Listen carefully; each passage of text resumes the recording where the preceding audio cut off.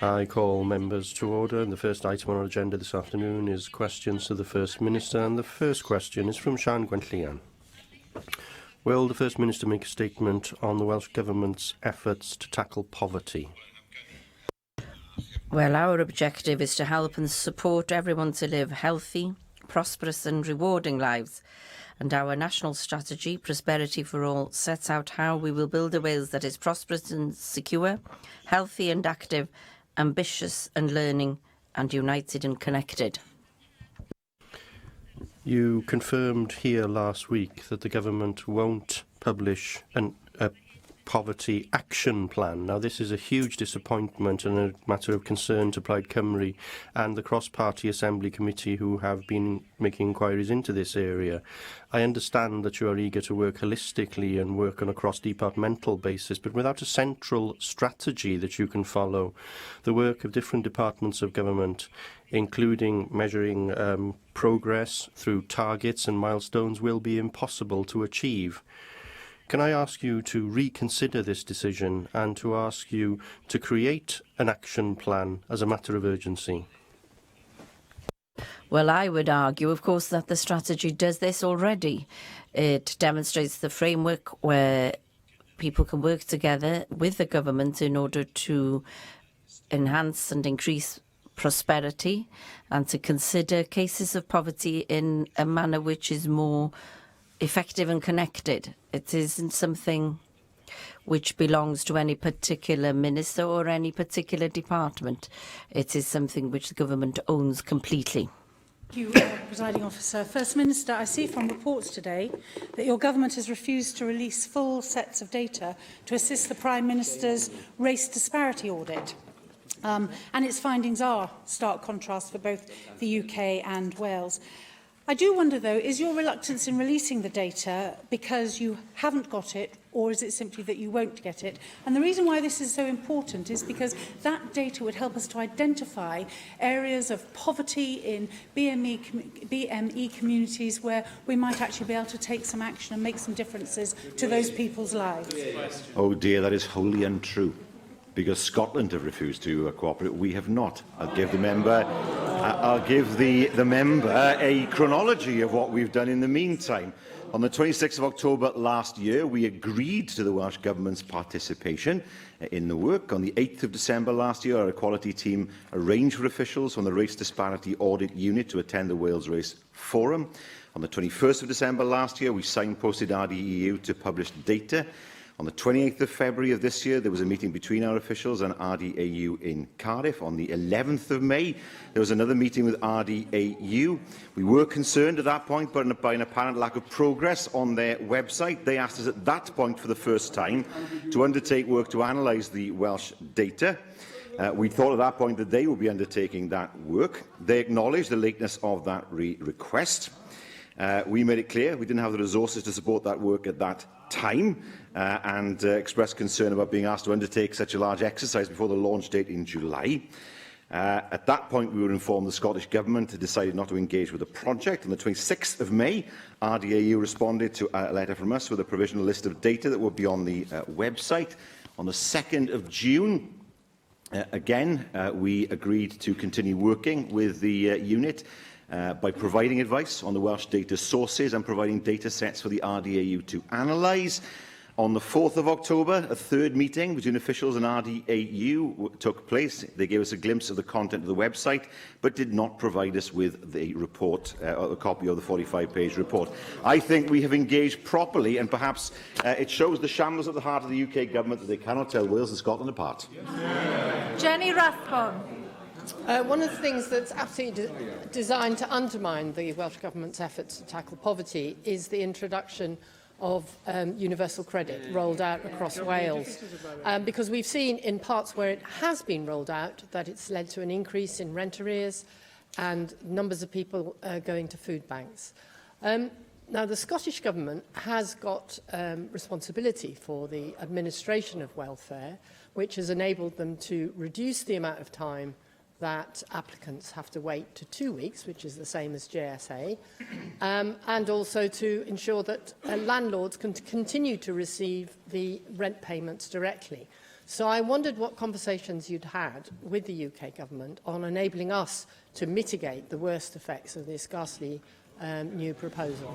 Well, we know from experience that where we take control of aspects of the benefit system, we get into a situation where the budget settlement is never enough. We saw that with the council tax benefit. £20 million were taken from that as the responsibility was transferred. So I have no faith at all that the UK government, if they were to transfer responsibility over universal credit, would actually transfer the budget to cover it, and that is the problem. To my mind, what is needed is a proper benefit system across the whole of the UK, administered by a Labour government in London, looking after the interests of the many, not the few.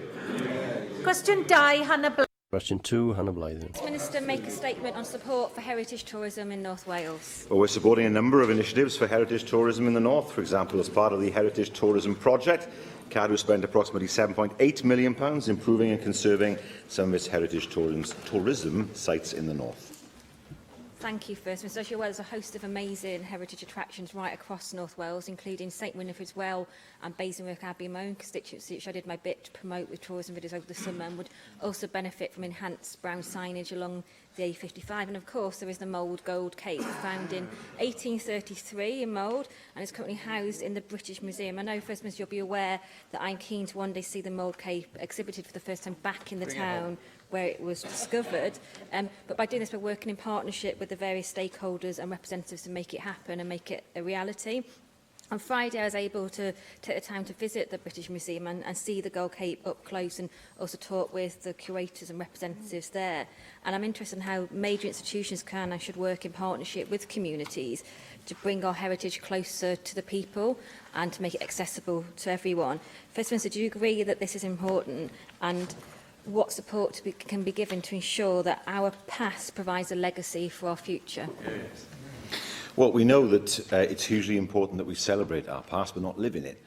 We have a history that is the equal of any country in the world. The member has mentioned the Gold Cape, which of course is of particular interest to her as the member for Delyn.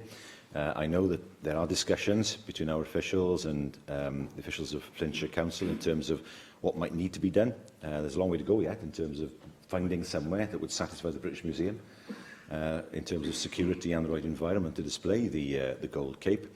But we know that artefacts from the past are hugely important in generating interest, generating tourism and generating money, of course, for local communities. Darren Miller. One of the things which has the potential to damage heritage tourism is, of course, the proposals which your Finance Cabinet Secretary unveiled last week for a potential tourism tax here in Wales. Now, whilst that might not affect you and your Cabinet colleagues so much, given the luxury hotels that you must frequent on a regular basis, it could significantly impact on the lower cost end of the holiday market, much of it in my own constituency and your constituency, First Minister, on holiday caravan parks. What action are you going to take to ensure that people who are less well off don't have their aspirations to have an annual holiday undermined by your ridiculous proposals for a tourism tax in Wales? He stands there and lectures us about the less well off when only a few days ago he wanted to get rid of the education maintenance allowance. And there he is, he stands there. In fairness, the brass neck is shining in front of us. But the reality is we can't take lectures from the Tories about this. We know that tourism taxes exist in many countries in the world. It makes no difference at all to demand, but what it does is generate money for tourism businesses, generate the infrastructure for tourism so that visitors contribute more rather than local people, his constituents, having to pay more in order to provide the infrastructure for tourists. We think that's a way of sharing the burden. We think that's a good way of ensuring more money is available for tourism. I would have thought, given his constituency, yeah, I know it hurts, but given his constituency, I would have thought that he would welcome anything that would ensure that visitors pay a little more to contribute to the local economy. He is against his own constituents' interests. Llŷr Griffith. Diolch, Llywydd. Thank you, Llywydd. Following the mess that your government made of the issue of the iron ring at Flint Castle, can I ask you what arrangements are in place now to ensure that any interpretation of heritage happens from a Welsh perspective and context, not from someone else's perspective? We always interpret heritage from the perspective of what is good for us in Wales. We have a history of castles that were built by an English king who wanted to turn Wales into some kind of bastion or fortress. But despite that, we celebrate that heritage, but understand, of course, that those castles now belong to the people of Wales. And so there is a balance being struck. And for myself personally, there is nothing wrong in celebrating what we already have, because so many things that were done to the people of Wales are now controlled by the people of Wales. Leader of the Opposition we turn to questions from the party leaders. Andrew Arty-Davies. First Minister, last year the RSPCA reported that they'd seen nearly a 10% increase in animal cruelty cases that they'd had to investigate. Now, the legislation and the ability to regulate in this area firmly rests with the Welsh Government. Following that 10% increase of complaints, there was a 35% increase in prosecutions here in Wales, where people were taken to the courts and successful prosecutions achieved. The legislation, though, and the sanction do not meet or are not fit for purpose for the crimes that many people are perpetrating when the complaints are investigated.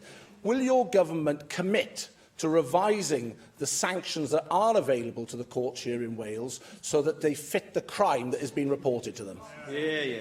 Well, these are issues that we will keep under consideration. It's not an issue that I've had raised with me personally, that the penalties are too low. But clearly, we don't want to see... I mean, the fact that there are more prosecutions is a good thing, because that means actually that more people are being caught. It doesn't necessarily mean that there is more crime, but more people are being caught.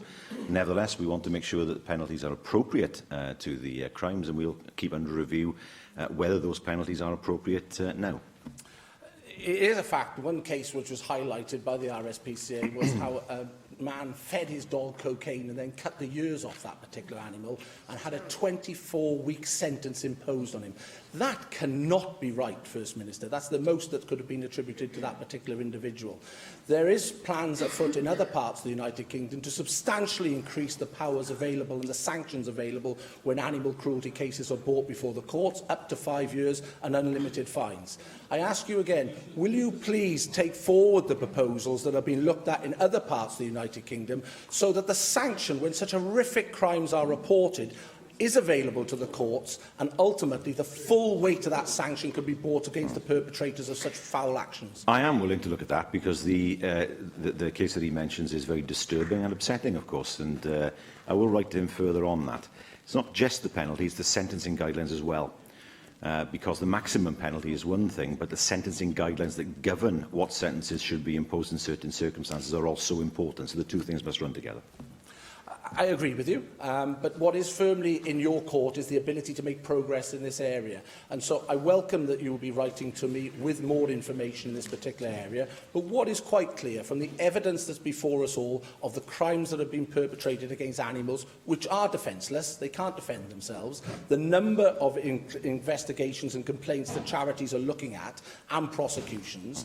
And so it would be good to achieve off you today a timeline about how your government will take forward actions to improve the sanctions that are available and firm up the sanctions that are available so that we do not see sentences that aren't fit for purpose. Can you please give me a timeline as to how your government will take this forward and we can see positive action in this particular area? Well, I can provide more information in the letter that I send to him. These are important points that he raises, and what he has asked me there I will ensure is addressed in writing in a letter. Gwynedd Plaid Cymru. Plaid Cymru leader Leanne Wood. Mr Minister, since the passage of the Wellbeing of Future Generations Act, what has your government done differently? An example of how we follow that act in terms of how we determine what we do in the future. That's not a very convincing answer, First Minister. The strategy that you've produced contains 4 cross-cutting themes, and the Act says that there are 7 well-being goals. One of those goals, a globally responsible Wales, is not mentioned in your strategy at all. Now, you imply that because of the Act that you will use investment decisions, infrastructure decisions, planning decisions in a different way to the way in which you made those decisions in the past. Your government is one of the public bodies listed under the Act, and you've got a commitment to goals such as sustainable development, a low-carbon economy, healthy functioning ecosystems and enhanced biodiversity. Does your support for the M4 Black Route meet with those goals, or are you shifting the goalposts and carrying on with business as usual? Well, these are matters that need to be addressed via the public inquiry. We wanted it to be as broad as possible. It'll look at all the options, and we look forward to seeing the results of the results of that inquiry when the work is completed. We all know that it is your preferred option, and that sounds very much to us on this side of the chamber as business as usual and a missed opportunity, First Minister. Now, in the national strategy, mention is also made of rural communities, the need to sustain the agricultural industry and the world-class food and drink sector that you aspire to. You say that you'll do this through post-EU agricultural and fisheries policy. Now, the need for us all to support Welsh farmers is obvious, given the contribution that they make to the Welsh economy, to Welsh culture, and the role that farmers have to play in managing our natural resources. Plaid Cymru is calling for the same level of support for agriculture to be sustained until 2022 at the very least. That commitment has been given by the Westminster Government for England. First Minister, will you make that commitment for Welsh farmers now this afternoon? Well, I have said publicly that we will maintain the same level of support. The money has to be there, of course, and we'd expect it to be there. But I've said that what I have said, as she knows, is I think that the current pot that is available should be maintained by the UK government and distributed financially in the same way as before. And that money will then be used for agriculture. How it's then used is a matter for the government and the Assembly. But in terms of the overall money, of course, we want that to stay the same up until 2022, and I've said that several times in public. Arweinydd Grŵp UK. Leader of the UKIP group, Neil Hamilton. It's in the interests of businesses in Wales that export to make progress in the future trading relationships between Britain and the rest of the European Union. Is it not disappointing, therefore, that in a vote on this in the European Parliament last week, that Wales's Labour MEP and Plaid MEP voted for the Commission's position not to negotiate further, because we've apparently not made sufficient progress in the talks, which have been blocked actually by the European Commission? Aren't these people no better than fifth columnists fighting for the interests of foreign power against those of the interests of Britain? Oh, they're Spanish fascists now, are they? There we are. Well, he will. I will allow his greater experience of that to inform us. But I have to say to him, they have voted according to the way they see the facts. The UK government's position has been a shambles from the start. 15 months in, we're none the wiser as to what the UK government's position is. They've spent more time fighting with each other. No idea of... well, the only thing we know is that they're doing their level best to deprive this institution and the people of Wales of the powers they rightfully should have. Beyond that, we have no idea. Now planning for a no-deal Brexit. I can say that no planning at all has been done for a no-deal Brexit. They have absolutely no idea what they want to do. And it's important that the UK government decides what sort of Brexit it wants. The people of Britain rejected the kind of Brexit that he wants, so it's up to the UK government now to decide what kind of Brexit is best for Britain. We've outlined our position as a Welsh government, and that is something that we think represents a sensible Brexit that represents the views that people expressed last year.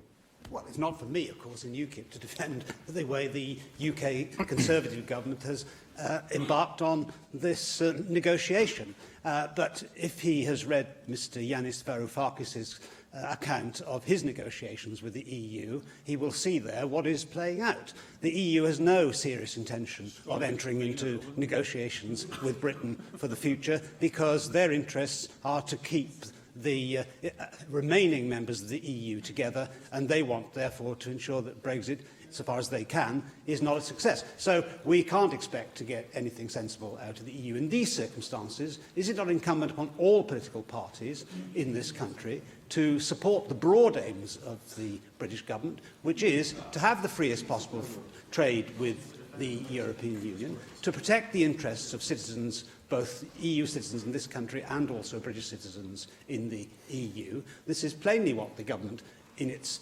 shambolic way, is trying to do, but nevertheless, the aims are the ones which we should all support. Well, I support those principles, but let me take him back to the referendum last year. We were told by his party and his party leader that the EU would strike a deal quickly because the EU were afraid of the UK.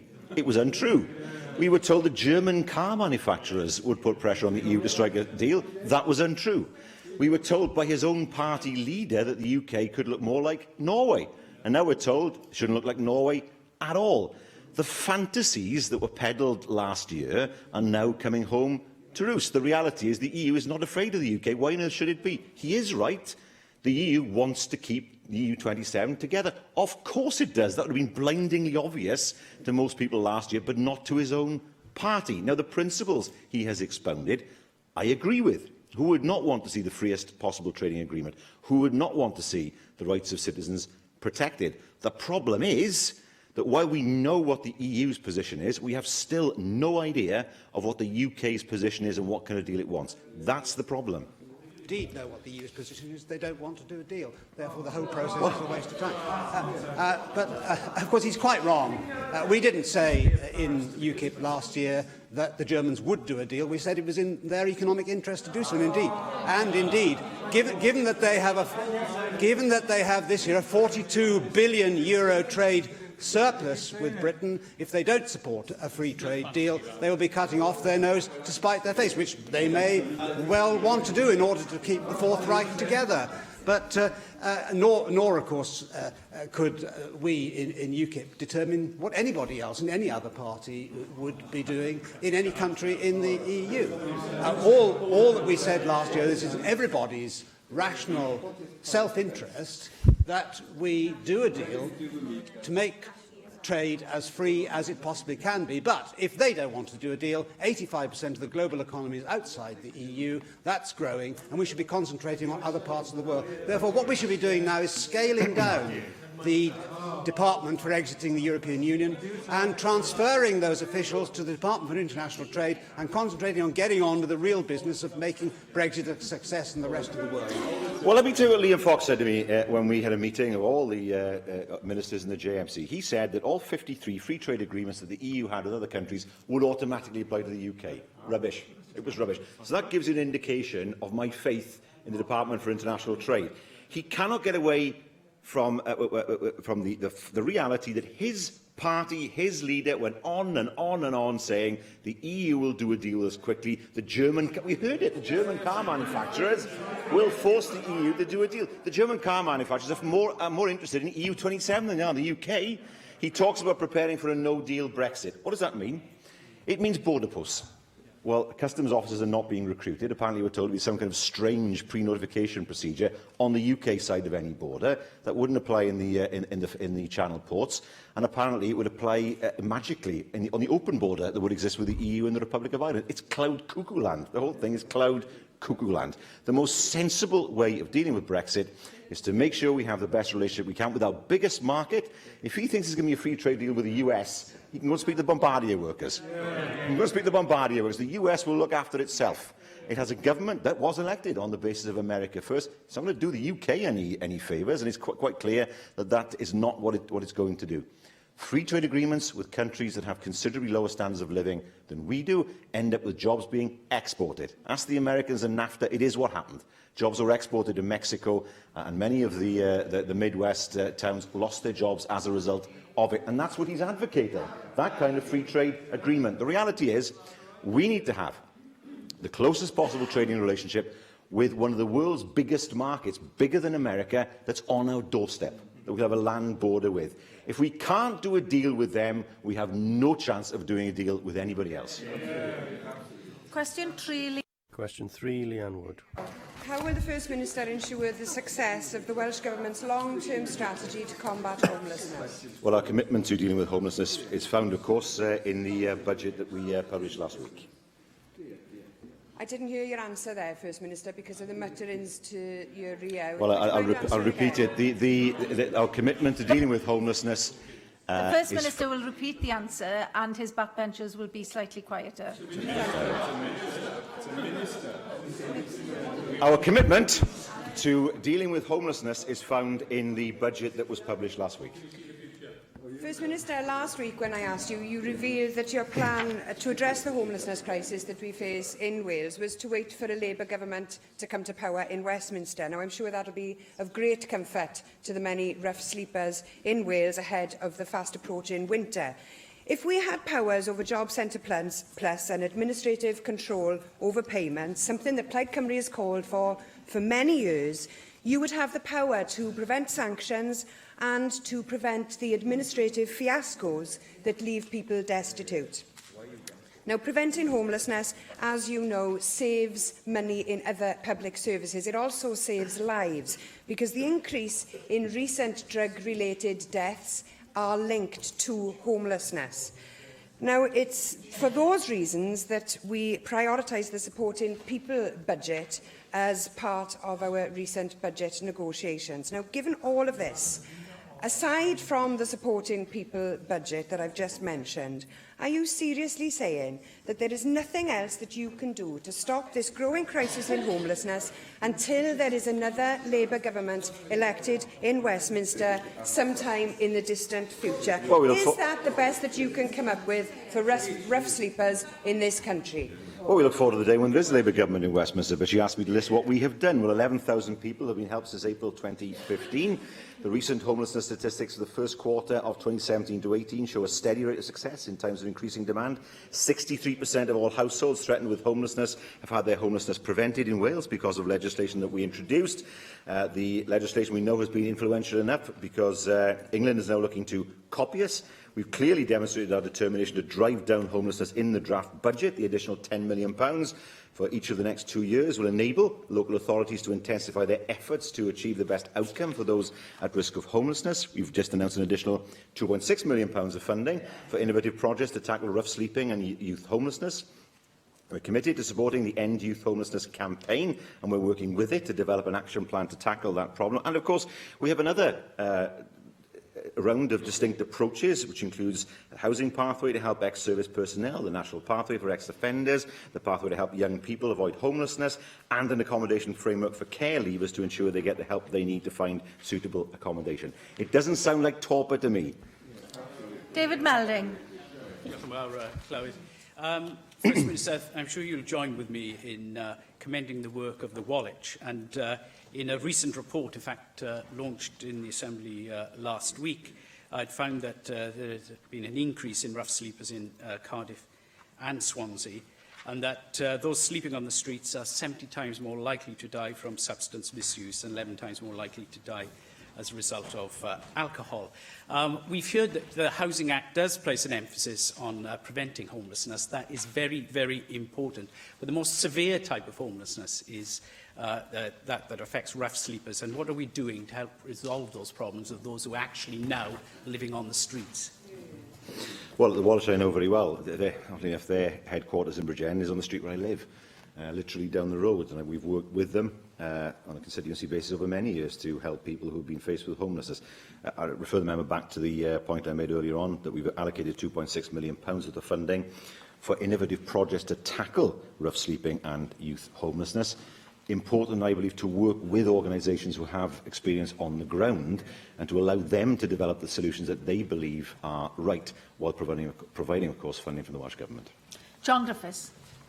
Yes, First Minister, I went on the breakfast run with the Wallich the week before last, and it was very impressive to see the support and services they offer: hot food, hot drinks, clothing, advice about accommodation, GP appointments. There was a whole range of very important support measures and advice offered by the Wallich. And we also heard first-hand from rough sleepers just what they thought the practical solutions were. For example, the consistent availability of showers at a particular time during the morning and somewhere to dry clothing, which isn't generally available in Newport at the current time, and they feel should be. So I would very much agree with David Melding that the Wallich have such a strong track record of delivery and a deal of knowledge of the practical solutions that will help rough sleepers.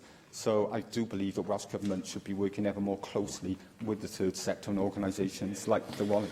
Yeah, I mean, there's no need to replicate what's already being done or to reinvent the wheel. We know there are organisations who have first-hand experience on the ground of helping people. The job of government in those circumstances is to help those organisations, and that's, of course, what we're going to do with the funding that we've announced to enable projects to come forward that are innovative, but importantly, of course, can receive the funding. Cwestiwn 4 hefyd. Question 4, Hefin David. Will the First Minister make a statement on Welsh Government policy to grow medium-sized enterprises in Wales? Yes, Prosperity for All sets out a range of actions and priorities that will benefit SMEs, and they include the Development Bank, enhanced Business Wales support and infrastructure investment.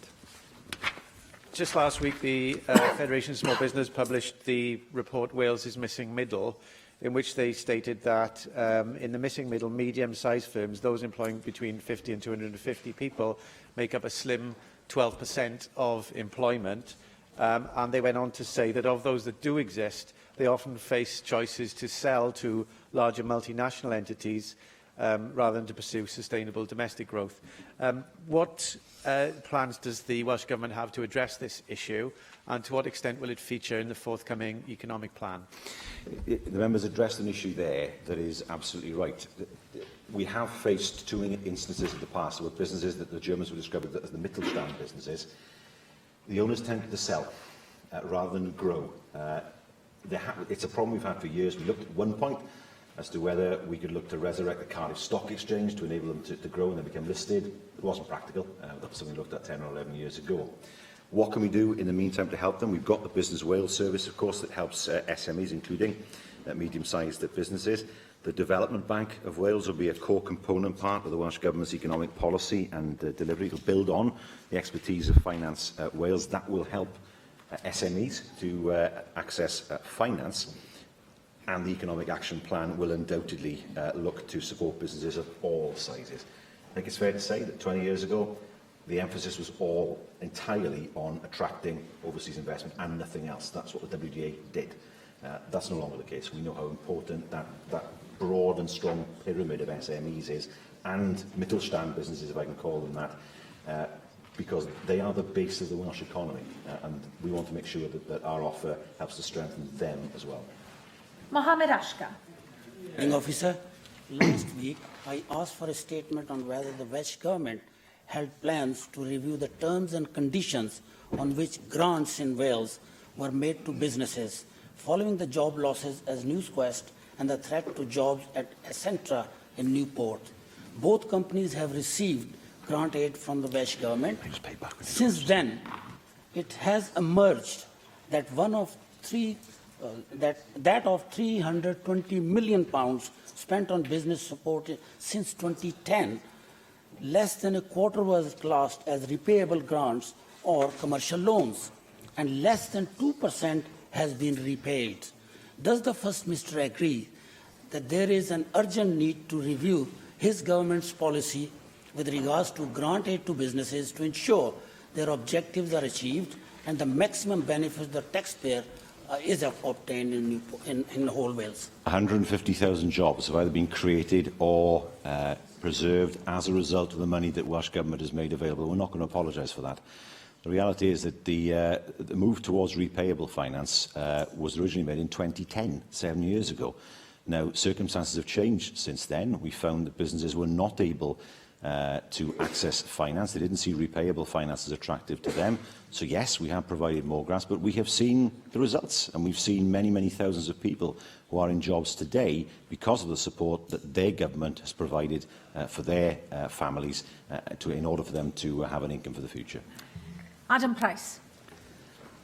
One of the key conclusions of the FSB report is that Welsh Government economic policy has relied too heavily on attracting foreign direct investment. Now, that's not just true of this government. It's true of Welsh economic policy going back 50 years to when Cledwyn Hughes produced Wales the Way Ahead in 1967. It hasn't worked.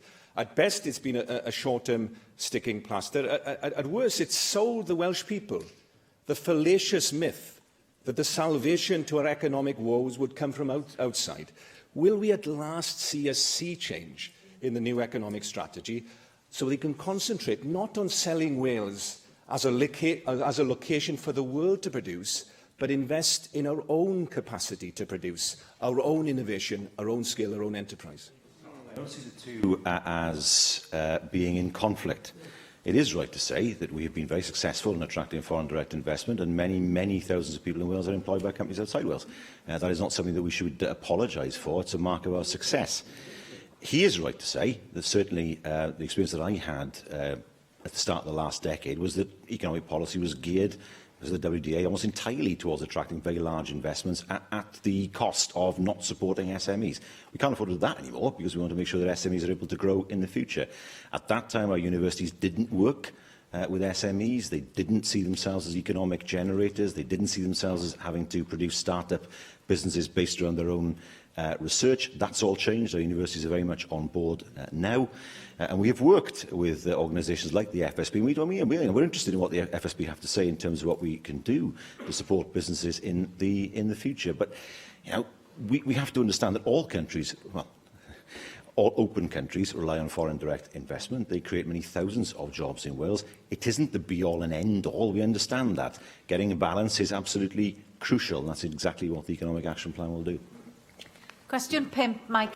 Question 5, Mike Edges. Will the First Minister make a statement on the advanced manufacturing sector in Wales?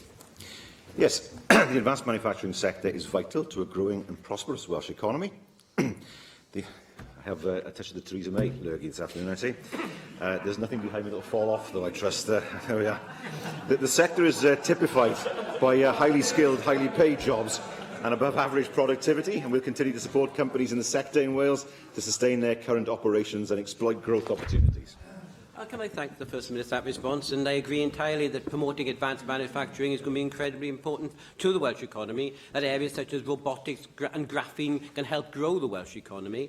Does the First Minister agree that there needs to be a further clarification of the definition of advanced manufacturing by the Welsh Government to exclude things like 1970s technology for colour coating steel being considered advanced manufacturing, despite the fact that both Bringwyn and Taifana Bach had closed previously? Well, colour coating steel is advanced manufacturing. If you look at Shotton, for example, it's highly technical. I mean, photovoltaic cells are involved in the production there. It's not an easy definition to make, but from our perspective, we know the sector is defined by a range of standard industrial classification codes published by the Office for National Statistics. Those codes were agreed by the private sector-led industry panel, which was established to advise both ministers and officials. And the treatment and coating of metals, including colouring, is an activity included in the range of SIC codes that defines our advanced materials and manufacturing sector. So it's a definition that is based on consultation with industry according to a set series of codes. Russell George. First Minister, the Welsh Government are currently encouraging manufacturing businesses in Wales to explore opportunities to export to Iran. Now, when I met with a manufacturing business yesterday, they told me it's impossible to get paid from Iranian banks because Iran remains locked out of the global financial system. Now, given that your government is encouraging Welsh businesses to export to Iran, which I welcome, can you provide some advice to manufacturers as how Welsh Government can support them in order to be paid from Iranian banks and businesses? Well, the role of ensuring support for exporters when they seek to export to markets where payment is not always available is done, of course, by Tradius across the road. That is their role. Formerly NCM, formerly, of course, the Export Credits Guaranteed Department. So in terms of indemnifying exporters, that is not something that we would look to do. But, of course, we are looking to see what opportunities exist in Iran. It's been open as a market for the first time in many, many years, and potentially a very large market, both for exports and for imports. So we're very much aware of the situation there. We very much are working towards putting together a package of support for businesses who want to visit Iran, who want to look at the market in Iran, but it would stop short of indemnifying businesses, because that, of course, is a role for another organisation. Adam Price. Is the First Minister aware that Wales is responsible for producing most industrial graphene in the world? We've been in the carbon business before in Wales, of course, but it is good to see that we are in the vanguard with this industrial revolution. The two companies from Ammanford are responsible for that, by the way. Would it be possible for me to meet with officials in the Department for the Economy so that we can make the most of this golden opportunity for the Welsh economy? Yes, of course. Perfectly right. We wish to work with manufacturers and producers, and when they produce something which is world-leading, then, of course, we would love to meet with them, of course. Jeremy. Question 6, Jeremy Miles. What's government doing to increase the availability of housing in Wales? Well, we are making a significant investment in all housing tenures, which is reflected in our 20,000 affordable homes target. We're providing additional support for social housing and financing to get small companies building again, as well as new schemes to make home ownership more accessible and support for innovation. I thank him for that answer. Yesterday, I joined the Minister for Skills at Hale Construction in Neath, in my constituency, to discuss modular housing. There's a growing interest in off-site construction and meeting housing need in Wales. It brings sustainability benefits through energy efficiency and speed of construction. There's also interest from overseas companies, in particular in importing components for construction in the UK. And if the sector were to be dominated by that, that would come at the cost of sustainability and indeed the cost of the opportunity to create jobs in Wales for this emerging sector. There are policy challenges to the growth of the sector, including planning, supply chain finance and support for SMEs, which make up the current majority of the sector in terms of manufacturing. Will the First Minister commit to reviewing and addressing the policy obstacles to the growth of this sector, which, if we don't build in Wales, others will? Well, I'm delighted that 35 schemes have applied for support from the first round of the Innovative Housing Programme. They have been assessed by an independent panel, and we will be announcing the ones that we will be supporting before the end of this month. Paul Davis.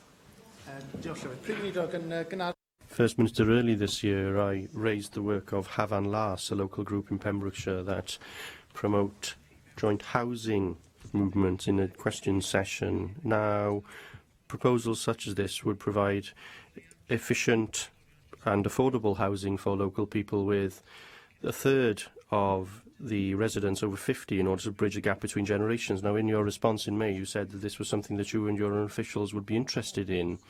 And given your previous comments, could you give us an update on how the Welsh Government is supporting projects such as this in West Wales?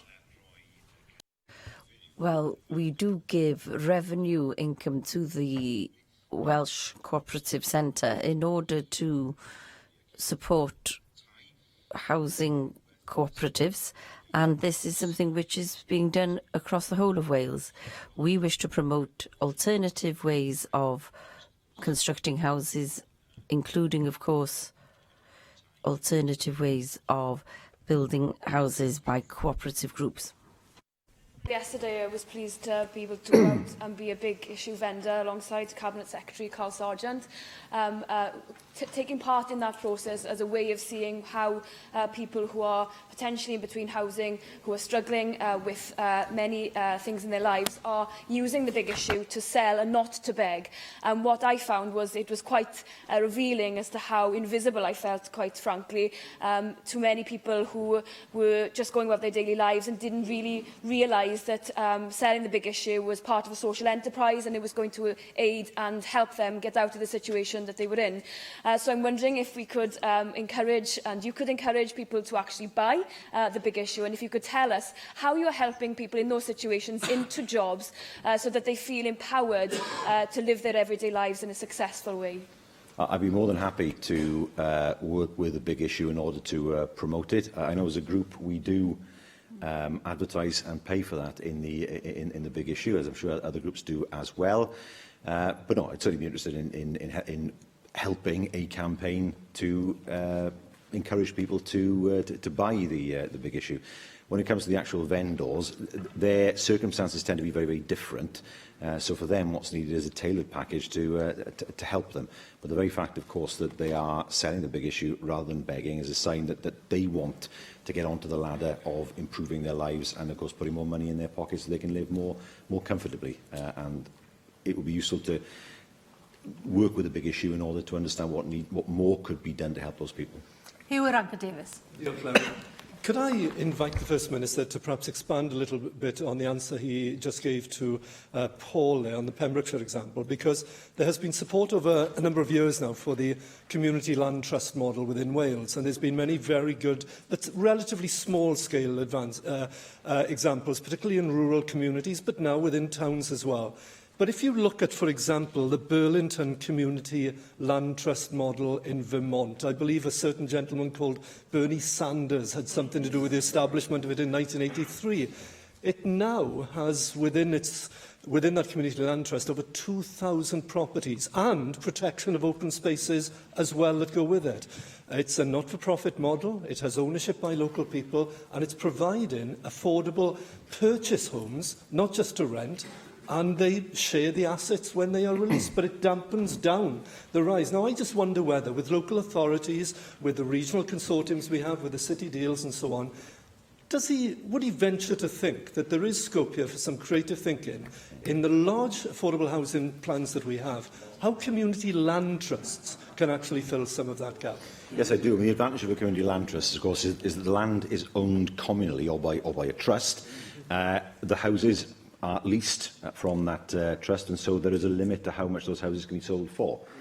People can make a little money from houses that they sell, but the prices are kept low enough to be affordable. So, a hugely important model that we want to promote. How are we doing this? Well, for example, in the last government, we provided nearly £2 million of capital funding to support the development of 3 cooperative housing pilot projects in Cardiff, in Newport and in Carmarthen, 87 new homes. We want to see more cooperative housing, including the CLT model.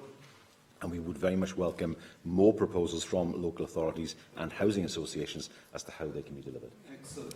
Question 7, David. Question 7, David Rees. What are the Welsh Government's priorities for securing economic growth in Abergavenny? Yes, they're set out in Prosperity for All, and the Cabinet Secretary will publish an economic action plan later this year that will support delivery of the strategy.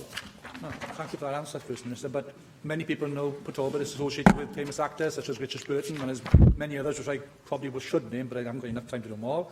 But most people know it for its steelworks. And our local economy over the centuries has been driven by industry, is still being driven by industry, particularly with Tata and the supply chains dominant in that sector. Now, industry is at the heart of Port Talbot, so much so that even the land at Baglan Industrial Park has a covenant on it to say they should be used only for industrial purposes, quite well as it fits in with the enterprise zone in Port Talbot that's just been identified by the Welsh Government. The skills base within Port Talbot is actually based upon industry, manufacturing and construction.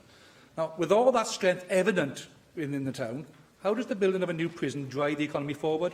And consequently, will the Welsh Government refrain from changing a covenant on this land that actually recognises industry as the local economic driver and not the building of a prison?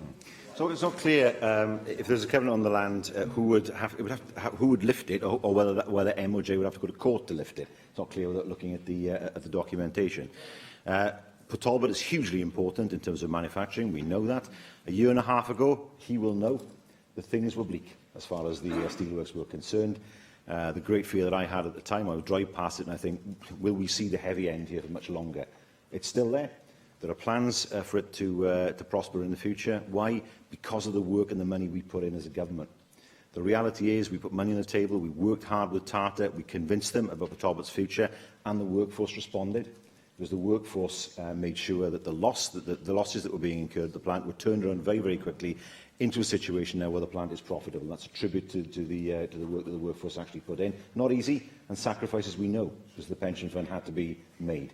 But working with the workforce and working with Tata, we know that with the joint venture that was announced that the promise that we've been given is that there's no effect on Welsh jobs, no effect on Welsh sites. We've come a long way in a year and a half, and that's the Welsh Government working hard for the people of Abergavenny. Question 8, Rhina. Question 8, Rhina Piowerth. Thank you, Llywydd. Will the First Minister provide an update on plans for a third crossing across the Menai Straits? Well, we are still on programme to complete the project in 2022 and have made good progress in our discussions with National Grid on in which way we should consider that the crossing is built.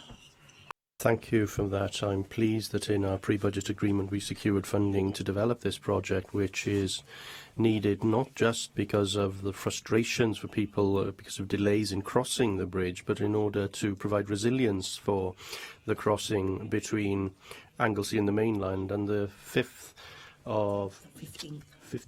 of June last year, I made an appeal to ensure that the National Grid should make a contribution, a substantial contribution towards the bridge, rather than wasting £200 million on a tunnel under the Menai Strait. Now the completion date, rather than the commencement date, is 2020 to 21-22. Can we take that as a sign that the National Grid have agreed to make this contribution and that we are seeking a model to achieve that. And can I be given an assurance that consultation on the proposal is as broad and as full as possible with the constituents of Anglesey?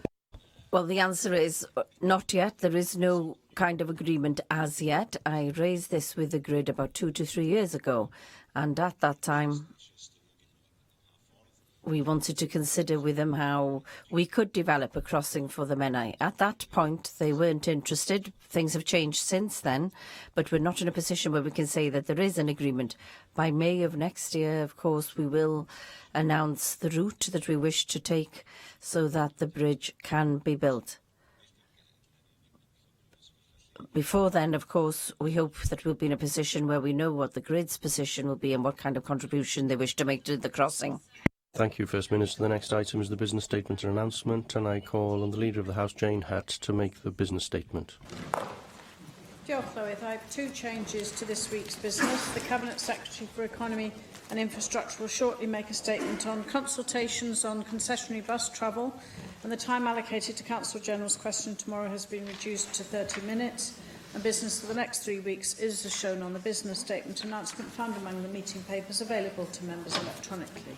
Andrew Arty-Davis. Thank you, Presiding Officer. Could I seek 2 statements, please, Leader of the House? One, first of all, from the Cabinet Secretary for Health. As it's World Mental Health Awareness Week, I think it would be appropriate for the Cabinet Secretary for Health to provide a statement as to exactly how government interacts with businesses and works to provide mental health solutions in the community, in particular talking therapies, which is a huge area of untapped potential here in Wales. And hopefully the Cabinet Secretary can shed some light on the work that the Welsh Government is undertaking with partners to make sure these facilities are available, both in the workplace, where it's been calibrated that a £3 billion loss to the Welsh economy and £7 billion overall to the Welsh economic output is a huge financial issue that needs to be addressed. And with better provision of mental health services in Wales, we could make a huge leap forward in supporting people who face the challenge day in, day out, week in, week out. And the second point I would seek a statement from is from the Cabinet Secretary for Rural Affairs around animal health legislation, and in particular the competence of the Assembly as to be able to legislate in this particular area. The First Minister gave some room for optimism that the Government might well progress to reviewing and firming up the legislation in this particular area, in particular the sanction that is available to the courts here in Wales where animal welfare issues do come before them.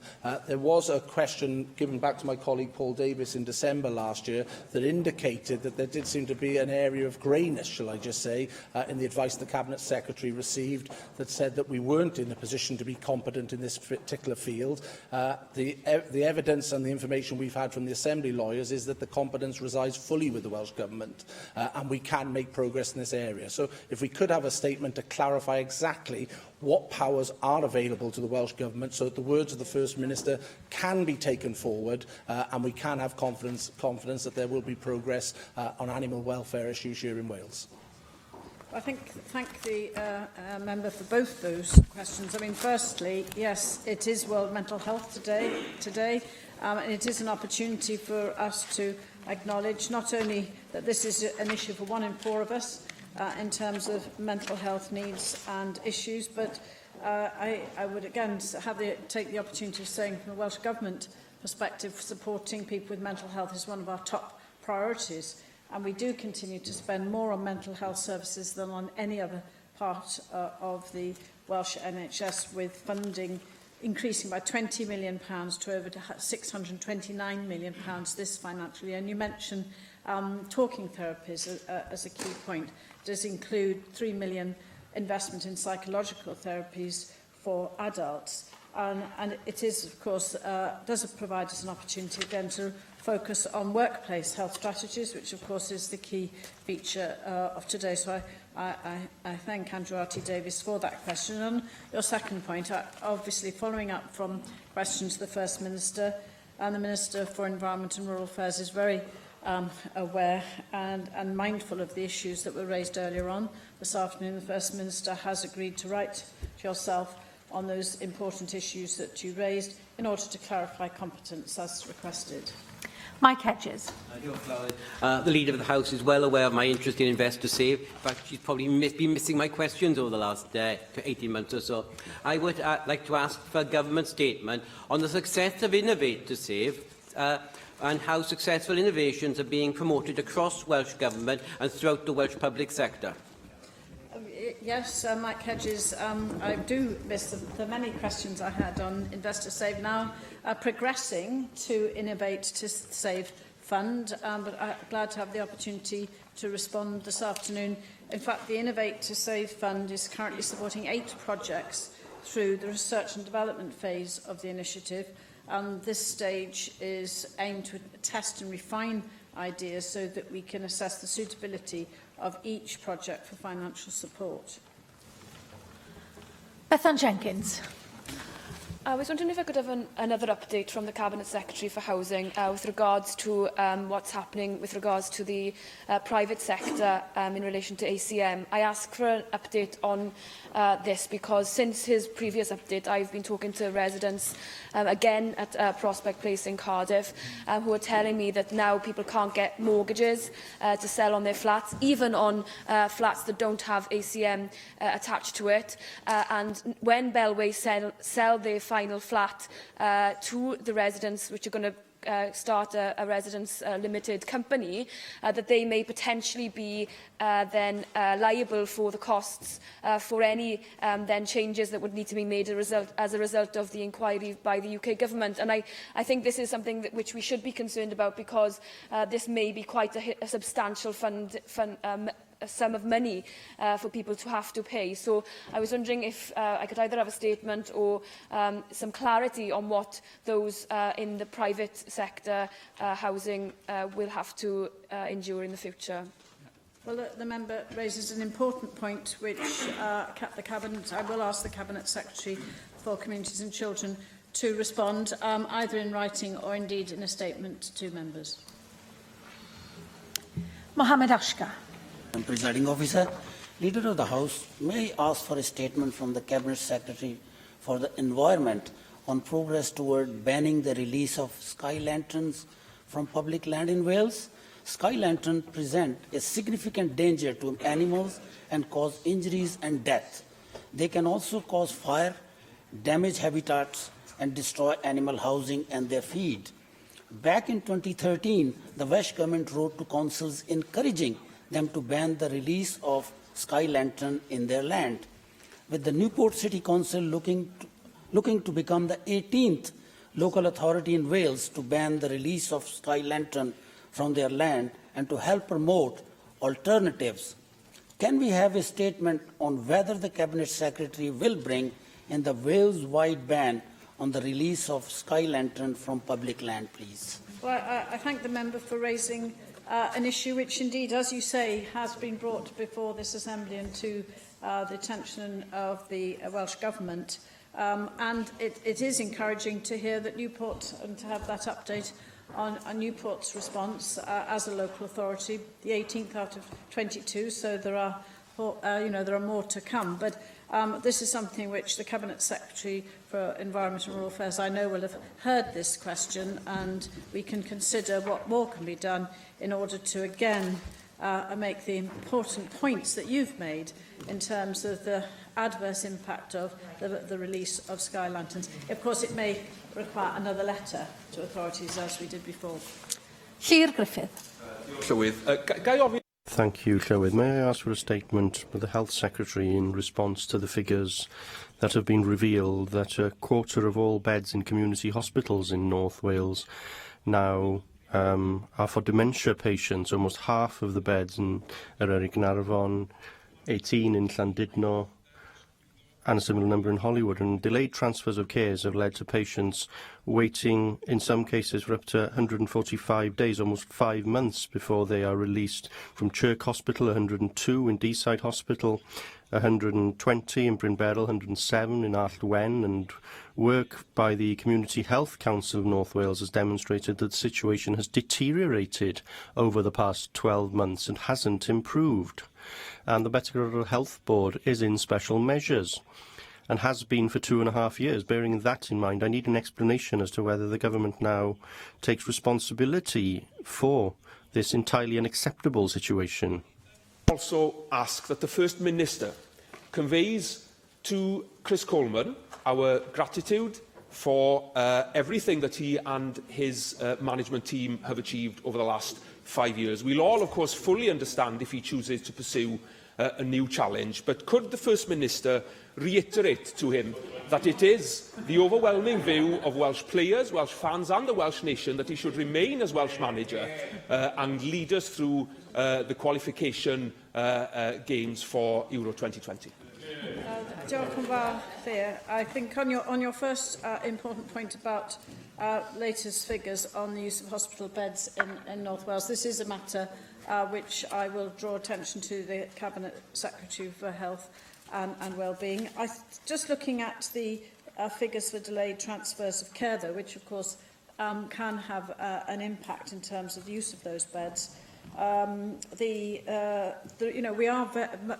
in a good place generally in terms of delayed transfers of care, and the fact that we particularly see improvements that are very encouraging. We recognise we're also moving towards winter pressures, which have an increase as well in terms of frail elderly, as well as mental ill health and those issues that they raise. I think it's, in terms of delayed transfers of care relating to the August 2017 census period, that they show increase by 10 to a total of 422, but the total is 7% down on the same period last year, and it's lower than any of the totals reported in the previous 2 years. Clearly, this is across the whole of Wales, and therefore we need to look at regional issues as well. But I do think we need to remember that some of the initiatives, like the Intermediate Care Fund, which was very much something which came out of budget agreements and discussion, has had a huge impact in enabling transfers, appropriate transfers of care, and 60 million will be in the budget, of course, to help this again. Your second point, I think we would all want to join you, and not just the First Minister, all of us here together, the Cabinet Secretary, saying here, here, in terms of Chris Coleman. I think it's his integrity, his commitment. I think we would all want to express this today, and our thanks from the whole of the Assembly, as well as the Welsh Government, and wish him well. And we don't want to lose him, but we wish him well. Hugh Rankin Davis. Diolch, Llywydd. Poverty in its many manifestations is insidious and complex and can be debilitating. And I wonder whether we can have a statement on the emergent trend now around period poverty, which is one of the manifestations of this within our communities. And it's been picked up with schools now who increasingly are aware that some of their young students are attending and are unable to provide for themselves sanitary products. There are some tremendous initiatives to tackle this, both grassroots initiatives and local authority-led as well.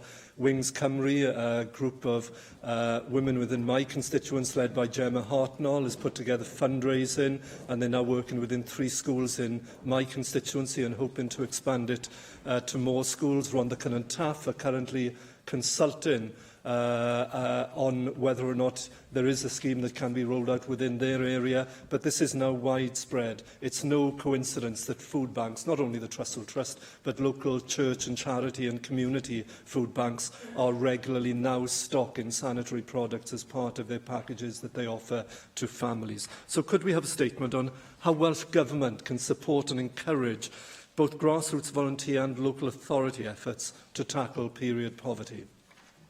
Thank Hugh Rankin Davis for drawing attention to these all-important initiatives, and they are local initiatives in many respects, learning from each other.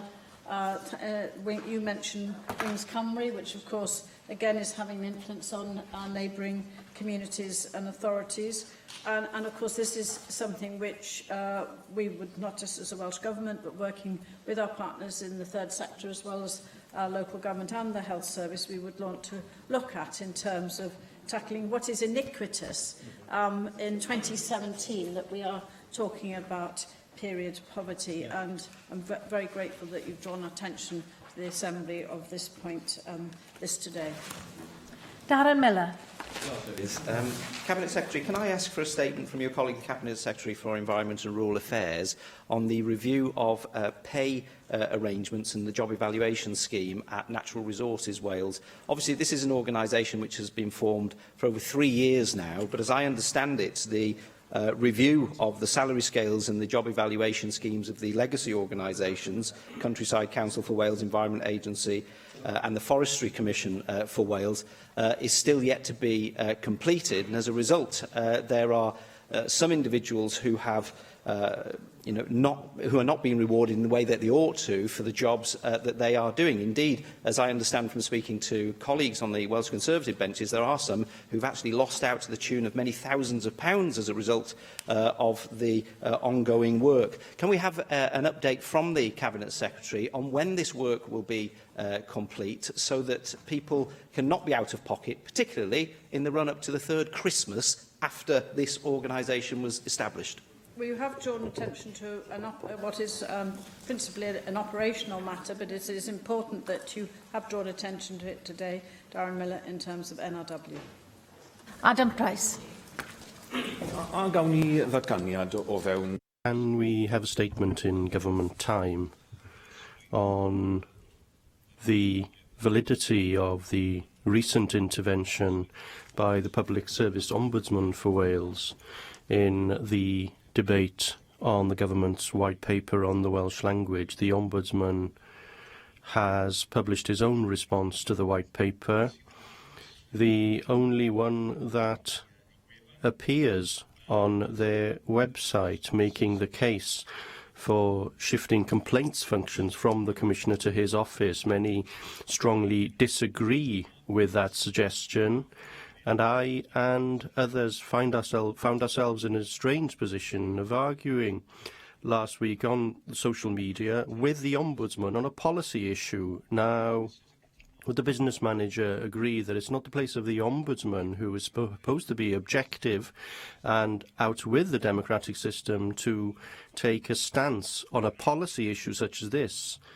And can I specifically refer the business manager to the joint memorandum between the Public Service Ombudsman and the Welsh Language Commissioner, stating that the Welsh Language Commissioner and the Public Service Ombudsman for Wales agree not to review each other's work because they consider themselves to be of equal status as bodies. And despite that, the Ombudsman in his response states that many of the complaints that have been submitted to the Welsh Language Commissioner, in his words, are without purpose.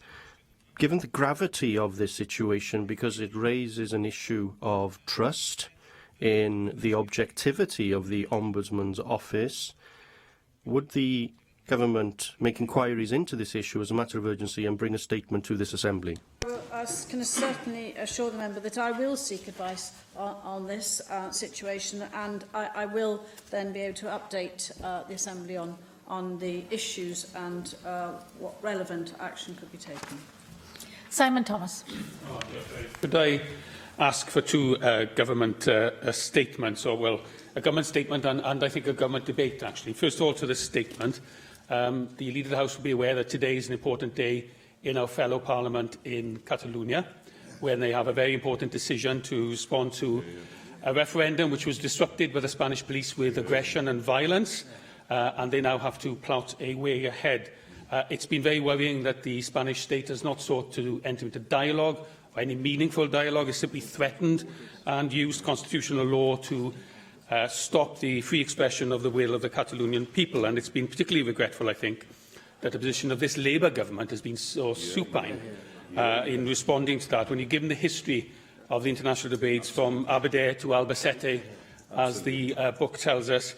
And in the context, I think, of just waiting for some crumbs from the Chancellor's table. I mean, that's what makes it even more distasteful, is it seems to be done for some very short-term realpolitik, rather than a long-term view of how we develop within the European commonality in terms of our regional identity, national identity, and the expression of free will. Now, a significant intervention this week has been that of the elders, as they called, some 6 very senior international diplomats led by Kofi Annan, who have called for international arbitration and mediation in these circumstances. That's been backed up by several European countries, and Wales, with a strong connection to the Spanish Peninsula, remains a country with its own government and parliament, where the parliament has said something about this, but the government has said nothing.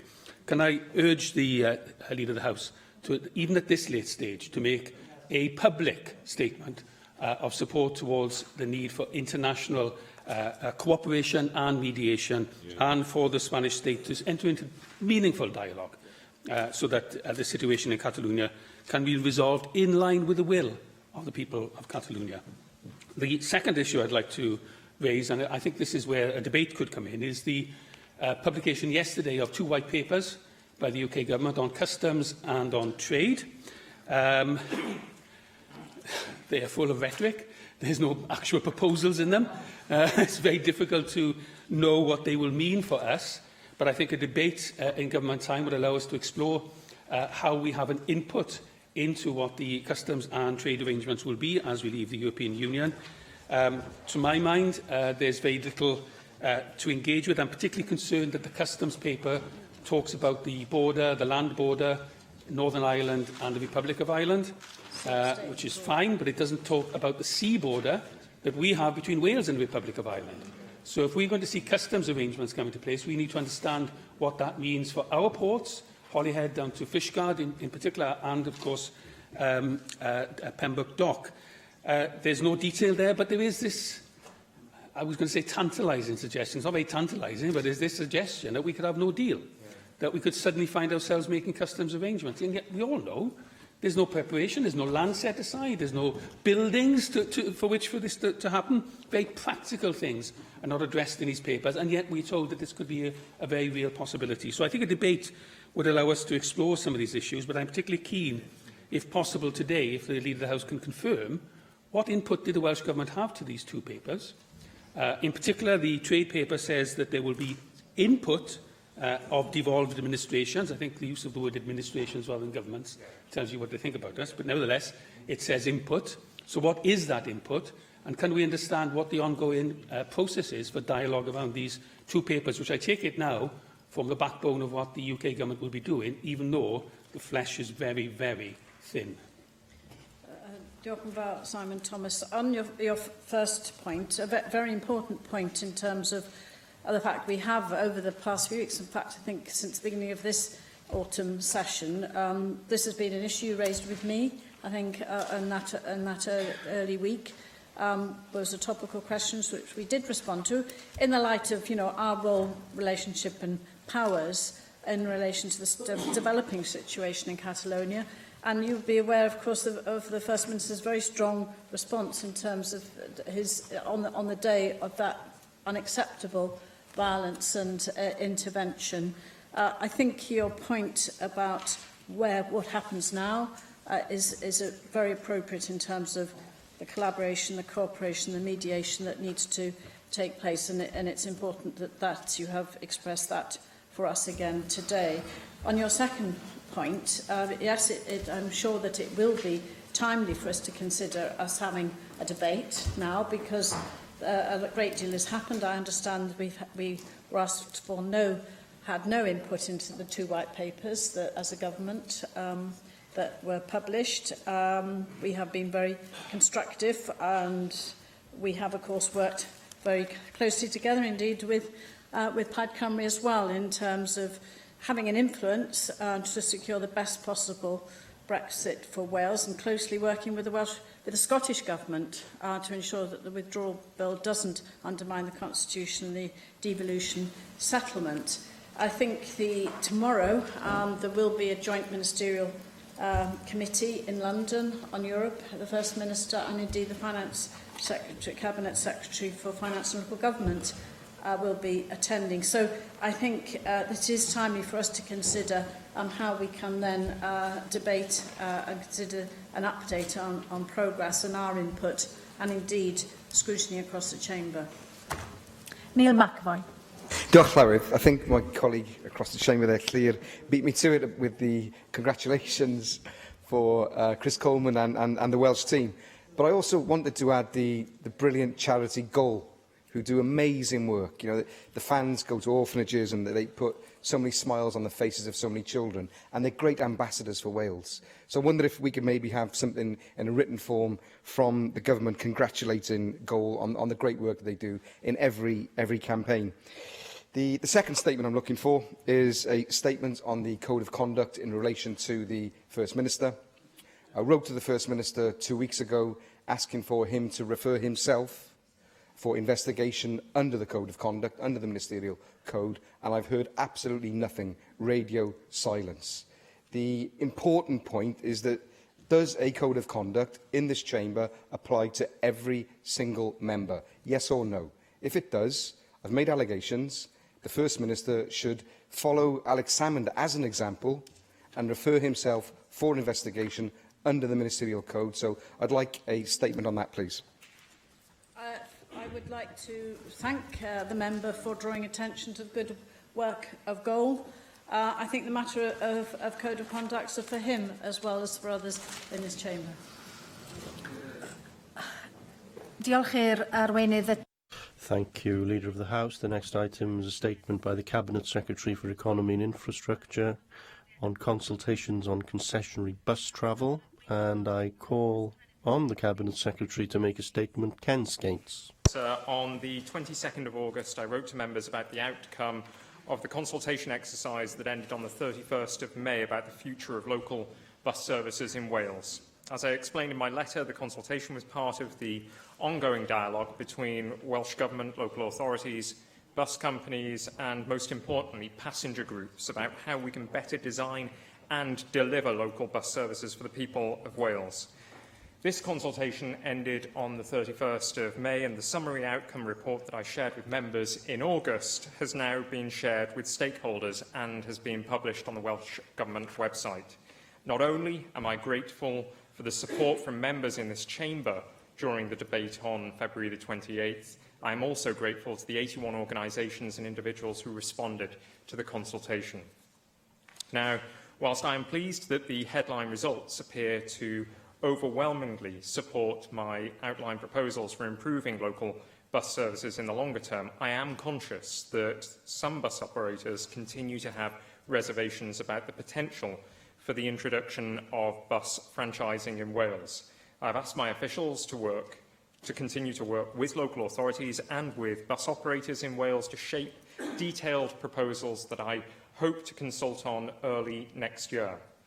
I'm keen to address these concerns and enable us to better meet our shared and mutual objectives. I set out in the consultation document the forthcoming workshops that are planned for this autumn following the bus summit that took place in January will provide an excellent opportunity to develop our thinking on these very important issues.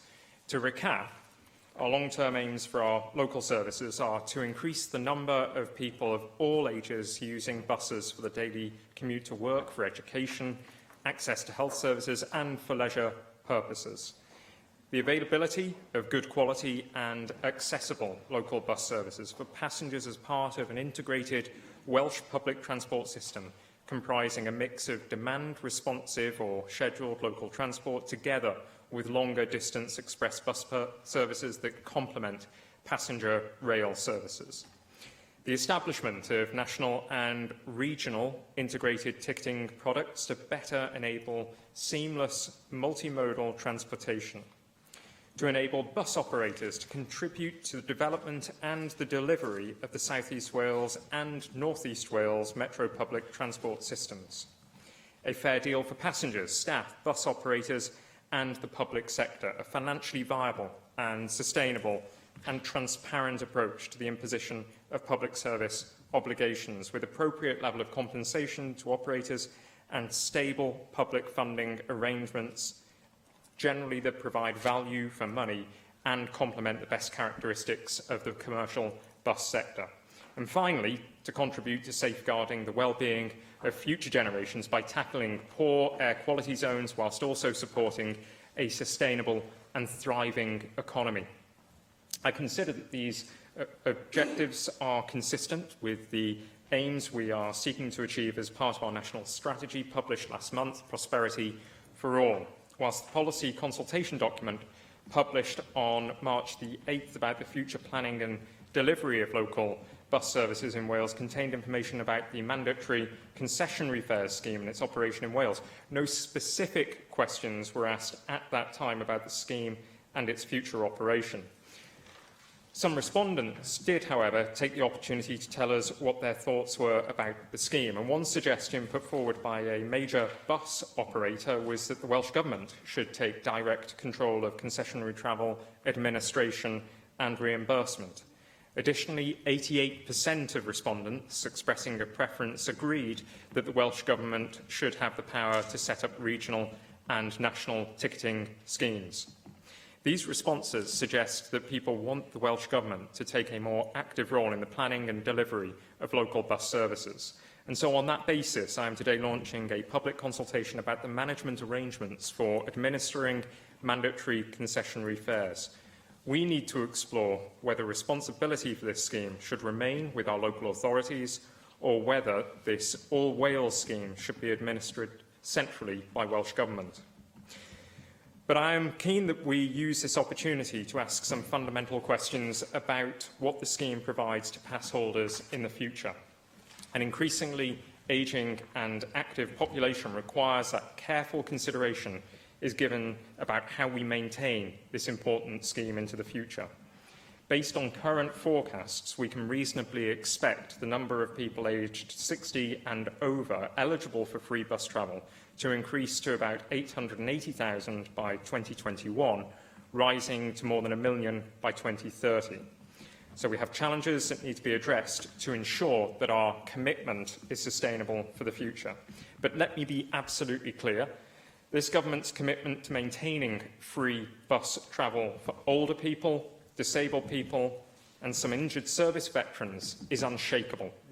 The Welsh Government meets most of the cost of the All Wales scheme, currently about £60 million annually, with about £10 million being met by local authorities.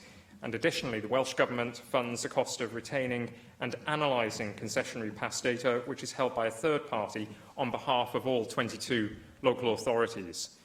Information gathered on pass usage suggests that around 2/3 of passes issued each year are being used, with the rest retained just in case they are required.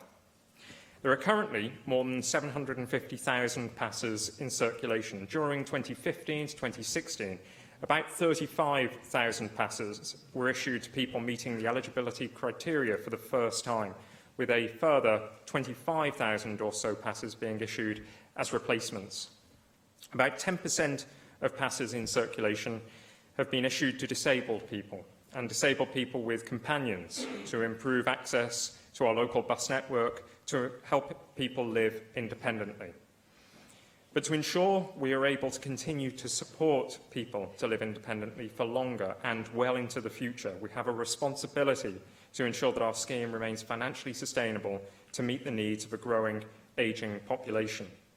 In addition to older and disabled people, the scheme also provides free bus travel to injured service veterans, and we remain committed to ensuring that our public services continue to meet the needs of our injured service veterans, to whom we owe a great debt of gratitude.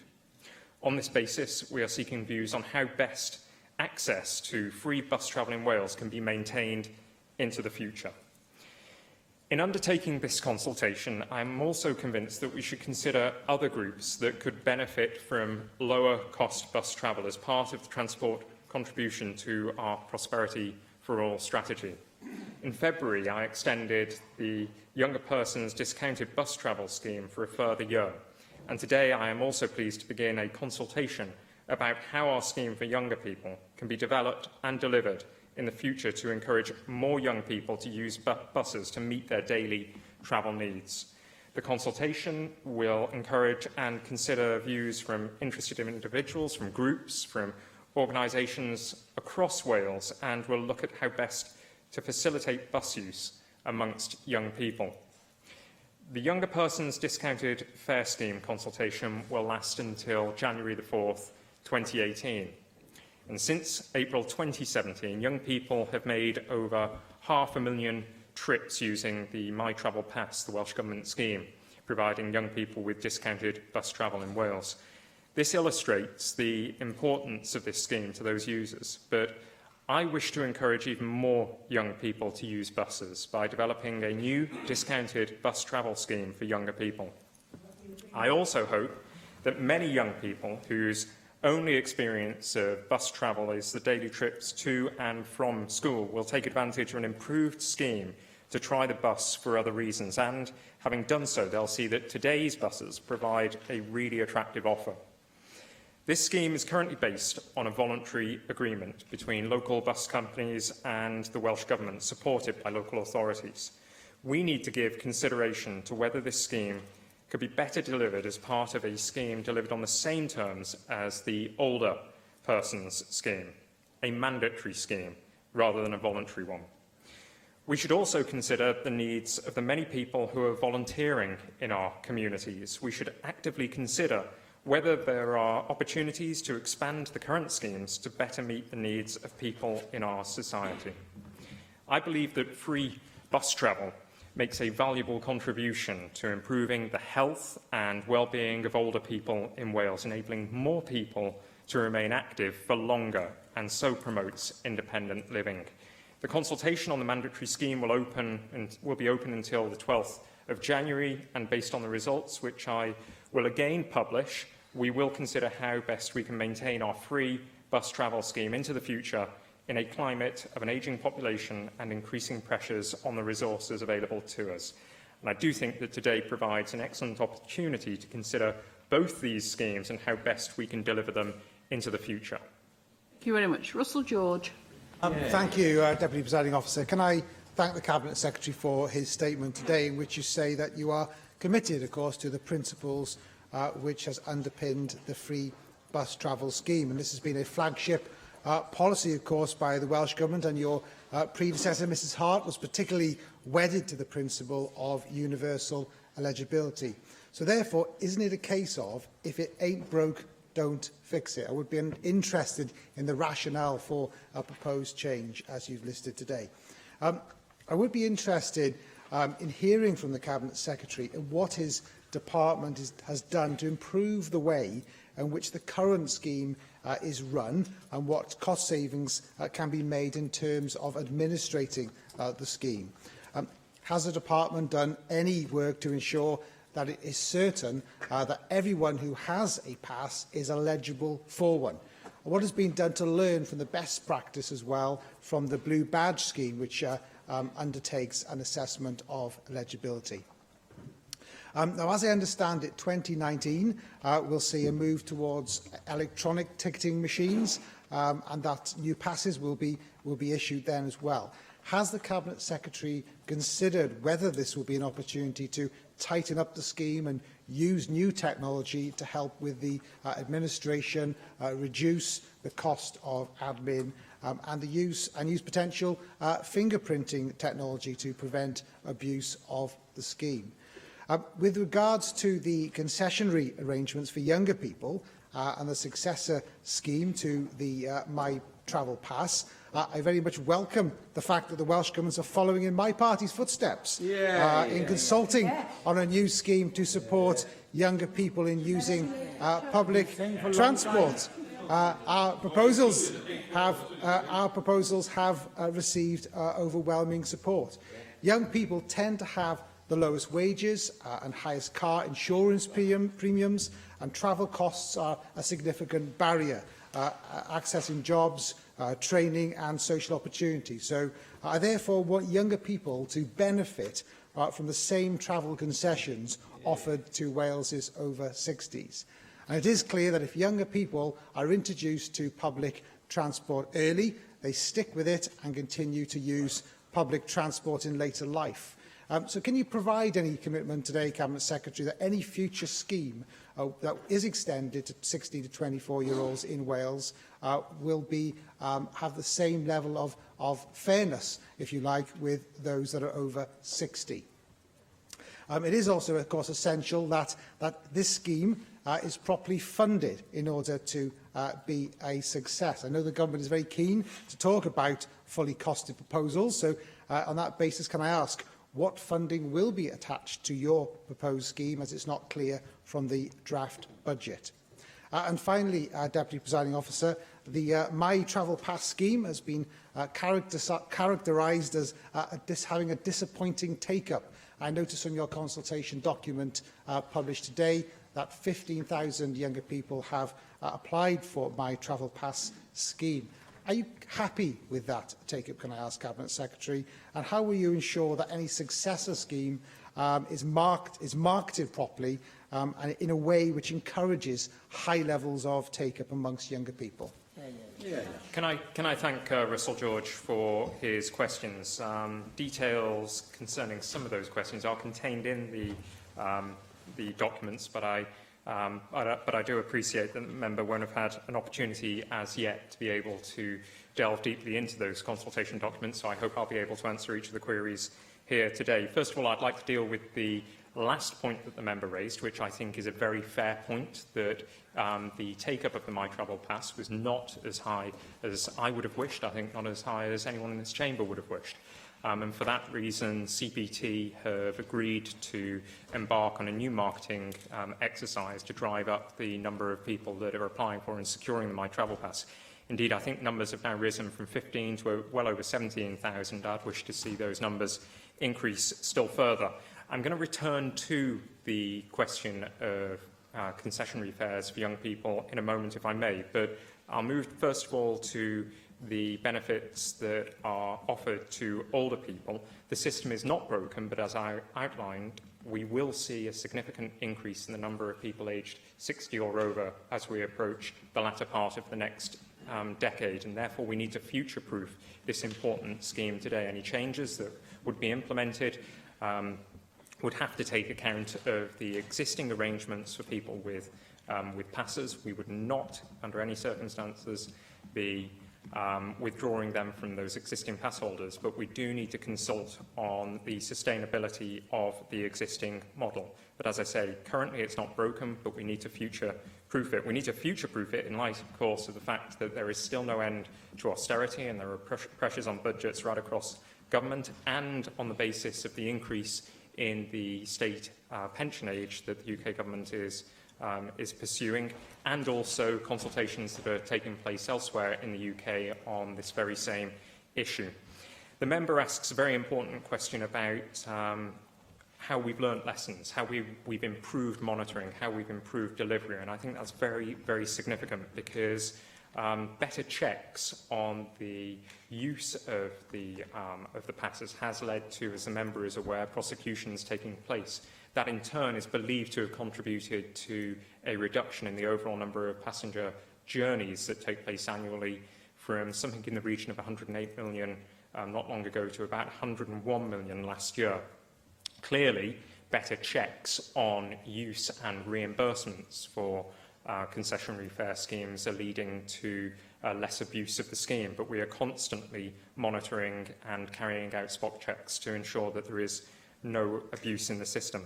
The member also asks about changes that could be made to ensure that monitoring is carried out in terms of, better monitoring is carried out in terms of the administration of the passes in the first place. Well, this is a responsibility for local authorities, but of course one of the questions that I am posing within this consultation is whether the Welsh Government should become a concessionary authority. That would require legislative change, but what it would enable us to do is potentially make savings, but also monitor better who is getting the passes and who are using the passes at what time of day and so forth.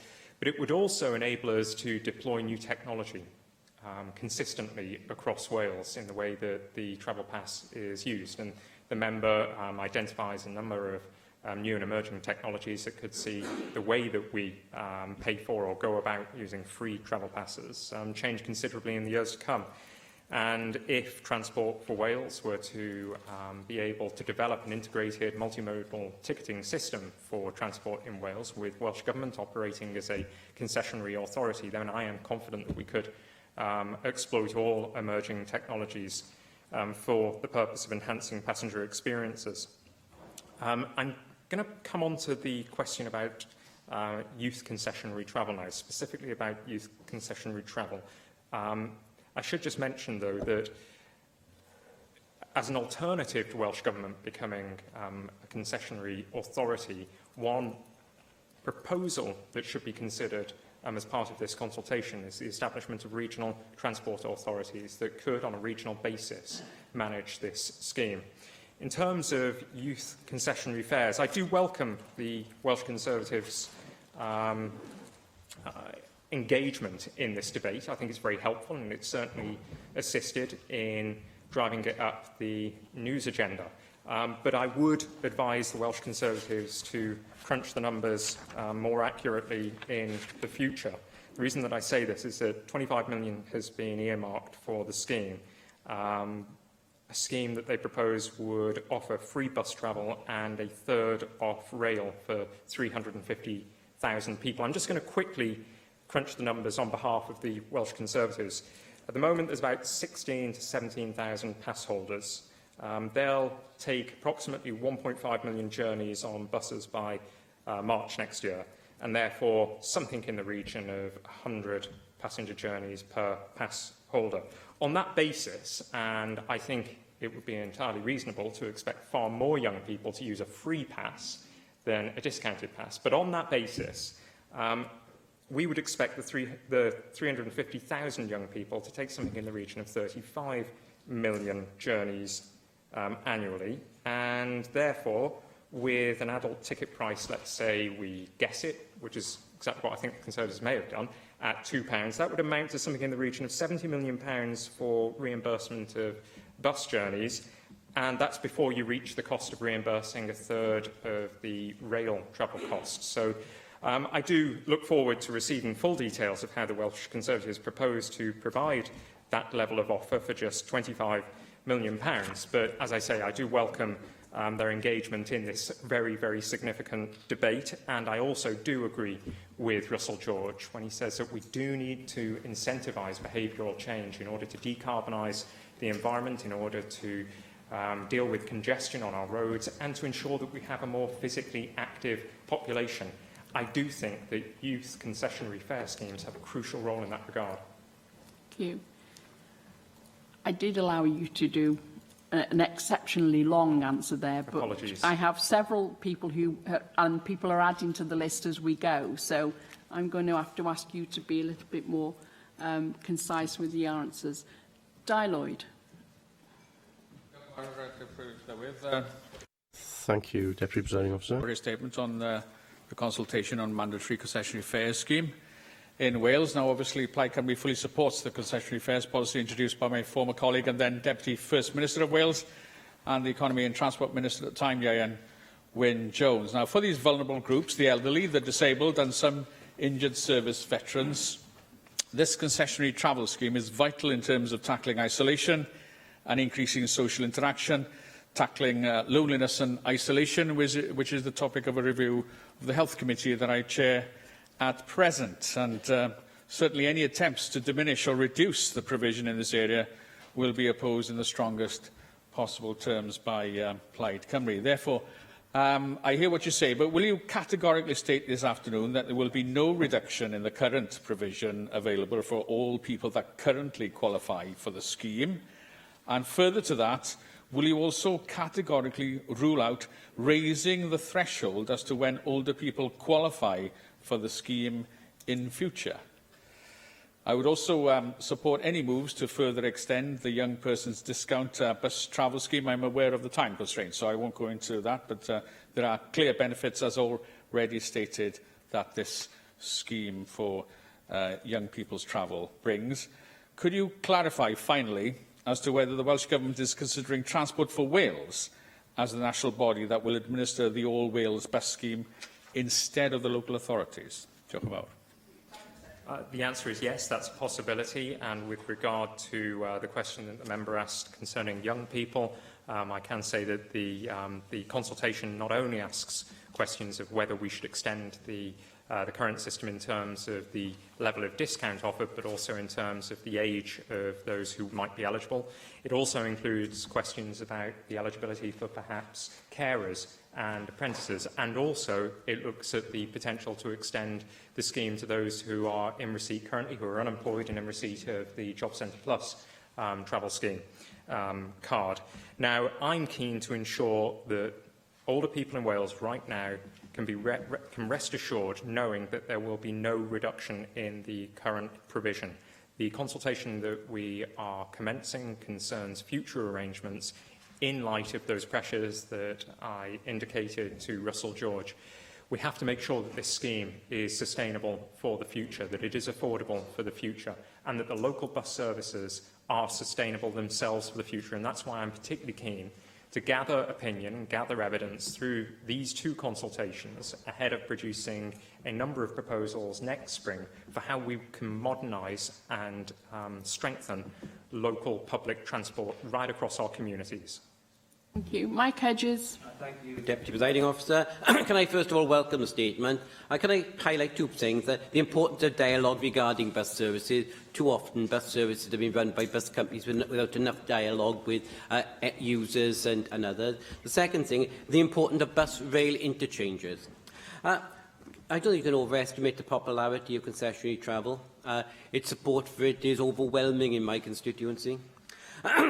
Allowing elderly and disabled people to get out, meet with others, or as happens during the summer in Swansea, get down the mumbles, had a huge effect on people's health. In fact, this would probably be better off being counted as health expenditure, because it is dealing with a horrible thing that affects very many elderly and disabled people, loneliness. And anything that attacks that really is a major health benefit. I've got two questions for you. You talk about administrating on an all-Wales basis. Why not? An awful lot of concessionary journeys actually go across boundaries into Swansea and Cardiff in the south. I would guess, though I don't know North Wales very well, into a number of the resorts on the North Wales coast. Also, on the 16 to 19, I think would benefit greatly from my travel journey scheme, not just for education in schools and colleges, but also for leisure activities, and again to get out and meet friends. I think that loneliness is not a scourge only of the elderly. You can be lonely, stuck at home as a 17-year-old in front of your computer, where your only social interaction is via pixels. What is the drawback of running the My Travel scheme on exactly the same mandatory basis as the concessionary scheme?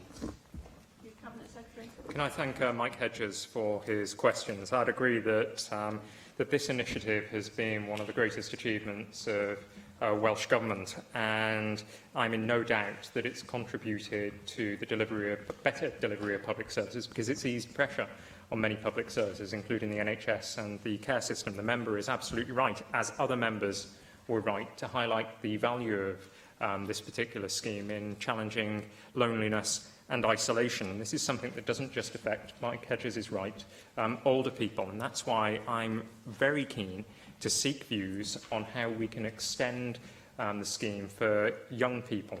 It's a tragic fact, and I know a number of members were present at the presentation when we learned of this from the Mersey D allowance, that in that part of Wales, and it reflects the rest of Wales as well, I'm afraid, 20% of young people cannot access a job interview because they cannot afford public transport to get to the interview. That is appalling. That must change. We're determined to change that and to make public travel a liberating experience that enables people to get into jobs closer to home, or if they do have to travel further from home, in a comfortable and reliable environment. And so I would welcome the engagement of all members in this chamber in both consultations, particularly in the question of how we can enhance the offer to young people and so many people who do such good for our country. Volunteers, for example. Okay, I take on board that, by and large, you're more likely to see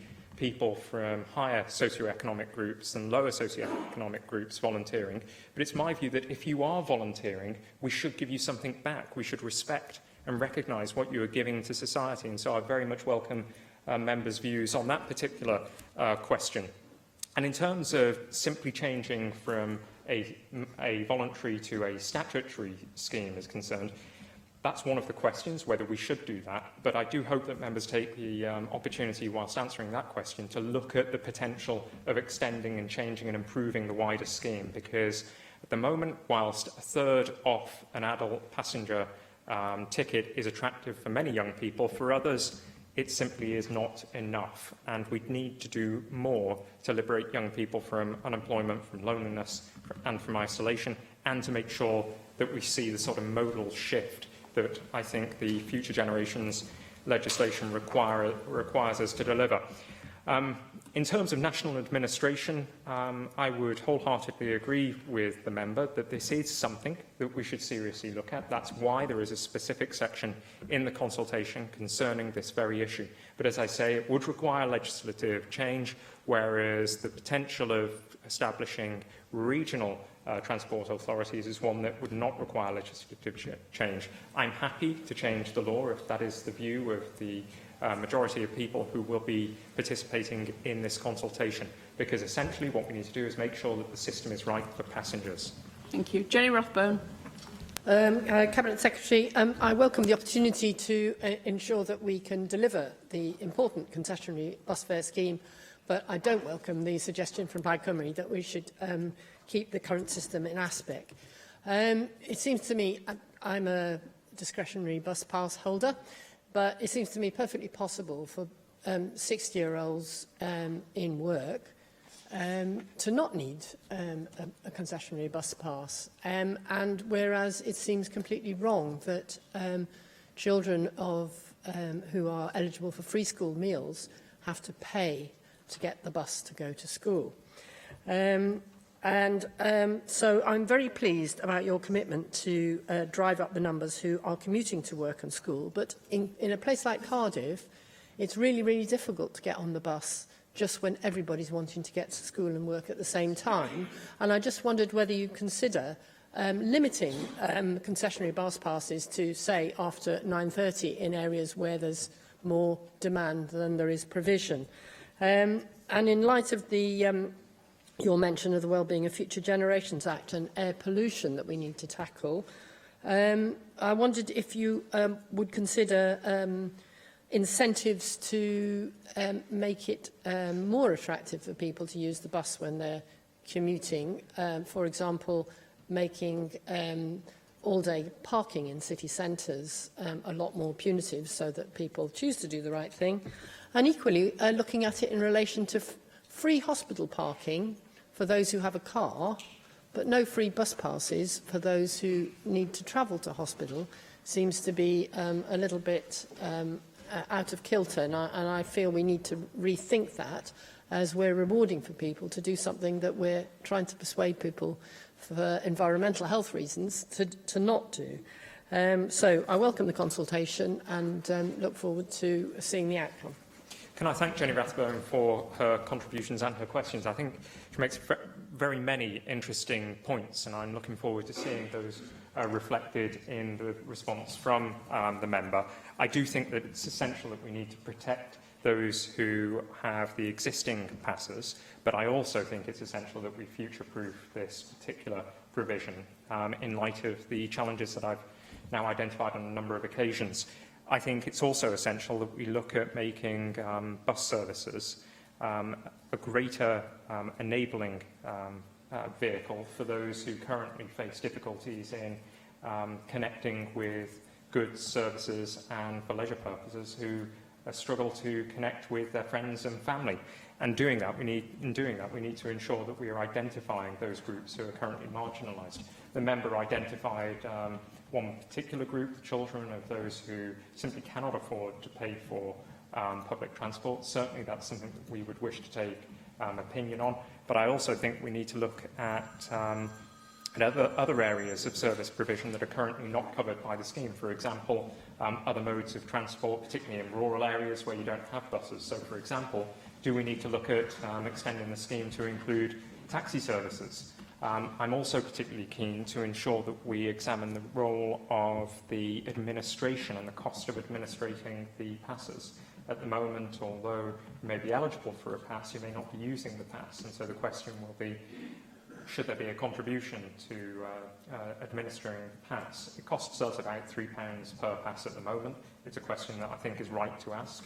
And I also think it's right to ask whether there should be limits on usage in terms of time. At the moment, we know that about a quarter of journeys are taken in peak time, peak travel time, and therefore 3/4, the vast majority of journeys are undertaken outside of those peak periods. The scheme has essentially maintained bus services outside of peak travel times. That's been an important factor in ensuring that many bus companies stay afloat in what has been a very challenging environment in which they are operating. Local authorities, I think, if they wished, could examine the charging structure for car parks, and it's my view that if we are to get modal shift and get people out of their cars and onto more public transport, we need to make sure that we've got sufficient interchanges, and this is a question that Mike Hedge has raised.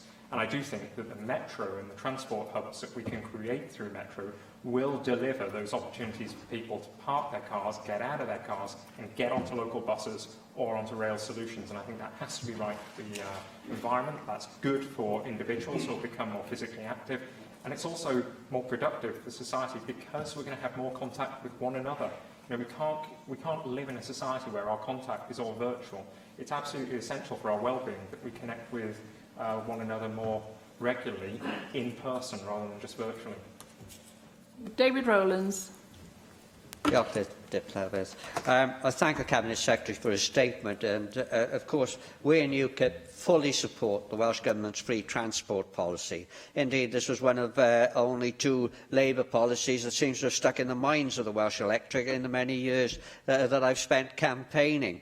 The other being, of course, free prescriptions, a policy, incidentally, the UKIP does not support because we believe it leads to huge abuse and waste. On the issues of bus passes, can I express a word of caution? Bus passes, free or not, are only of use if public transport is universally available. I urge the Cabinet Secretary to use the consultation process on bus transport to look at innovative ways of helping those in receipt of free bus passes to access public transport as and when necessary. Perhaps we should look at small transport units which could respond to pick-up requests from users' homes. As has been pointed out in previous debates, all too often we see large 50-plus capacity buses running with just 1 or 2 passengers. And I note Jenny Rathbone's excellent suggestion here that those with bus passes who can should use their passes outside peak times. You've obviously touched on that yourself.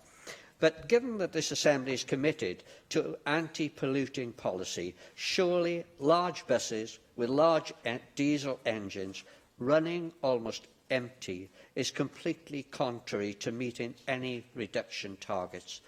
Surely small localised transport units, even capable of running on electricity, which pick up and transport as and when required, would be far superior and more cost-effective than the modes of transport now deployed. I urge the Cabinet Secretary to explore these alternatives. I thank David Rowlands for his contributions and for his questions. I am pleased that UKIP support the free bus passes for older people. I regret that they do not support free prescriptions for all. Removing free prescriptions, I believe, would constitute a tax on illness, but far be it for me to answer on behalf of the Cabinet Secretary for Health.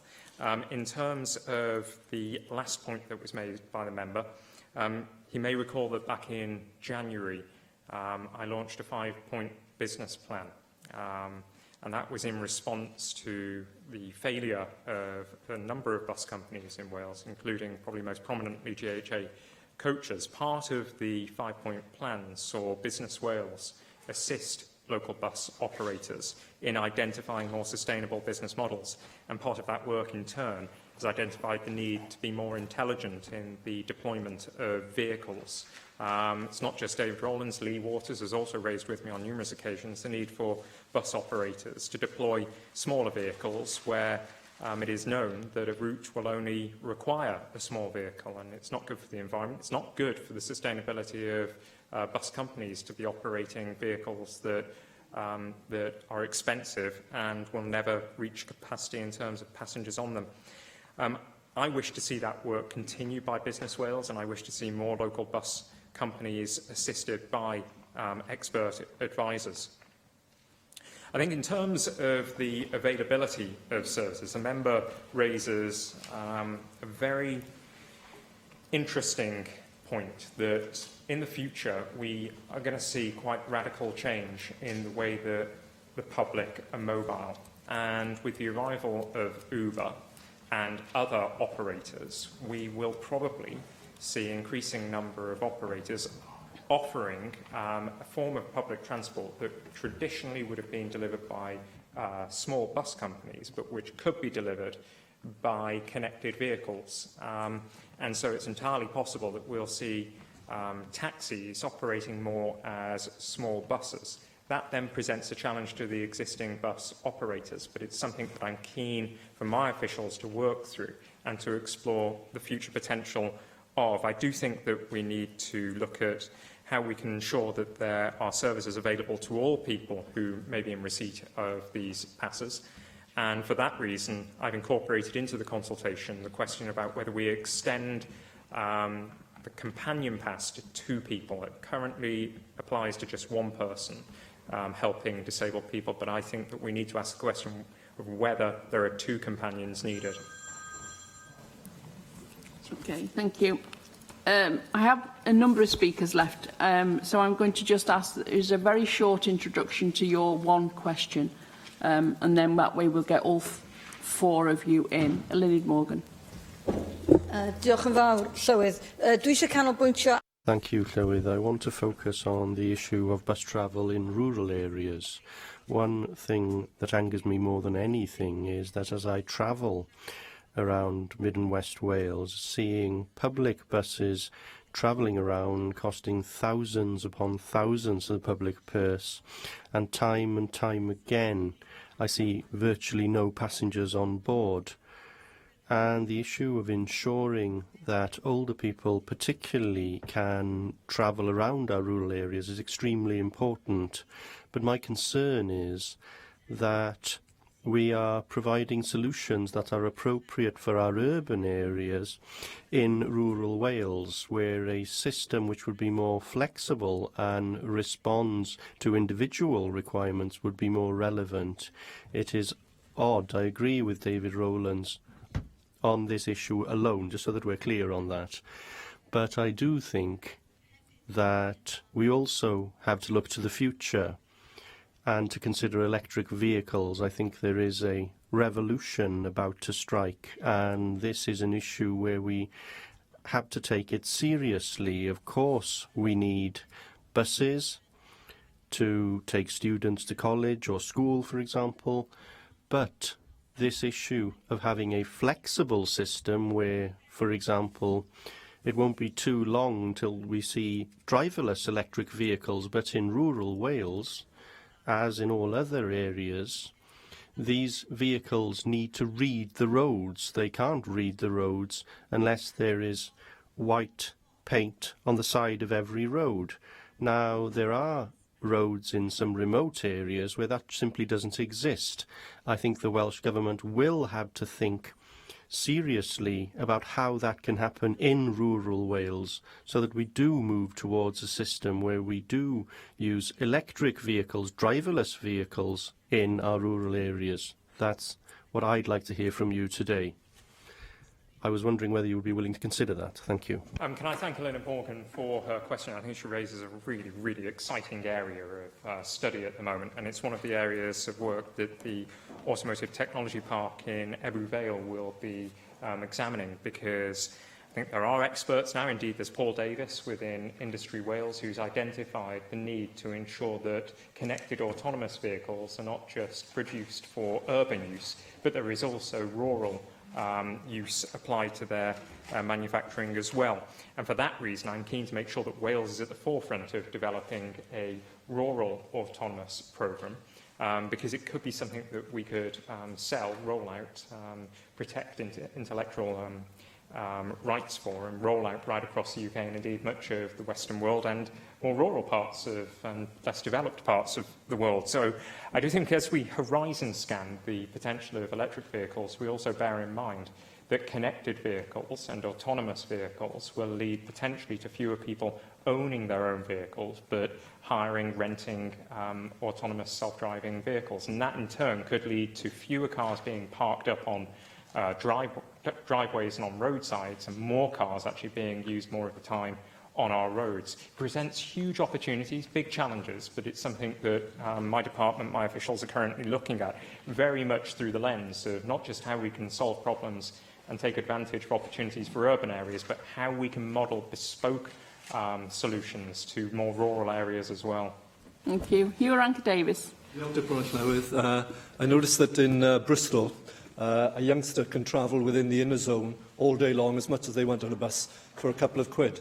Now, that's real affordable, accessible transport. Now, I know that's an inner-city area, but it's only £1.50 more to go into the outer ring as well. Now, that's the ideal situation. So could I suggest, if you look at Bridgend, for example, as a hub where people travel from into Bridgend from the valleys and out as far as Cardiff and out as far west as Swansea, there is an ideal inner and outer ring. It should be affordable within a couple of quid for anybody who's using it. And I love the idea of actually saying to youngsters, you can have it free if we can afford to do that.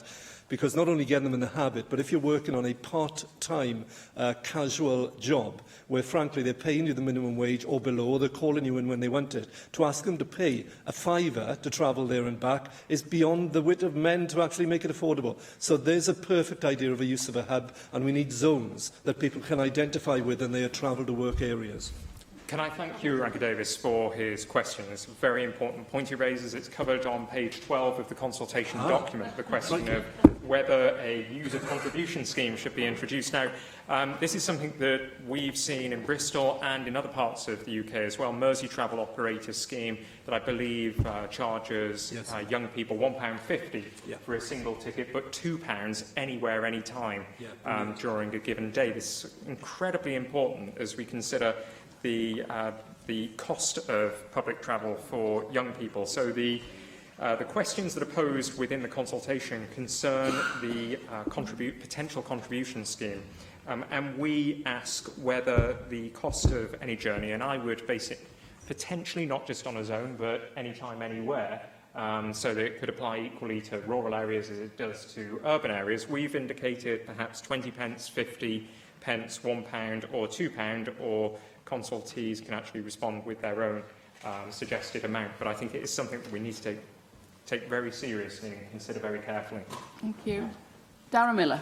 Thank you, Deputy Presiding Officer. You probed earlier on Russell George in respect of the Conservative costings in relation to the free transport for young people offer that we announced last week, and I can assure you that they are fully costed and be very happy to share those costings with you. In fact, those costings are based on the costings of the existing concessionary fare scheme and directly applying them to young people who would be eligible.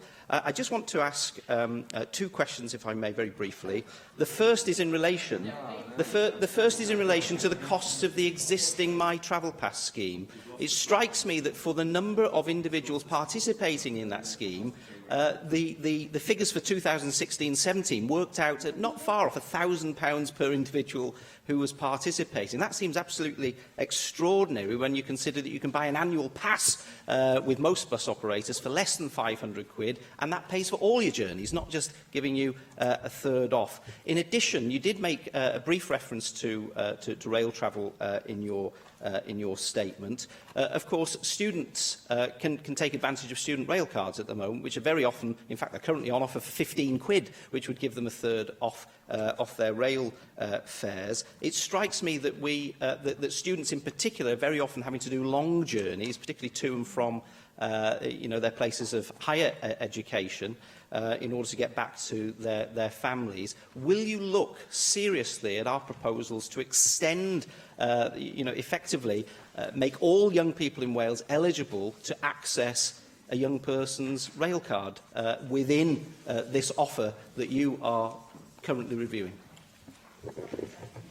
Can I thank the member for his questions? I think, first of all, in analysing the data that you have provided so far on your proposal, I should draw attention to the fact that you're proposing to offer free travel, not discounted, free travel to all young people, I think up to the age of 24 and including 16 to 24.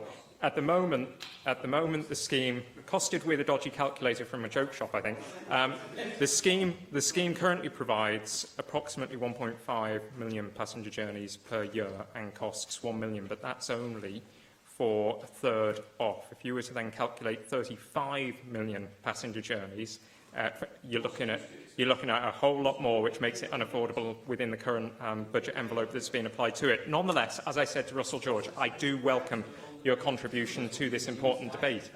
And if the figures can, You've asked the question. Listen to the answer, please. And if the figures do stack up, we are more than willing to assess the benefits of them. But in terms of the wider question about how much we put in and how much we take out, the member is absolutely right. For the scheme at the moment, it's cost 1 million. There's something in the region at the moment of about 17,500 pass holders, be 1.5 million passenger journeys. Compare that to more than £250 million that we put into bus services in the totality as a government and with local government for 101 million passenger journeys per year. I've been very clear in the past, and I'm going to say it again today, I do not believe the taxpayer is getting out of bus services what we are putting into them, and therefore reform of public transport next year will be crucially important in getting value for money, in getting services that are more accountable to the needs of taxpayers and passengers, and in making sure that we drive up quality right across the board. Very much, Cabinet Secretary. Item 4 on our agenda this afternoon is the statement by the Cabinet Secretary for Health, Wellbeing and Sport on the National Planned Care Programme, and I call on the Cabinet Secretary, Vaughan Gething, to make the statement. Thank you, Deputy Presiding Officer. I'd like to update members on the National Planned Care Programme. This was established in 2014 with the aim to reform and improve NHS planned care specialities. The programme uses the expertise of clinicians in Wales to identify and promote best practice. Unless we are able to achieve reform and improvement in practice, then we will not continue to deliver high quality and sustainable healthcare services. Our vision is of a modern healthcare service ensuring patients' needs are addressed at the right time, in the right place, by the right clinician. The Planned Care Programme is helping to take that forward with a small number of speciality implementation and transformational plans. Over the last 2 years, the programme was focused on ophthalmology, orthopaedics, ear, nose and throat, and urology. And these are specialities where there are either unacceptably long waits for treatment or elements of clinical risk to long waits. And a speciality plan for dermatology was introduced within the last few weeks. The National Planned Care Programme is empowering healthcare professionals with opportunities to review their practice, replicate and then implement the very best possible standard.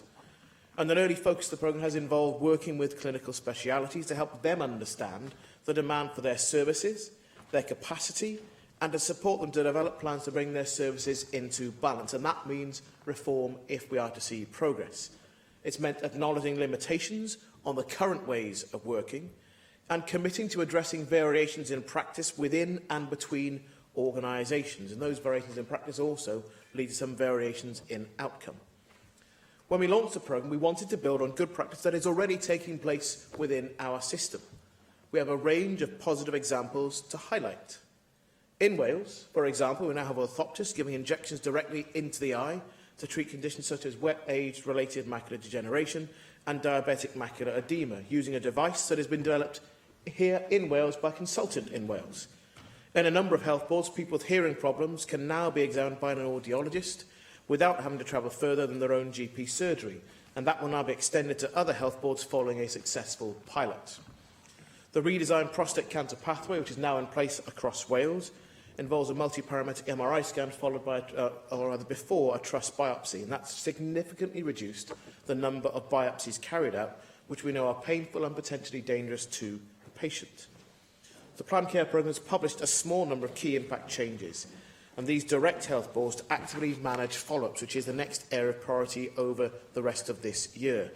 Because follow-up outpatient appointments account for a considerable amount of activity undertaken by the NHS. Traditionally, patients have routinely been given appointments rather than the appointment being based on their clinical need and with the most appropriate healthcare worker.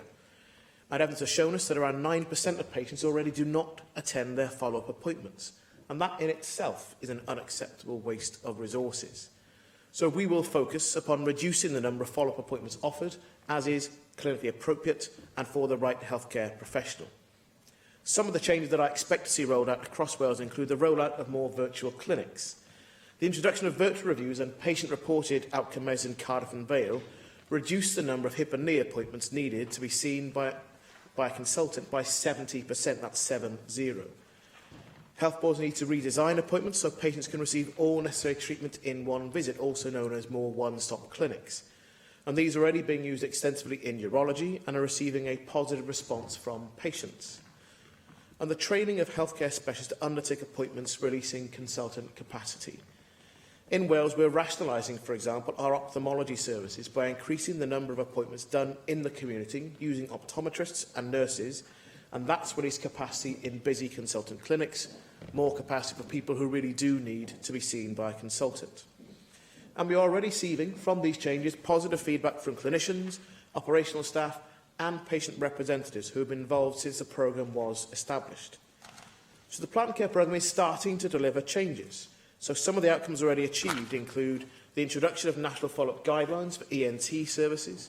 That's been endorsed by all health boards. Evidence from a Nair and Bevan Health Board shows a potential to reduce unnecessary follow-ups by approximately 40% across Wales. And other health boards are now implementing and following those guidelines.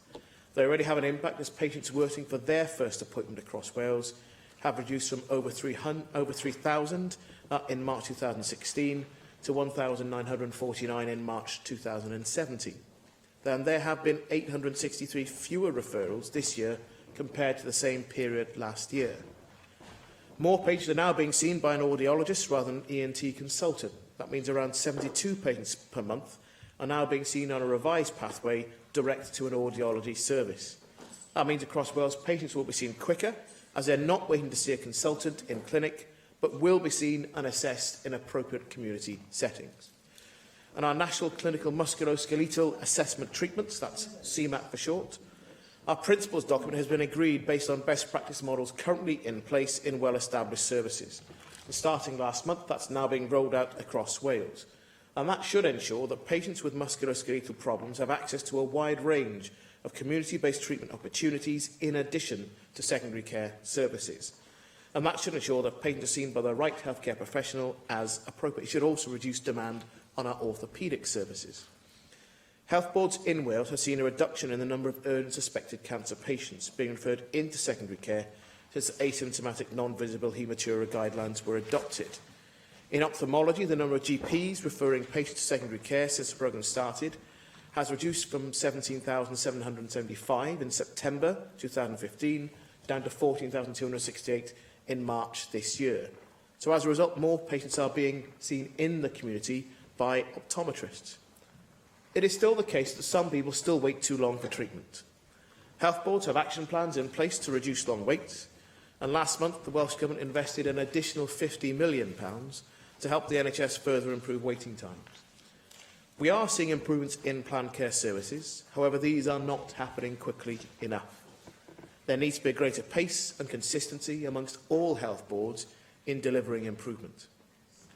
That's why I really do expect good practice to become standard, consistent practice across Wales. I expect health boards to adopt or justify, and the planned care programme will therefore become an integral part of the IMTP process. Health boards that do not plan to deliver the planned care action plans will not have approved plans. And I said this is a clinician-led programme, so I want to finish by thanking Peter Lewis, the consultant vascular surgeon, who is leading the planned care programme. This is not a straightforward process. It involves people in different specialities coming together to agree, and that isn't always an easy process. And it involves service planners and leaders, so every chief operating officer takes part within the conversation.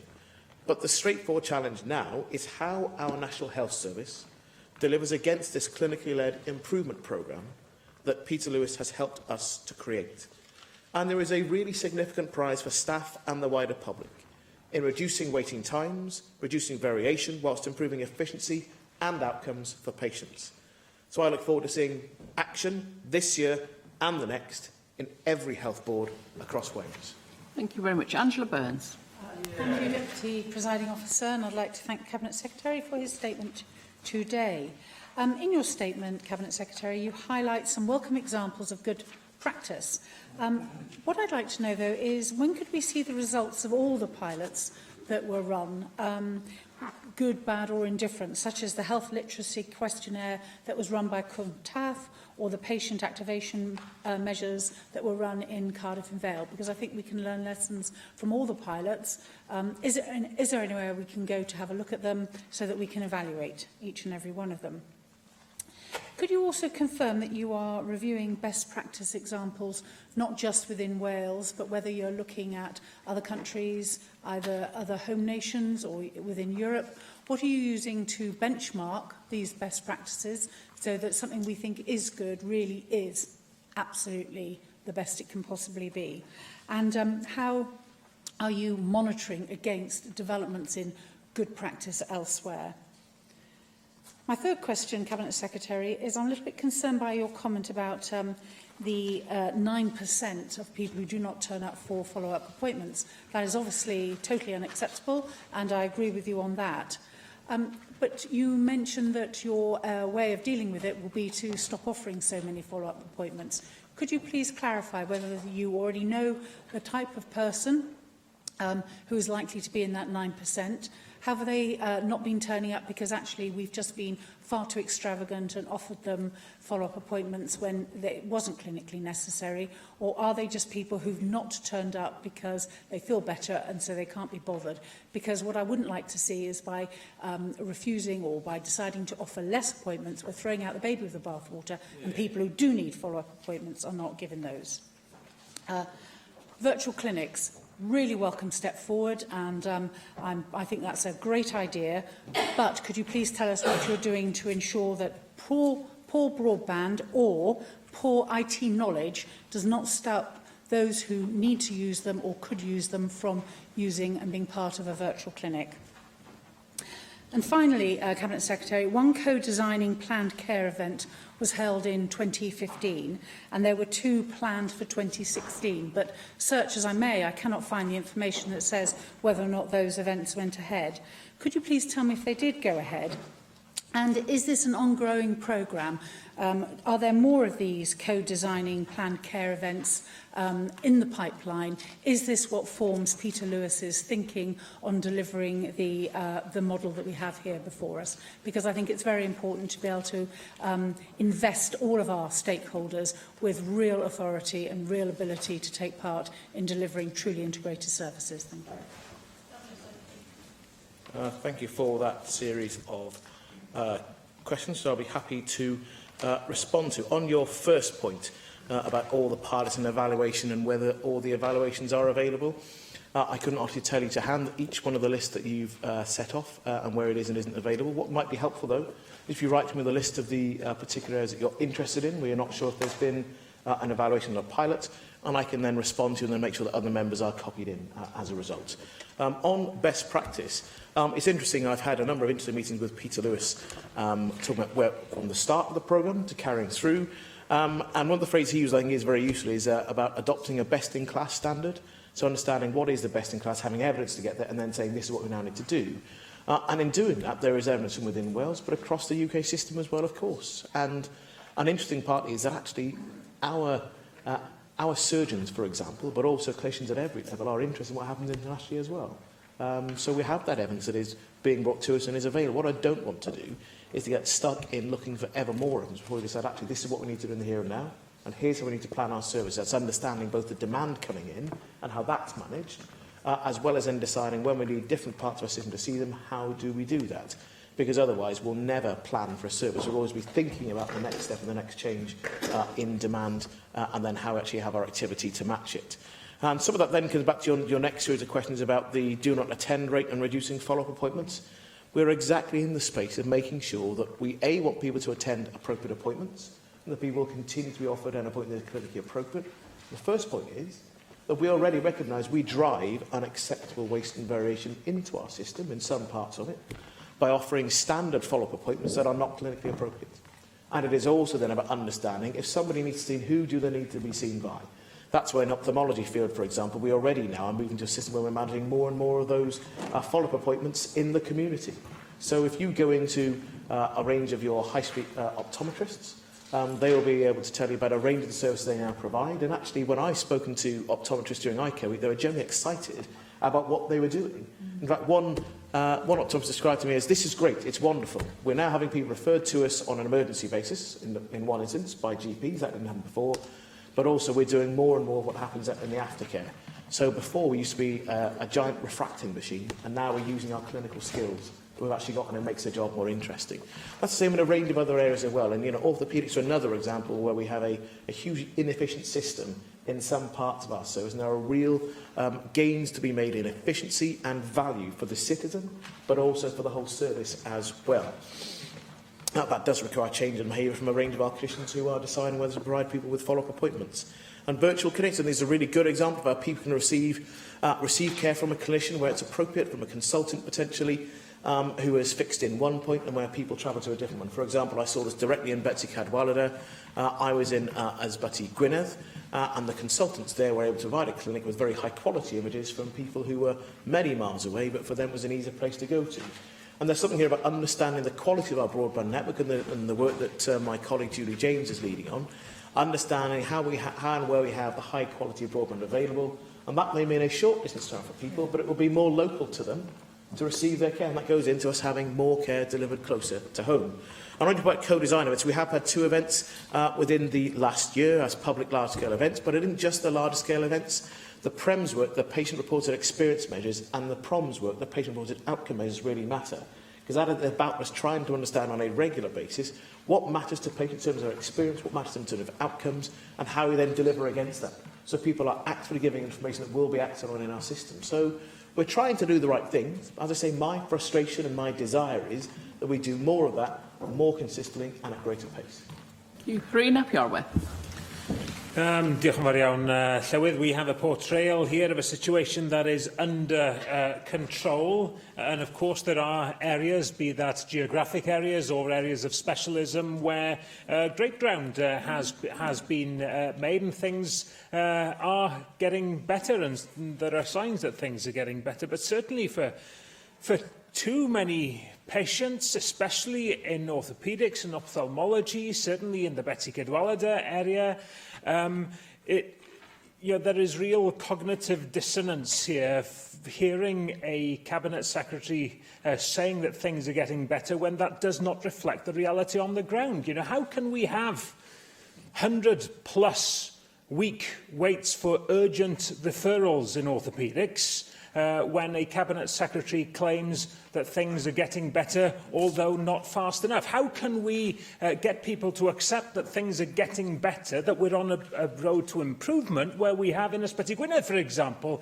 a situation where no elective surgery, it seems, took place in orthopaedics between December last year and April or May this year? This is a situation that is getting worse, not just in terms of perception, but in terms of realities on the ground for far too many patients. And I say that, as I referred to earlier, in realising that there are areas where, of course, we are getting better, but these are areas where we cannot brush the reality under the carpet.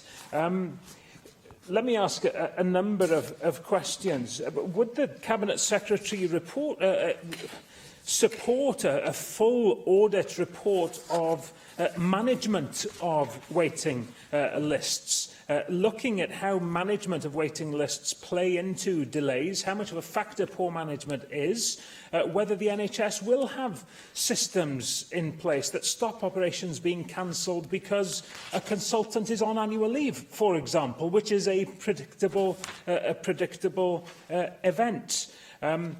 I'll ask one of my usual questions on data. Waiting time statistics don't measure follow-up waiting times, which are particularly important, for example, in eye care, where poor follow-up care can miss complications that can lead to irreversible sight loss, and also for orthopaedics, where solid aftercare and a check on the progress of aftercare can have a real impact on the prognosis for patients that have undergone treatment. Will the Cabinet Secretary also accept that until fundamental workforce issues are resolved, we will not be able to have the kind of sustainable NHS that can be confident in knowing that it is on top of the waiting time issue? We have highlighted many times in this Assembly the need to ensure that we have the right staff in the right places in order to meet the demands, the ever-increasing demands that are placed on the NHS. And can we have an acceptance that at the heart of moving forwards to that sustainability that we all need has to be a much more ambitious, a much more rigorous workforce plan that can give us confidence that gaps will be plugged in years to come, so that the increasing problems that we're facing, for example, in orthopaedics in places like North Wales, can be resolved. And also one final question. Ophthalmology and orthopaedics, areas where we seem to be facing some of the biggest problems, are areas where there is among the highest instances of private practice. Is this something that the Cabinet Secretary will look into to see if there is a means of ensuring that the NHS really does become a priority for those people that have been trained to treat patients in Wales? Cabinet Secretary. Thank you for the questions. I'll start with, I won't leave unchallenged your assertion that there's somehow an air of unreality in the statement that I've made. I think my job is to be balanced in what I say and do, and I make no apology for being both positive about what has happened, positive about the future, and at the same time frustrated and demanded that we haven't done more. And in my statement, I expressed very clearly that some people wait too long. That is why we have had a planned care programme, and several years after we've introduced that, we still haven't done enough from my point of view. And that's what part of the point about bringing a statement here is to be honest about the fact that the progress we have made doesn't mean that the deal is done, far from it. And it also, I recognise, not just in this place but on a regular basis, that there are variations within health boards and there are variations across health boards about activity, and orthopaedics is a good example. The progress we've made in some health boards is not being reflected in others. You're seeing in North Wales a challenge that is seen more generally about rising demand, about how capacity and demand do and don't align with each other, but actually there is a bigger problem in North Wales and in other parts of our system. There's been a bigger ballooning in the waiting list there than everywhere else. And that's not me telling tales out of school, because the figures are there to view. And I don't try and pretend that those figures don't exist. For me, that is the increase in urgency that is required for lessons not to be learned and talked about, but to be delivered in practice. I do not want to keep on coming here and explaining why parts of our service are not making the progress that others are as well. There has to be a proper demand, both from clinicians themselves. They should be frustrated about where they are, about the length of the list they have, about the people that they see. And the leaders and managers in our services should be frustrated as well. And that's why it's really clear, both in my statement and you see it again in the planning framework for the intermediate, medium-term plans. I expect to see the plan care programme delivered. And that isn't going to be a negotiable part of what health boards want. If they want an approved plan, they have to plan to deliver it, and then they have to be able to demonstrate they are doing so as well. And in North Wales, you know that I am expecting imminently to see the plan that the Health Board have for improving their orthopaedic function. And I expect that plan to be robust, and I expect it to work. And if not, there will be a rather more difficult conversation. Now, that's not me threatening an organiser, it's just being honest about where we are. And that's a straightforward conversation that I have had and that system leaders have had with each other as well. This is not a game, this is genuine and it is serious. And I think it really does affect the ability and the willingness of staff to work in their services as well, to know that there is a real understanding that improvement is required. In terms of how we manage our system to reflect what actually happens, that again is part of what we need to do better. So there's something not just about thinking about the follow-ups point, but then how do you actually make sure the consultants and people are saying they will see people are available. It isn't just an issue about consultants, because that goes into one of your other points about how we actually deal with workforce issues and waiting time. We've spoken before about Health Education Improvement Wales finally come into being with the Chair having started work. And I think that's a generally exciting way about the shadow body starting, looking ahead to the formalisation and coming into being on a statutory basis from April next year. And that should help us improve our function in planning and understanding who we need, and in what number, and across which particular areas of staff. Because this again becomes something that, again, I make no apology for repeating the message, particularly as we've had more public conversation about austerity and the reality of it. If austerity continues, it will drive public service against public service. And we see that in some of the comments made by some actors in the field outside here.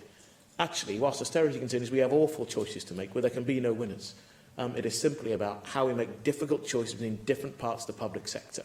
So my message to the health service, in public and in private, is the responsibility to use the additional resource to make a real difference in the here and now and moving forward. And that comes alongside not just the demand for not just having more staff than ever before in our service, the continued demands for more staff, and in every speciality area, in every lobbying group, they almost always call for more staff. Actually, what we have to understand is how many more staff do we think we need, and how much smarter can we be with the staff we already have. Because if we only think about expanding our service in numbers being the only answer, we will miss a proper trick in what we are able to do. That's why the message of Prudent Health about doing only what you can do really matters. That's why people seeing the appropriate healthcare professional really matters, because we can create more capacity for consultants if different healthcare professionals have different parts of their job that they can do as well. It's why the physiotherapy work and the CMAT service really does matter. It will be a better service often for the individual citizen. They'll get seen more quickly, and if they do need to then go and see a consultant, the quality of the referral will be better, and we won't be unnecessarily putting people into queues for an operation that they may not need as well. So that has to be an essential part of what we do.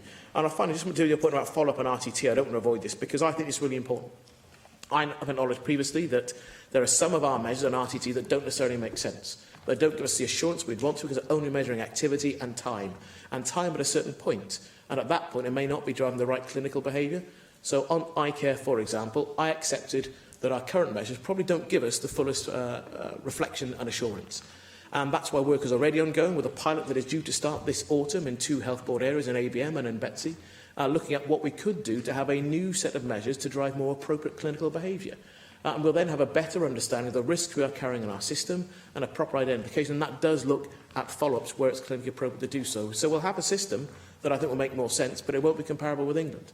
And that isn't about saying I'm changing the goalpost to avoid a comparison with England. I'm doing it because I think, and I've been persuaded by the clinical case, that it's the right thing to do for the staff, and much more importantly, it's the right thing to do for our patients. Thank you. Caroline Jones. Diolch, Deputy Llywyd. Thank you for your statement, Cabinet Secretary.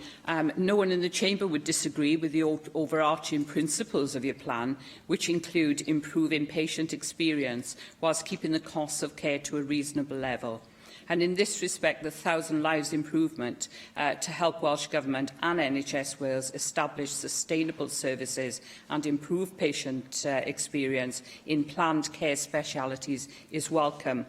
Indeed, the Wales Public Services 2025 programme, hosted by Cardiff Business School, has put the choices in Wales into sharper relief in its recent report, when it states that under certain assumptions, 56% of the budget could go into the Welsh NHS by 2021, and the percentage might be even greater in subsequent years. So therefore, we do have an issue here where we put more money in and we're not achieving our targets. So I wonder if you could make a comment on that, please, Cabinet Secretary. The term patient experience covers a number of areas, which include both patient outcomes and patient waiting times. As you have stated in answers to my questions last January, we need to balance the reduction of waiting times with the quality of interventions and outcomes that patients receive in Wales. So how do you, as Cabinet Secretary, plan to do this?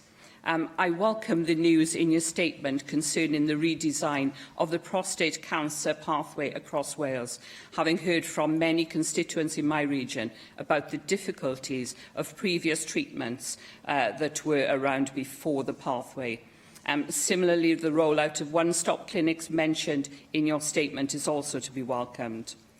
Also, the intention of the programme to develop patient-reported experience measures, PREMS, and patient-reported outcome measures, PROMs, to capture and analyse patient experiences of services along elected pathways. However, I'd like to ask Cabinet Secretary the extent to which community health councils will be involved in the capturing of patient experiences. If they are not sufficiently involved, then we may run the risk of having two separate records of patient experiences, one in the PREMS and PROMS reports and the other via community health councils. Would it be far better if patient experiences recorded via each of these avenues were put together? And in order to gain the most lucid picture of patient experiences. I welcome a holistic approach to patient care and lifestyle modification, and I would ask what up-to-date advice and research from other groups will be incorporated into the holistic approach and lifestyle modifications. Previous documents concerning the care programme mention that one of the aims is to reduce variation across Wales. For example, such an aim may result in reducing the number of follow-up appointments that are offered following surgery, as this may be an accepted practice in other UK health services. Whilst being broadly supportive of the overarching aim of ensuring that NHS Wales costs are kept at reasonable levels, I must emphasise, Cabinet Secretary, that every case is different. Sometimes a variation in services and appointments to treat the same or similar conditions, maybe in different areas also, is absolutely necessary. So there needs to be room for sufficient flexibility within the programme. The evidence of 9% of people not attending follow-up appointments mentioned in your statement is disturbing, but every case is different, and we must not seek to reduce follow-up appointments across the board if such a practice does not produce optimal results for the patient. The evidence that your statement cites from Aneurin Bevan University Health Board, which has the potential to reduce unnecessary appointments across Wales is welcomed, provided that we can ensure that such appointments are genuinely unnecessary. That is to say that they are routine cases without complications or exceptions. Therefore, Cabinet Secretary, could you ensure that health boards have clear guidance on what constitutes exceptional circumstances in a given case? And moreover, when a case is deemed exceptional, please could you ensure that health boards have clear guidance concerning what further resourcing would be considered permissible or best practice? I note that your statement says that there has been a reduction in the number of non-urgent suspected cancer patients. However, I have mentioned in the past that when someone is given a cancer diagnosis, and diagnosis is of the utmost urgency for them, we need to ensure that they have best patient outcomes, and when a person is told that they possibly have cancer, that we treat all of this as urgent, because to that person, the word cancer means that something is going on that needs urgent treatment. Finally, I understand that the planned care programme currently focuses upon 4 surgical specialities: ophthalmology, ENT, orthopaedics and neurology. I have read in your statement since that there are more in the pipeline. So without wishing to run before we can walk, I would like to ask whether there are any long-term plans for the programme to apply to other surgical specialities or other areas within the NHS Wales. And if so, what methods would be used to evaluate the effectiveness of the programme upon the initial 4 surgical specialities? Thank you very much. Cabinet Secretary. Thank you, Presiding Officer. In responding to the questions and the points made, I'll start by repeating and then adding a little to some of the points that I made earlier about finances and the reality of services. As you're right, our current projections show that we'll spend comfortably more than half of the Welsh Government budget on the health service in the medium-term future. That is because of the choice this government is making, on the one hand, to prioritise the health service, to make sure that frontline services are funded, and that we have a generally sustainable system. We're not doing those simply on the basis of our long-standing political commitment to the service, but because of the objective ends we've taken both from Nuffield and then the Health Foundation, with the gap that needs to be met to keep the service sustainable. That includes not just more money going in, it includes continuing efficiency gains being made year on year within our service. And the risk to that also is staff. It requires a continuing element of wage restraint, otherwise the service is not affordable. And there we come back to both the pay cap and a UK government decision on whether they are prepared to be serious about the pay cap. And I notice they've recently confirmed they're going to put off putting evidence in for the pay review bodies. It means that our public service workers who are expecting the reviews to take place won't know what the position is till much later in the year. And any pay rise of any level is likely to be delayed as a result. That may produce a saving to the Treasury, but I think puts more pressure on our hard-pressed staff. And it goes back to the central choice about austerity. The financial lead for the WLJ, Anthony Hunt, this weekend made the point Tory austerity pits public services against public services. If it doesn't end, it will have catastrophic results for communities up and down the country. On our challenge here within the service on reducing waiting times and making sure the trade-off in quality, I recognise what you say about how we try and measure, how we get an understanding of what the patient experience is. And it isn't just PREMS and PROMS versus the CHC movement. It's just about understanding where is a differing role for different parts of our system. I think PREMS and PROMS could and should be really useful in understanding people's experience and proactively asking people what matters to them, then designing services about what patients tell us, but equally about understanding there's more than one place to go and get this. So it's in the numbers and that we have, but it's also in the clinical audit work that takes place as well. There's rich areas for improvement there as well, and that benchmarks us across other parts of the UK system. In each of the implementation groups, you have major conditions. The third sector are always involved within that, so you have an area of challenge from those groups who are acting, if you like, as the voice of the patient within those services as well. And a good example of where a third sector group help us to understand the patient voice is in the Macmillan survey we just had, telling us about cancer services and the direct patient input. So we understand from a variety of sources what patients are trying to tell us about services they value and how they want to see them improved. And in trying to make those more consistent or complementary, we should not choke off different areas to understand what people tell us. And your points about follow-up, I think I've broadly dealt with. I'm pleased you recognise that ENT appointments in Iron Bevan have reduced by 40%. The challenge is, as Angela Burns is asking, how we make sure that follow-ups are clinically appropriate and we don't drive unhelpful demand into our system that is of no value either to the clinician or to the citizen. And I don't think there's a great level of reassurance to ask to be told to come to a hospital site for a follow-up appointment with a consultant. If you then wait for a period of time, you have to try and park somewhere, go along, take up a significant part of your day, and if you then have 5 minutes of time with a clinician who says, everything's fine, thank you very much, that isn't a great use of that consultant's time, and it often isn't a great use of the citizen's time either. So there's much more efficiency that we could get by actually, in a clinically appropriate manner, changing the way the follow-ups happen and who people actually go to see. And on your other points about other areas for the planned care programme, well, that comes down to the advice we'll get about the right number of areas, but also the capacity of our system to make a real difference in these high-volume areas of activity. And on cancer, there's more work that we're doing on how we refine our cancer pathway to understand how we get the right system to deliver the right results for our patients. Thank you very much. Jenny Rathbone. We obviously have to get citizens more involved in looking after themselves rather than clogging up our GP surgeries with sore throat, for example, when they could easily self-medicate. I just wanted to speak about the visits that I had with you to PB Opticians in Pentwyn, where Claire Pearce and Francesca Bowler have piloted a real-time imaging connection with the Heath Hospital to enable the consultant in the hospital to instantly see the patient's eye who may or may not have a macular disorder which might need urgent treatment or maybe not. And that seems to be a fantastic innovation that enables more people not to have to go to hospital unless it's absolutely necessary. We want people to be going to hospital because they've got a life-threatening condition that, that needs to be treated immediately. So I think that was a fantastic example of innovation that, we could be pushing forward on, I hope, in other parts of Wales. Tomorrow is World Obesity Day, and I'm horrified to read that adult obesity is going to go up from 27% to 34% if we do nothing about it.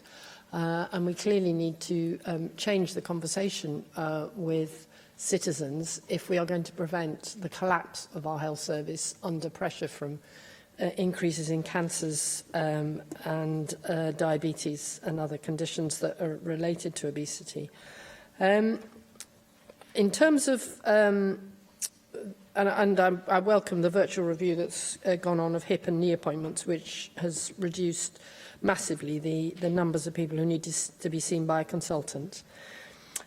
When there was a flurry of activity around the excessive waiting times for operations just before the end of recess, it was obvious to me that Cwm Taff had consistently not had a problem over several years.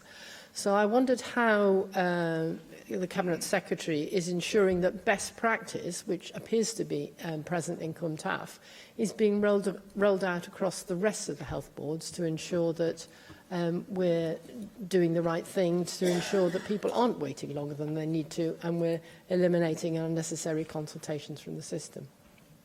Thank you. I think there were a couple of comments and a couple of questions I'll try and answer promptly. Deputy Presiding Officer, on common ailments, I think you're right, it's a fair point to make. Will people do go to see the appropriate person in our system or to self-medic and care for themselves? It's why the rollout of our community pharmacy programme, the Choose Pharmacy programme for the common ailment scheme, is really important.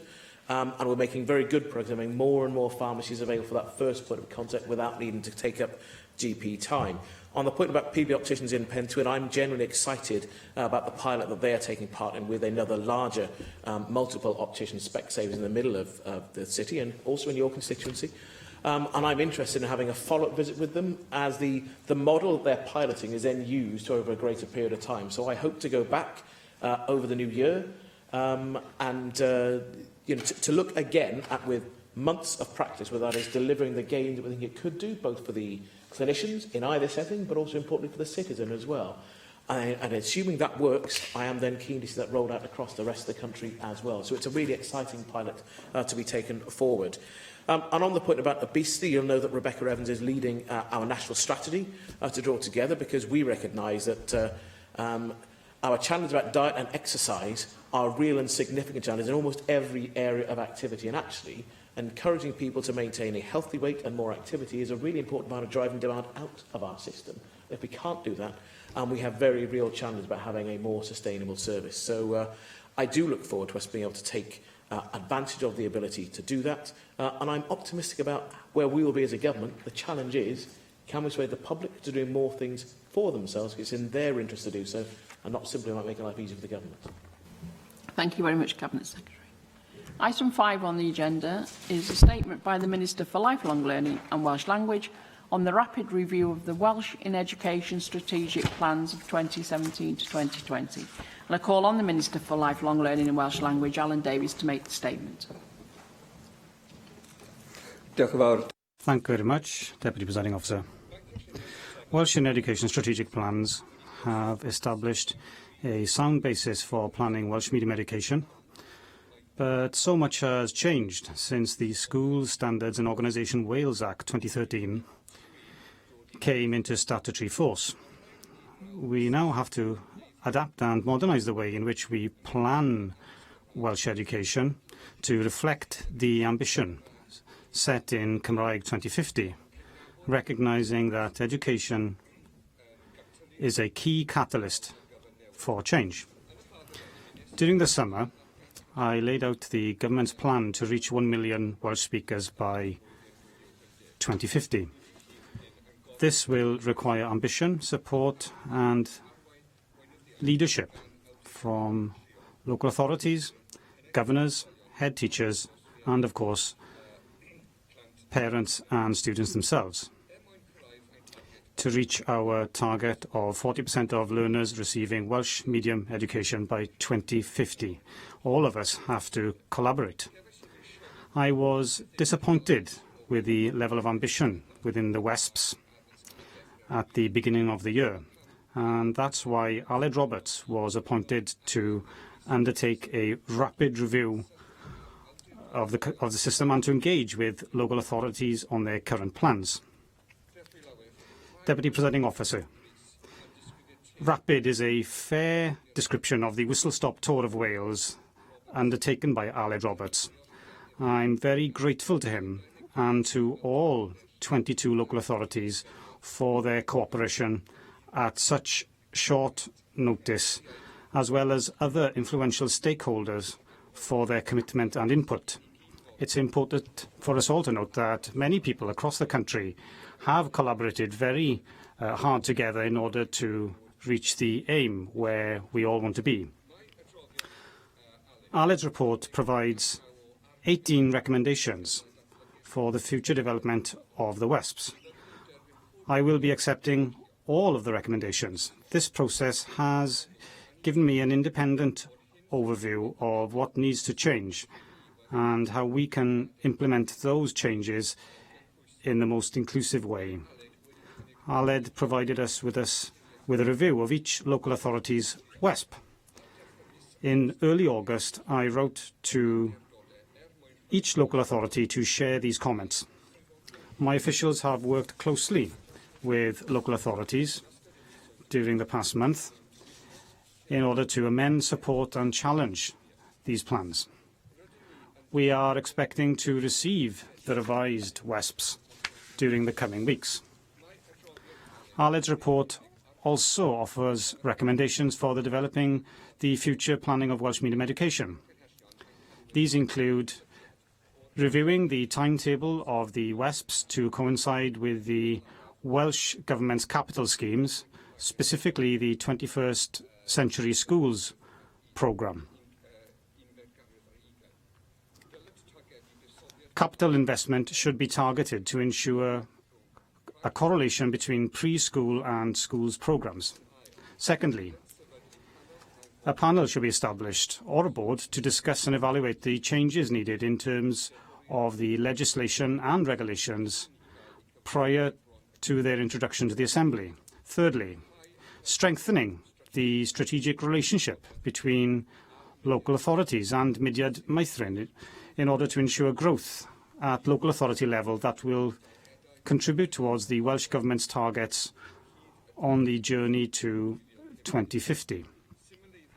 Simplifying the process of linguistic categorisation for schools, and urgent planning and action in order to increase the number of teachers trained to teach through the medium of Welsh. One of the recommendations was to establish a board, and I want to move ahead to ensure that there are representatives from all sectors of the education sector to be a part of this board. I have said many times that the Welsh Government can't do this in isolation, and everybody who has a role in educating our young people must be a part of this journey. Plans for capital investment for Welsh medium schools will be central to the growth of Welsh medium education. Aligning the information provided within the WESPs with local authority business cases for capital funding will ensure consistency. We have already ensured that the next band of capital investment takes into account the Welsh Government's vision for 1 million Welsh speakers, and early drafts of the local authorities' plans look promising. But let me be clear. I will not agree to any plan that does not show ambition, and I will continue the dialogue with local authorities until we have plans that reflect the ambition set out in Cymraeg 2050. It is important to note that the school population projections suggest that numbers will be fairly static over the next 10 to 20 years. And so these amended plans will need to consider innovative solutions to expand provision. This is not just about opening schools. The government, with the support and guidance of the board, will also be exploring options for the linguistic categorisation of schools in order to provide greater clarity regarding the level of Welsh medium provision available within a given school. Another obvious challenge will be to ensure that we have sufficient numbers in the education workforce to achieve the expansion that we're aiming for. The Cabinet Secretary for Education announced some weeks ago her intention to invest £4.2 million from the education budget to develop the workforce able to teach through the medium of Welsh. This will include extending the sabbatical scheme, £1.2 million, and extending the role of the Education Consortia with £2 million. Therefore, although we have begun our journey to implement the changes necessary to grow Welsh medium education, I am in no doubt that more needs to be done. We must legislate to strengthen, and we must look in greater detail at the existing structures and the role of the consortia, and how we develop clear and effective ways of identifying the demand for Welsh medium education. In line with our commitment to respond to the ambitious challenges we face in the long term to achieve 1 million Welsh speakers, I, as a Minister, will continue to work in partnership with local authorities and other key stakeholders to ensure that the Welsh in Education strategic plans work for the whole of Wales. Thank you very much. Aaron Miller. Llywydd, and can I thank the Minister for his statement and for an advance copy of the statement which I received this afternoon. Like him, I was very unimpressed to see the lack of ambition in some of the local education authority proposals and plans which were published, and I was very pleased to welcome the rapid review which he announced earlier this year, which has now been completed by the former colleague in the Assembly, our former colleague in the Assembly, Aled Roberts. We all know that we're not going to achieve the ambitious target of securing 1 million Welsh speakers here in Wales without actually growing the number of young people and children in Welsh medium education. So absolutely, we need to drive that ambition up, and I'm looking forward to being able to see the new strategic education plans which are coming forward from the local authorities in due course. But the Minister made reference to the fact that he had seen that he'd had some correspondence with local authorities about those plans. And I wonder, Minister, whether you would publish for the record that correspondence so we can see exactly what you challenged those local authorities about.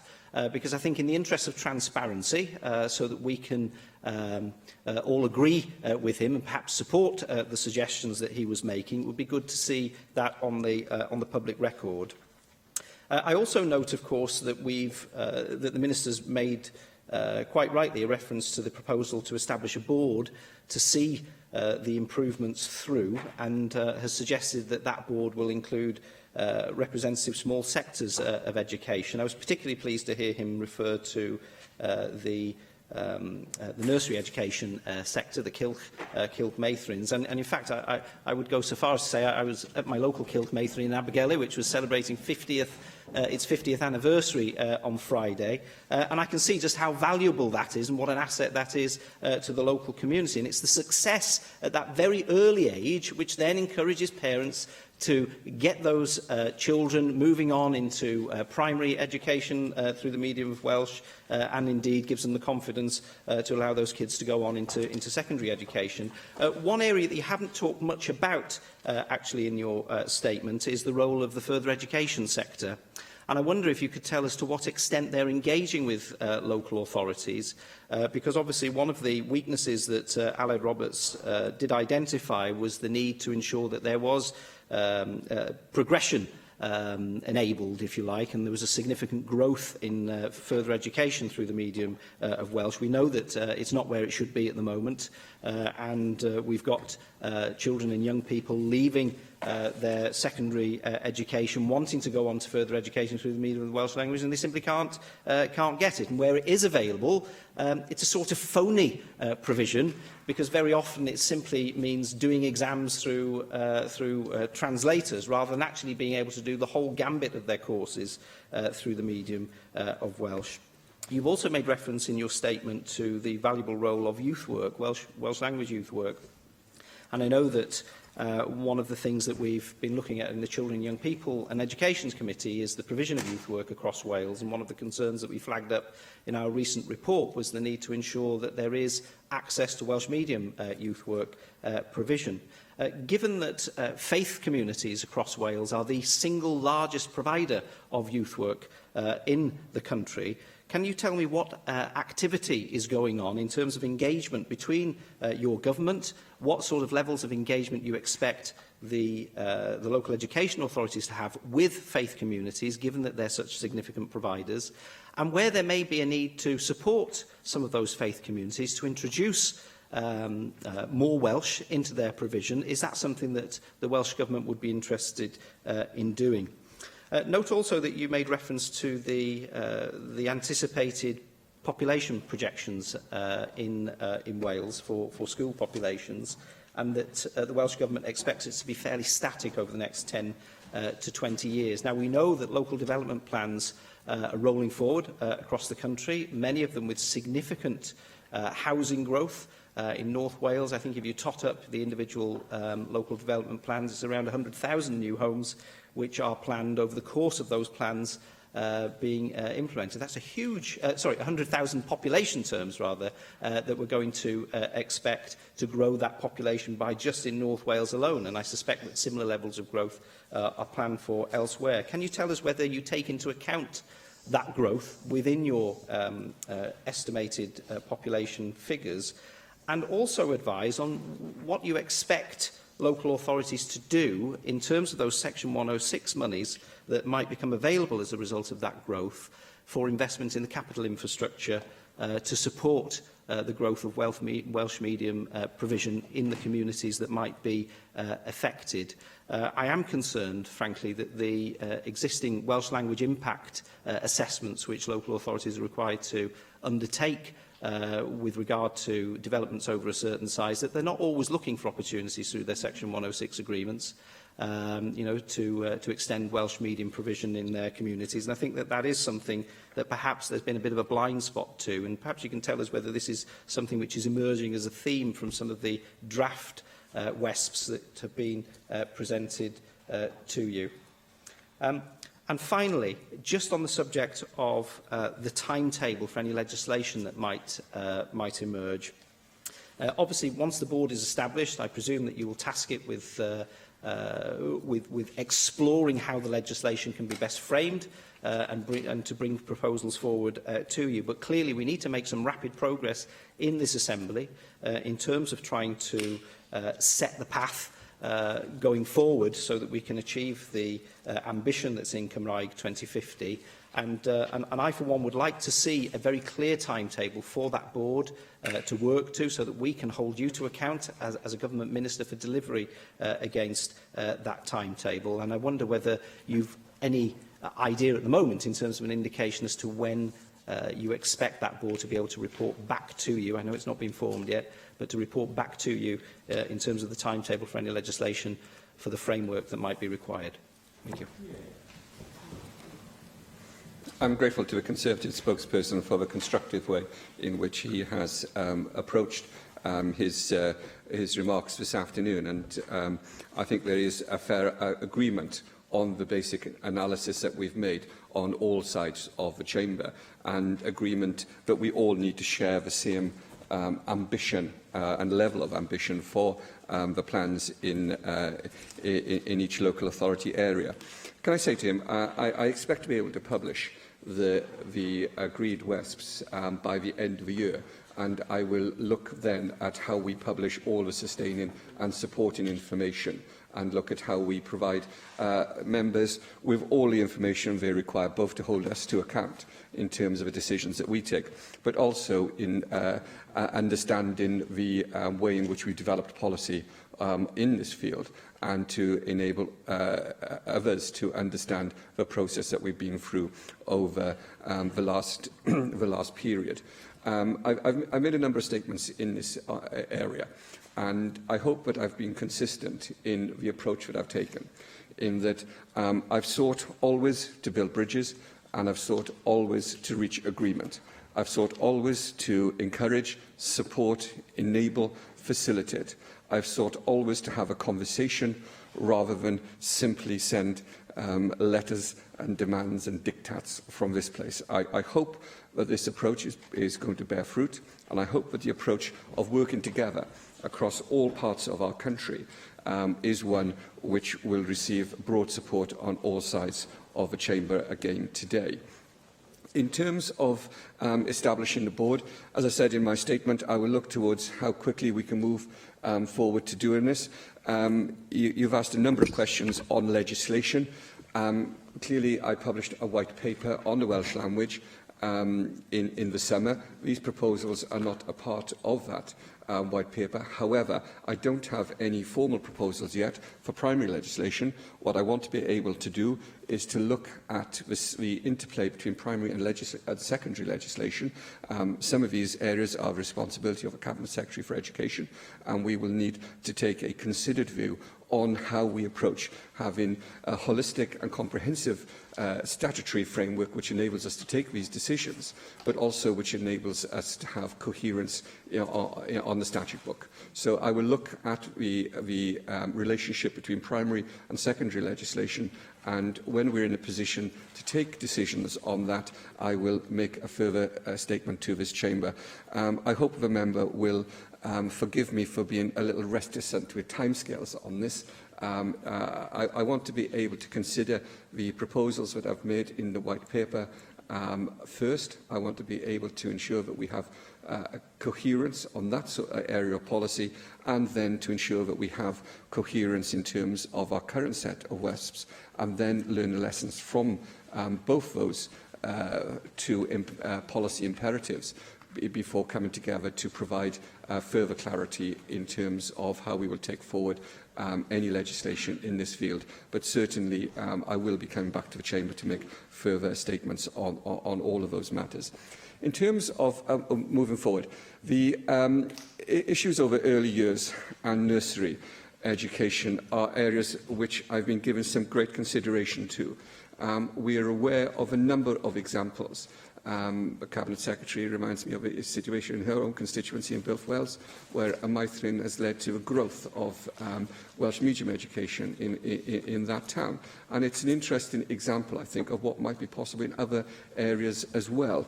And I hope that we will be able to see a significant growth in the experience of the Welsh language for children at the earliest years. And I say that in a very broad way because there will be different and appropriate settings delivering different levels of the language in different ways in different parts of the country. But what I hope we'll be able to do is to ensure that all our children, the very youngest age, have experience of listening and hearing and learning to speak the Welsh language, whether they go on to a formal education in Welsh or in English. So I hope that we'll be able to give that some examination. In terms of the FE sector, the Cabinet Secretary for Education made a statement on this over the summer in terms of the Task and Finish group which Delith Evans has chaired and led, and there will be further statements on how we're going to be taking that forward in the coming weeks. Myself and the Cabinet Secretary have met with colleague Cymraeg Cenedl Laethol in order to consider the implications of Delith Evans' work, and we will be taking forward those recommendations in due course. In terms of youth work, I recognise the point that's been made, and I think the use of the language outside of the classroom and the schoolyard is absolutely essential. I hope that faith groups will play their part in that, and all groups in different communities will play a role in enabling people to socialise, particularly young people to socialise through the medium of Welsh. In terms of local development plans, clearly this is something which is being a matter of some debate locally in different parts of the country. I have met the Cabinet Secretary for the Environment in order to discuss how we can take these matters forward. We are still considering our position on that. For me, I see no reason at all why local authorities cannot ensure that any schools built as part of 106 agreements in local development plans cannot ensure that the Welsh language is a part of that. Clearly, again, in different locations, in different communities, we'll have different results of that consideration. But it appears to me that there's no reason at all, or certainly no good reason, why the Welsh language should not be a material consideration in terms of those 106 agreements, and that Welsh medium schools should be considered on the same basis as English medium schools. So I hope that we'll be able to take that forward. I hope I've covered most of the questions that you asked, Deborah. I'm very grateful to the considered way in which the Conservative spokesperson has approached the statement. Llŷr Griffith. Thank you, Llywydd, and may I thank the Minister for his statement and also endorse the thanks on the record to Aled Roberts for his work on these WESPs. You start your statement by saying that the WESP have set a firm foundation for the planning of Welsh medium education. I don't want to disagree with you on the very first sentence, but clearly some people have questioned whether they have been robust enough, and the fact that we are where we are suggests to me that they haven't. You only need to look at the critique from FRAG, for example, on some of the individual plans to demonstrate that there is great cause for concern. But things improve from there on in. Minister, I have to say, and I do agree with you, that we need to adapt and modernise the way we plan. And you're entirely right in saying that this isn't just a role for government. The local authorities, the boards of governors, head teachers, parents, children and the wider community all have an important role to play. But the government has to show leadership. The government has to show strong leadership. It must be brave and unstinting in ensuring that everyone else follows. And without that, then I do fear that we will be starting from a weak position. I have confidence that you will do that as Minister, but I would urge you to ensure that that does happen. Now, I warmly welcome the fact that you have accepted the 18 recommendations in the Aled Roberts report, but as you know, of course, accepting the recommendations isn't the test, but the way in which we all respond to those recommendations and take action as a result of them. Now, you say that you wouldn't approve a single plan that doesn't show ambition, and I couldn't disagree with you on that. But my question there is, what is the yardstick that you will use to decide whether they are ambitious enough? What does ambition look like? Because ambition in one part of the country may be very different to ambition in another part of the country, and that's important. Because in order for us to hold you to account and for you to be accountable, in the name of transparency too, we have to understand what your definition of ambition is.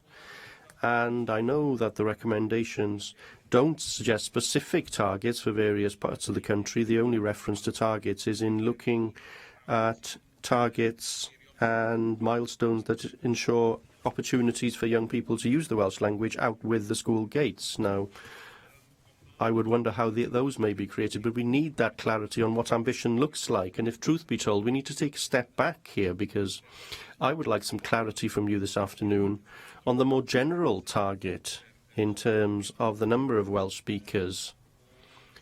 Is the target of Cymraeg 2050 for the percentage of 7-year-olds receiving Welsh medium education, has that replaced the target from the 2010 strategy? Because the 2010 strategy said that 30% of 7-year-olds should be getting Welsh medium education by 2020, but the Cymraeg 2050 strategy says that 30% should be reached by 2031. So I would like some clarity on that as to what target we are working towards.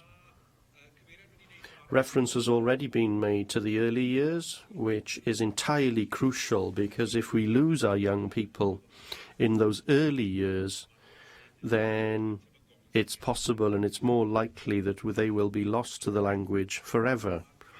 And the childcare offer is central to this. And in the budgetary agreement between the government and Plaid Cymru, we have ensured that there will be additional funding for Mudiad Meithrin, and I would look forward to discussing with you how we can ensure that that contributes to the ambition that we share here in terms of increasing the number of children who do receive Welsh medium childcare and preschool education. Now, you mentioned the need to simplify the categorisation process, and I would agree with that. because I have no confidence that the categorisation process at the moment is considered enough. There are some schools in the same category in the same county that are entirely different in terms of their linguistic makeup, and we do need to tackle that issue.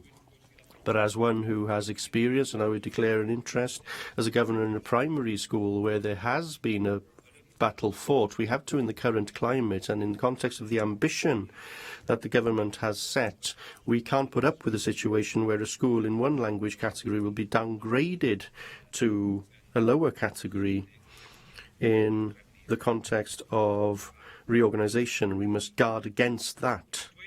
You state, in reference to the 21st Century Schools programme, and it stands to reason that you should say that you have already ensured that the next cycle of capital investment takes into account the Welsh Government's target of 1 million Welsh speakers. Perhaps you could expand on that. How exactly do you see that happening, and what assurance is there that that will happen? And just to conclude, and to pick up on the point made on the fact that you say that we must legislate to strengthen the situation. I understand the intention to change the legislative framework, and I understand that the panel or the board will weigh up what changes are necessary. But are you giving them an entirely blank page, or do you see it in the context of the current legislation only?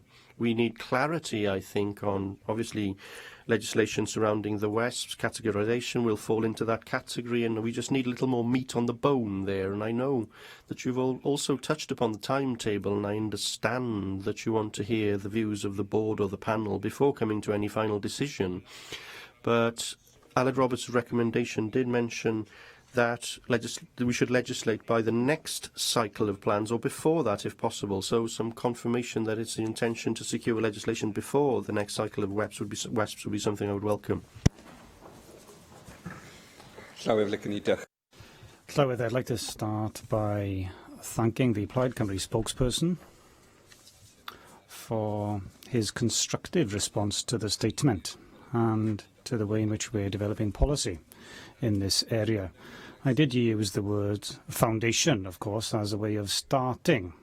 It's not the end of the process, and you don't end with a foundation. You don't end a house with a foundation, but it's important that we move forward, and that's where I've been. Well, that's what I've tried to do during the months, the last few months, and I understand the point that you make about the government showing leadership. And I know that you'd understand Afo Ben Bid Bont, because it is important that we do move forward and collaborate with people. And I do admire the councillors in terms of the work that they do and the way in which they deal with different challenges that they face in different areas. And I also recognise that councillors know better than us here in the Bay, and that means that we have to have a relationship of mutual respect and collaboration. And that's what I've tried to do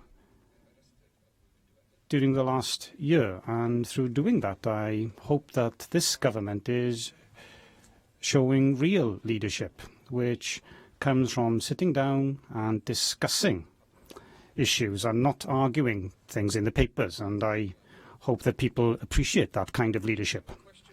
In terms of the more interesting question, I've heard somebody asked me, nobody's asked me for a while in this chamber, how do I define ambition? And I don't know the answer to that, by the way, but I do know that the ambition that I have for Blaenau Gwent would be very different to the ambition that you would have in Denbighshire. And I do think that we do need to recognise or acknowledge where the different linguistic characteristics do exist in different parts of the country, and start collaborating with parents and communities to ensure that we do move in the same direction, to ensure that there is more Welsh and more opportunities to receive Welsh medium education and Welsh education, to have that through agreement. So the ambition that I have is that we can move forward through agreement to expand Welsh medium provision in all parts of the country. What's not acceptable is that we don't plan for growth anywhere. That's not acceptable. So we have to have growth. And the kind of growth that we want to see and the period we want to see that growth in, that will depend on the linguistic nature, I think, of the local community. And it's an issue of local leadership as well. So I have ambition on those two counts. And we will be setting targets because the pathway you've described is an important one. The target that we have, the target that I've announced in the summer, not the previous targets, but the current targets, those are the targets we're working towards. And I do think that I have to announce or publish a more detailed pathway over the next few months that will show yardsticks and the targets and objectives that we have for the journey that we face in the years to come. I hope, though, that I will be able to do that before the end of the year.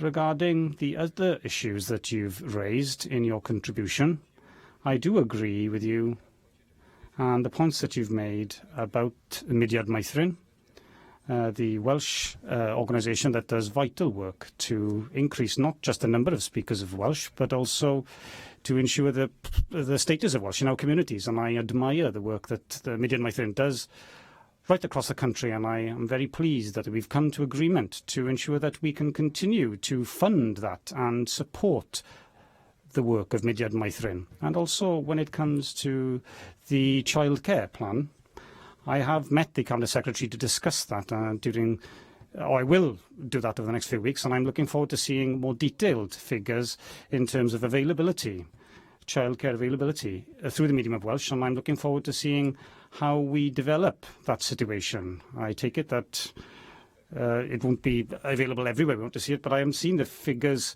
yet. But when I do see the figures, I'll be working with Carl Sargent to ensure that we do see the kind of progress and increase that we want to make, which goes back to Darren Miller's question about nursery schools. The Cabinet Secretary for Education has made statements on the capital programme, and she will be coming back to the Chamber to make another statement on that. But what I can say this afternoon is that we are collaborating very closely on that, and that we will have the kind of programme that will help us reach those targets. And the Cabinet Secretary for Education will be making statements on that in due course. The final question was about legislation and the role of the board. When I ask people to do this kind of work, I ask them to follow their instincts and see where it leads. And there will be a mixture, probably, between primary and secondary legislation, and we'll have to ensure, we'll have to see where that leads us. But if we're talking about changing subordinate legislation, it's possible that we will be able to do that before the next round of WESPs will come into force, and I'd like to move as quickly as possible on that. But if we change the law, of course, that will take more time. But at present, we haven't done that work, and I'd like to let the board do that work and give them a blank page for them to do that. And once they come back with reports, then we'll be in a position to make another statement to this Chamber and on how we see that timetable developing. Well, very appropriately for the Land of Song, we're all singing in unison, in harmony on this, if not entirely in unison. And I do commend the Minister for the energy and leadership which he has shown on this groundbreaking policy. I do endorse the approach which he mentioned in his earlier response to Darren Miller about building bridges and bringing people along by persuasion rather than compulsion. And Aled Roberts, in his report, refers to this and how some local authorities are very weak in seeking to create any demand for Welsh medium education. It's creating demand, which is the very essence of the success of the policy. And I hope that this review will bear fruit in that respect. And I'm sure that the persuasive powers of the the Minister are certainly up to the task of trying to bring along voluntarily any recalcitrant local authorities who have expressed too little enthusiasm for this project. He will certainly have my strong support in that respect. One part of the report which has not been mentioned in responses so far is in paragraph 135, where Aled Roberts refers to the way in which the Welsh is taught in schools. He says it's time for a robust discussion of qualifications Wales with regard to changing the way the language is taught going forward. Well, I know it's a very, very long time indeed since I was in school, and Welsh was taught in a very, very different way then from how it's taught now. It was taught to me as a foreign language, and I've never actually fully recovered from it in a way. But I would like the Minister perhaps to expand a bit upon that aspect of the policy. In what way are we going to change the way in which language is taught in order to help to achieve these objectives? It is, of course, obvious that the only way this policy is going to succeed is to have more and more early years children being brought up to speak Welsh as something which is natural and not something which is learned as a bit of a chore, as with many other foreign languages. And I would like to commend in this respect a report which Sian Gwenllian produced not so long ago, and which we debated in this House, called Reaching the Million, where some very interesting figures in there that show and encouraging figures, for that matter, that about 3- and 4-year-old children, how they have increased as a proportion of the total as being taught in Welsh, from 18.8% in 2001 to 23.3% in 2011. Well, that's 6 years ago. I hope that figure is now increased beyond that, which perhaps the Minister can tell us. And another interesting feature of that was how the number of children who are being taught through medium Welsh has increased, where they live in households where neither parent speaks Welsh. The figures in that report were 9% in 2001, 14% in 2011. This is clearly going to be the case for some time to come. And I appreciate what the Minister has said, for example, in reply to Claire Griffith a moment ago, about how ambition is different in different parts of Wales and how Blaenau Gwent is different from Gwynedd or Denbighshire. But inevitably, in places like Blaenau Gwent and areas which don't have a very high proportion of Welsh speakers at the moment, we are going to find that children are going to be speaking Welsh, but the parents will not be able to follow them. That is the great challenge, I think, that we will have in the next couple of decades. But in addition to increasing the demand for Welsh, of course, is the crucial question of increasing the supply of teachers who are able to meet that demand. And I know that the Cabinet Secretary has announced this £4.2 million in order to help to deal with that, which is extremely welcome. But I wonder whether there needs to be more done in this respect to encourage teachers. I don't know whether it is possible to introduce any financial incentives or whether indeed that is desirable. But if there is a way of adding to what has already been done, I think that is something which the Minister ought certainly to consider. I certainly approve of what has been said about Mudiad Meithrin and the importance of Cylchoedd Meithrin to the achievement of the ambitious goals which we've set ourselves.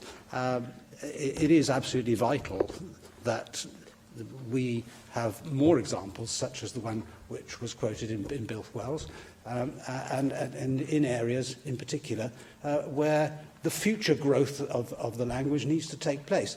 I fully agree with those who say that, first of all, we've got to consolidate where there is a tradition of speaking Welsh, and it is the natural language of communication, both in the home, in the work, and in the community. But in areas where it's been 100 years, perhaps, since there was any Welsh spoken or heard in the streets, then this is something which has to be advanced by the rising generation. As people of my age start to fall off the perch, will be replaced by people who have a natural facility to to help the Minister to achieve it. I will be 101 years old if I survive to 2050, but you never know. My mother's mother lived to be 103, so there's a chance that I could still be here. Well, maybe not here, but certainly alive on the planet and adding my voice to the political debate. But I'd just like, on behalf of UKIP, to welcome this report, which is a further extension of the good work which the Minister has done and which we've supported all the way through.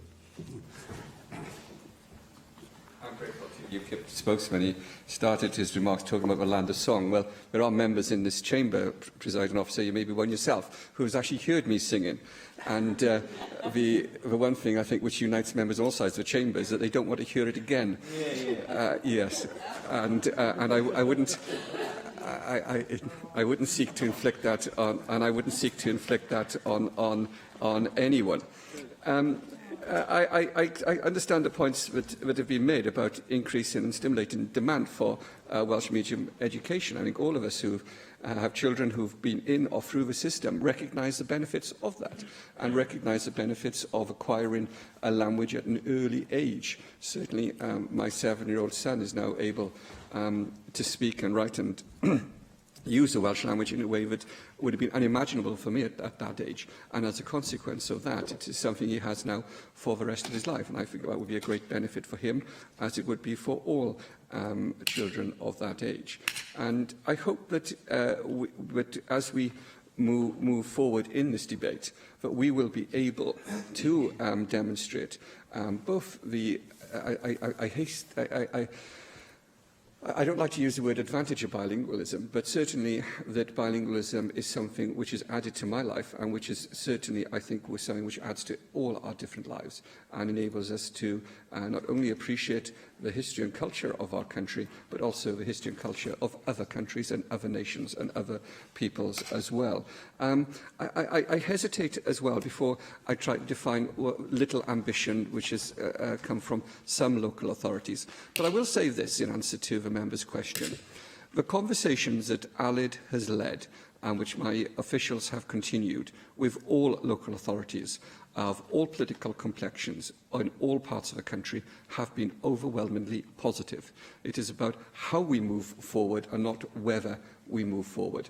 And I think it's a tribute to local authority leaders, as I said, of all political complexions in all parts of the country, that they are looking at this agenda in a positive way at a time when they're dealing with some very difficult financial pressures. So I rather than emphasise little ambition or little enthusiasm, I would like to emphasise the positive ambition and the positive enthusiasm we have seen from local authorities. The UKIP spokesperson asked me about categories, and I neglected to answer Llywelyn Griffiths' question on the same question, on the same matter. The purpose of looking at categories is not to necessarily change or to undermine the status of the language in schools as it exists today, but is to understand what is actually happening in the classroom in different categories of schools, because we recognise that categories can be a perplexing and bewildering array of different balances of the language where they are used, and I appreciate that quite a few parents might find them perplexing themselves. But so I want to understand what exactly is happening in all of those schools and whether there's a way in which we can move forward, which moves away from that sort of sometimes overly complex structure. It is done without prejudice. It is done in a way to learn and to understand and to look at and learn from best practice. The purpose is not necessarily to undermine, or certainly isn't to undermine, the status of the language anywhere. But what I want to emphasise in that is that I'm anxious that we need to look as well at the English medium sector. The points made about the teaching of Welsh are well made and points that I accept. The Cabinet Secretary for Education has already made a number of statements on this matter and will continue to do so as we look towards moving along a continuum and introducing the new curriculum. But, you know, let me say this. The Welsh language is something that belongs to everybody. no matter what the medium of education of a school that they attend. And it is important to me that children who attend English medium schools are able to leave that school with a working knowledge and at least a conversational knowledge of the Welsh language. We know that is not the case at the moment. And what we need to be able to do is to understand why that isn't the case and to ensure that through the new curriculum, which has been introduced by the Cabinet Secretary, that we're able to change people's experience of learning Welsh in schools. I know that time is moving on, Presiding Officer, but I have to say the role of parents is essential, the role of the community is essential. School is always at the heart of a community, wherever that community may be located, and the role of the language of instruction in school is important as a reflection of that community. And I think that people right across the country are very, very positive about seeing more Welsh and allowing the language of instruction to enable parents and others to learn the language themselves. And I hope that the National Centre that was established 2 years ago for the teaching of Welsh will look at this and look at how we can help parents to have at least a working knowledge of the language at different times where that's needed during a child's education. And the issues about the supply of teachers and others are matters which have been already raised by the Plaid Cymru spokesperson this afternoon. And this is a matter which I recognise as being a significant challenge facing us. And when we do publish our plans for delivering on the 2050 strategy and the work that we'll be completing during the current Assembly, we will be setting out how we intend to meet those objectives and to meet those targets. Jeremy Miles.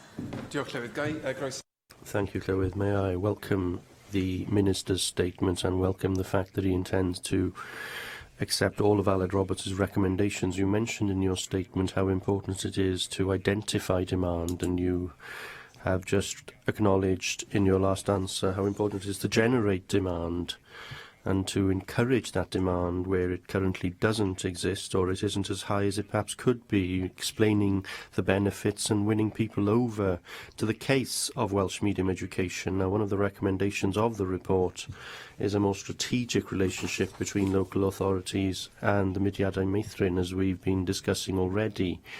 But in order to achieve the aims of the strategy, we will surely need to do more than that to enhance demand at a broad enough level. So you're looking at a situation here where elected members and officers in local authorities are perhaps going to be challenged to meet the current demand. So what would you like to see happening on the ground beyond the strategic relationship with Mudiad Meithrin in order to encourage this demand and to win the arguments on the benefits of Welsh medium education to a larger audience than we're currently reaching? Llywydd, I agree with the point that the member has made. And the government has historically been quite shy about these issues. I'm less shy. I have seen the advantages of Welsh medium education in my own family, and I see the advantages of having Welsh medium education for children across the country, which allows them to be part of the wealth of cultural inheritance that we have, and I think that that is vital. In the next few months, I will be considering how we can stimulate that demand, as you've described, and certainly that we can persuade people that Welsh medium education is a real option for their children wherever they live and whatever the language of the household is, and to allow people to have access to Welsh medium education, because very often having access to that Welsh medium education is one of the main barriers for people in terms of entering the Welsh medium system. So making a Welsh medium education a real option for people in every part of the country, ensuring that people can have schools close to their homes, and that ensuring that people can feel at home moving to the Welsh medium option if Welsh is not the language of the household, and then supporting families who make that choice and moving forward in a way that several members have described this afternoon, through having more opportunities for very, very young children to learn Welsh and get to grips with the language. Gwynidog. Thank you, Minister, and that brings us to our next item, which is a statement by the Minister for Social Services and Public Health on integration and partnership working in health and social care, and I call on the Minister for Health to make a statement. Rebecca Evans. Thank you. It has now been over a year since the commencement of the Social Services and Wellbeing Wales Act 2014, which is now transforming the way that care and support services are delivered across Wales. I have been pleased to be able to see for myself how this legislation has resulted in improved outcomes for people within our society with the most need. It is also helping to ensure services are sustainable despite the ongoing austerity imposed by the UK Government. This statement updates Assembly members on progress in providing the integrated and collaborative approach to care services, which is at the core of the Act and is a statutory requirement of it. The Act provides for regional partnership boards as the driver of the integration agenda. 7 boards have been established across Wales on the Health Board footprint, and they bring together health, social services, the third sector, private providers and citizens. I have met with the chairs of these boards, most recently in July, to discuss their progress in delivering effective and efficient integrated services. I am pleased that these boards are now firmly established, and I pay tribute to their members for their leadership and their hard work to date. The Welsh Government, however, recognises the importance of engaging closely with them to support their ongoing implementation. We have held a series of events across Wales over the last 12 months to support regional boards and consider different aspects of their roles. This support will continue based on what help the partners tell us they need. One of the board's notable achievements has been the publication in April of population assessments as required by the Act. I know undertaking these assessments involved a significant process of engagement and analysis. These valuable reports provide a clear evidence base at regional level of the broad range of care and support needs. Partners are now working towards the production of joint area plans in response to those assessments. These plans must be produced by April 2018, and they will set the agenda for regional partnership boards. I've instructed boards to use this process to consider strategically how they will further strengthen their integrated arrangements. Alongside the legal framework of the 2014 Act, Welsh Government is also providing significant financial support to encourage further integrated and collaborative working via the rebranded Integrated Care Fund. A further £60 million has been made available across Wales this year, and our programme for government includes a commitment to retain this important fund.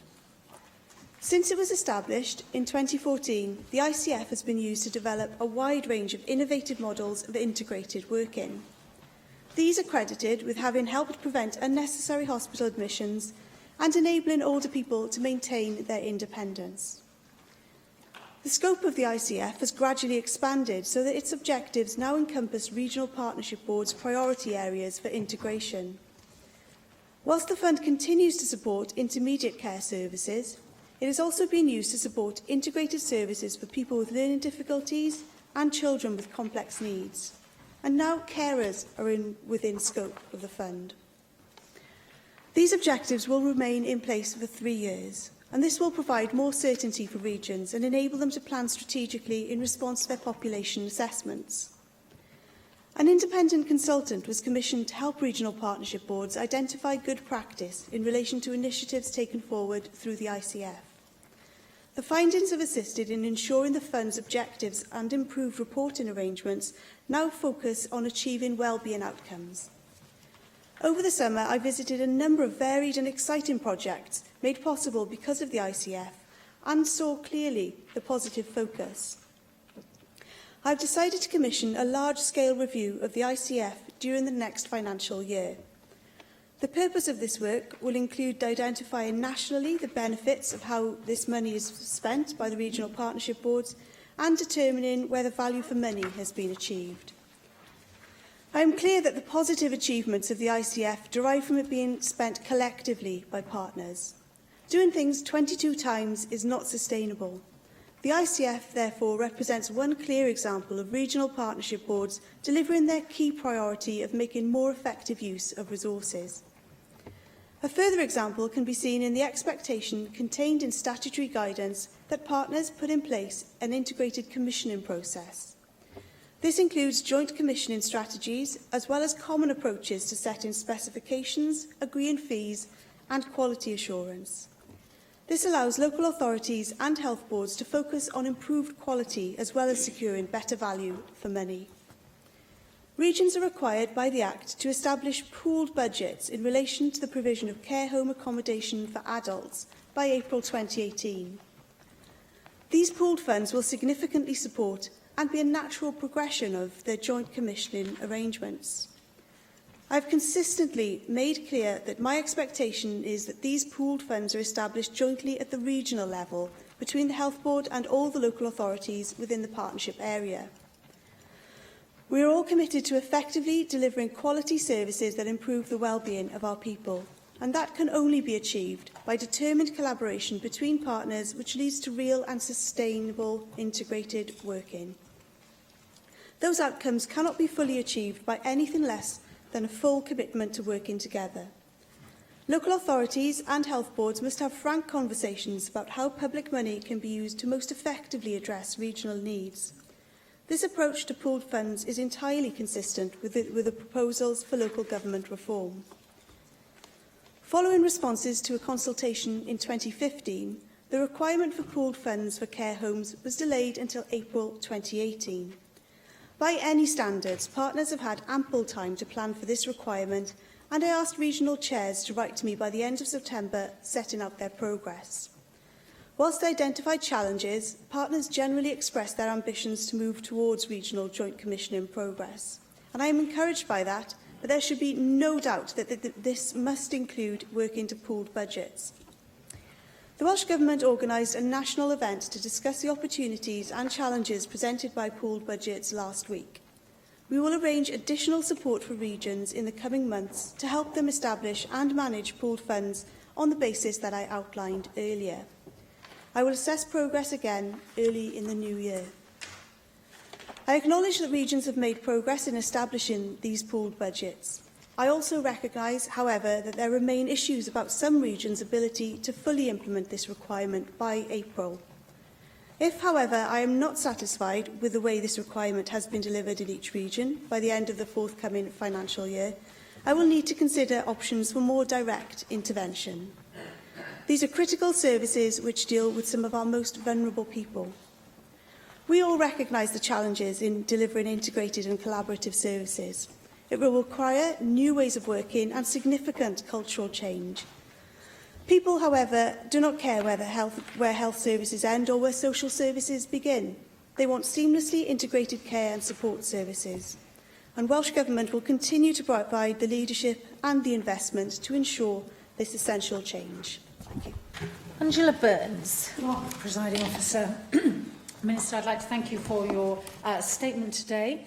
I also welcome the publication of the population assessments, although I am extremely puzzled as to how these health boards and other organisations managed to make strategic plans in the past without such a thing. And I'm very surprised to hear that it took so long to deliver them, because I would have thought that was a key component of understanding what services you need to deliver, is to know what the population is that you are serving. Also, just a little bit further on from that, you talk about the fact of the regional boards and that they are to use this as part of the process to consider their strategic involvement. Can you just confirm whether or not the Welsh Ambulance Service Trust is part of that proposal as well? Because, of course, they are an integral part of providing joined-up services for health and social care. You talk, Minister, of the Integrated Care Fund, and money is always welcome, there's no doubt about it. However, during the scrutiny of the Welsh Government's budget, it's very clear that some health boards are stating that cost drivers and investments in key areas are not being mitigated by the required level of savings that they need to make. So my question to you is this enough? what fallback position do you have, or what are you expecting the health boards and integrated service providers to do in order to make sure that there is enough money within these pools to go forward and provide the services that they need in their particular area? And as I say, this is coming through loud and clear in the Health Committee scrutiny of the Welsh Government budget.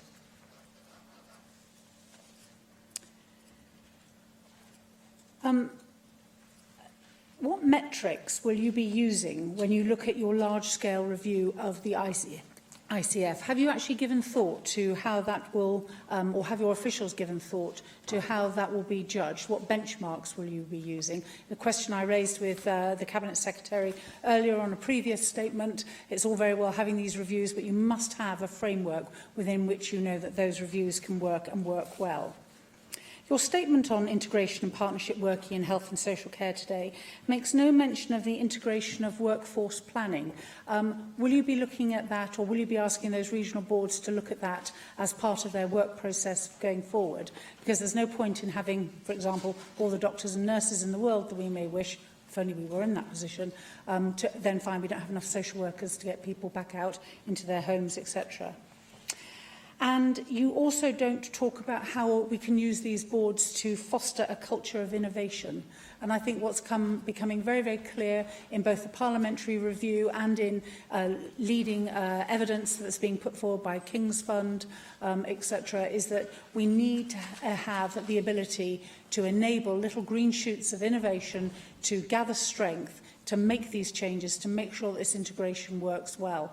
We have to bring on board the private sector into a public sector space, and I would be very interested to know how you're going to make that work, and how you are going to be able to manage the not unnatural tension between a big public sector monolith, if you like, and the private care sector, and of course our local authorities, who, as we already know, are very sad at local authorities having just received their budgets and are wondering how they are going to be able to perform their part of this deal. Thank you.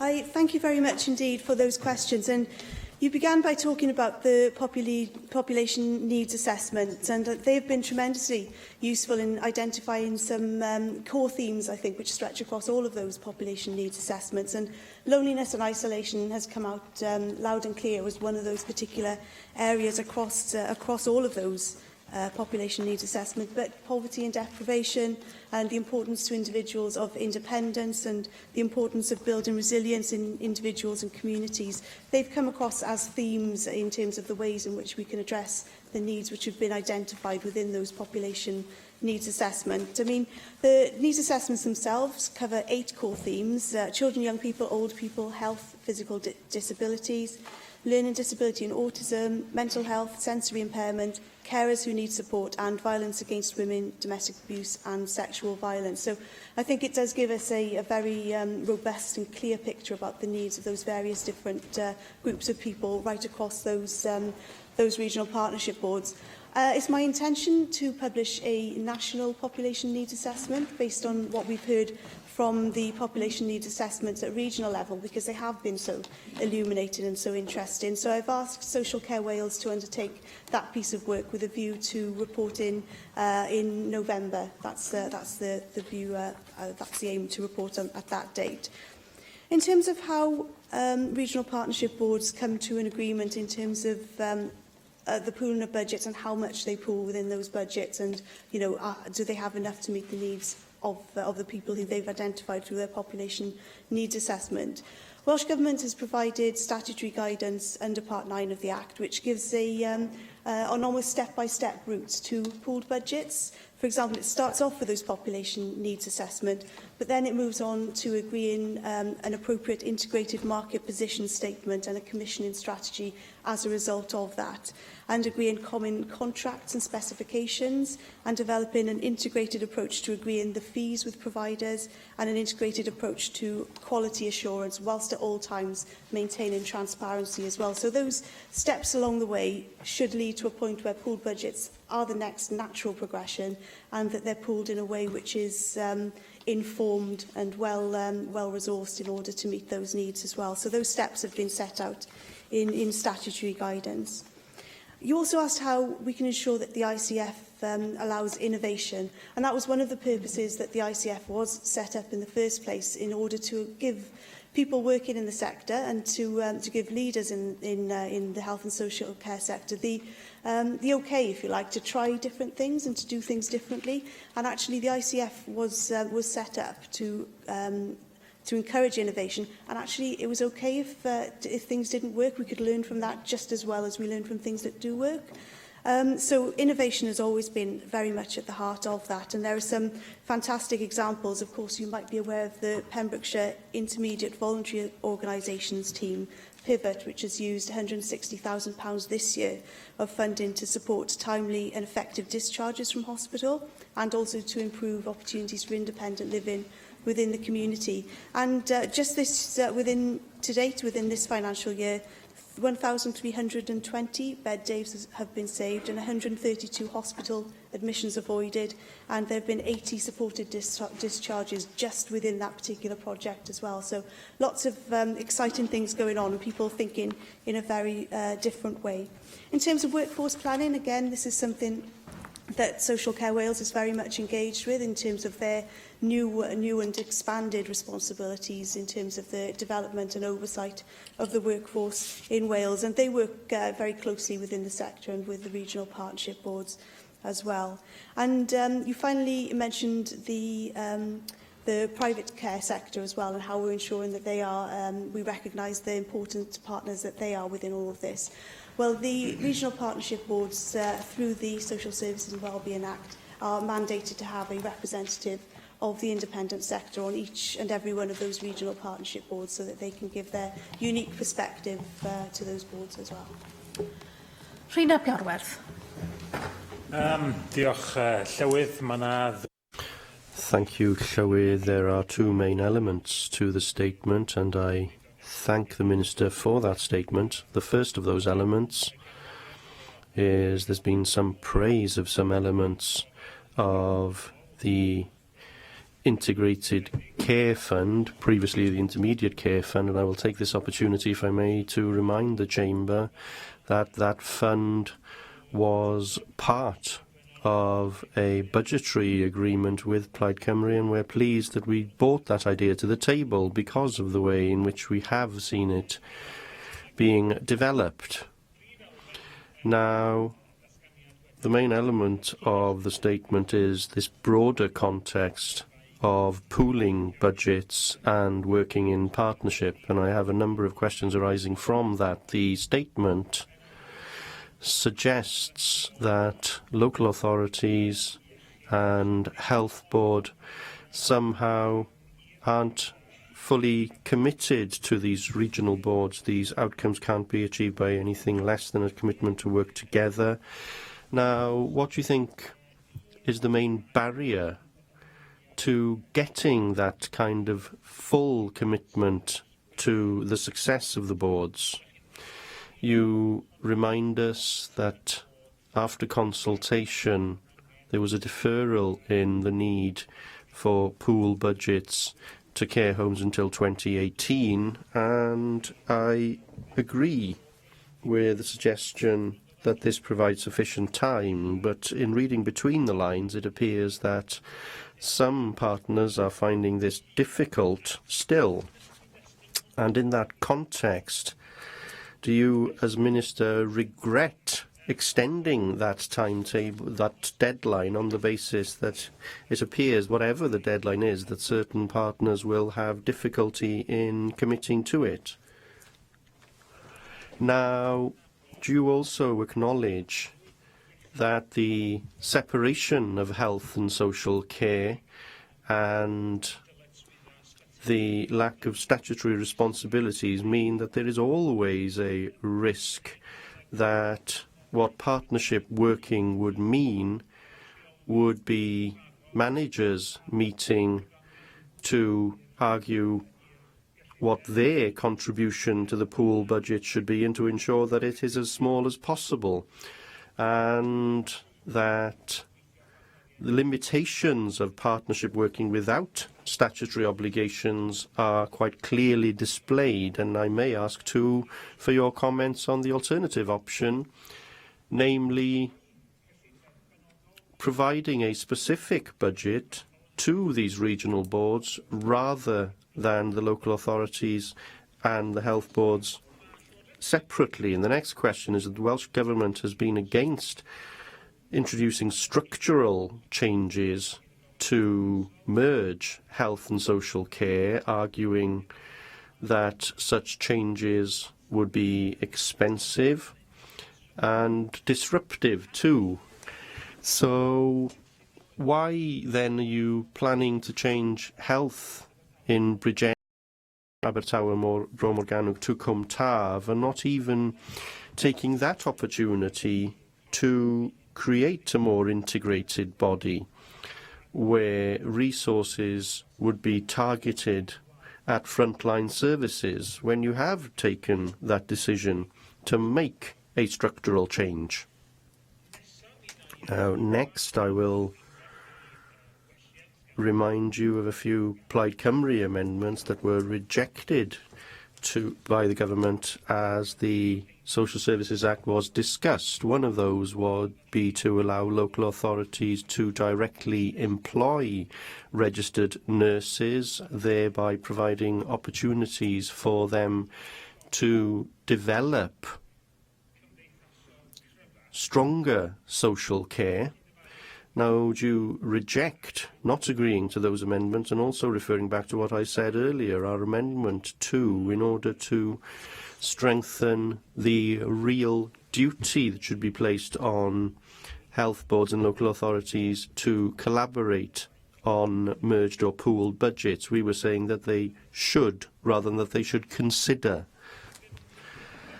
And finally, today we hear local authorities, the length and breadth of Wales, responding with some concern, some understandable concern, in terms of the announcement on their draft budgets that they are facing years of cuts, more cuts. Now, do you as Minister believe that it is possible for social services to maintain the level of service that they currently provide, never mind strengthening and improving those services within the context of a shrinking budget for local authorities, whilst simultaneously there is an increase in demand for their services?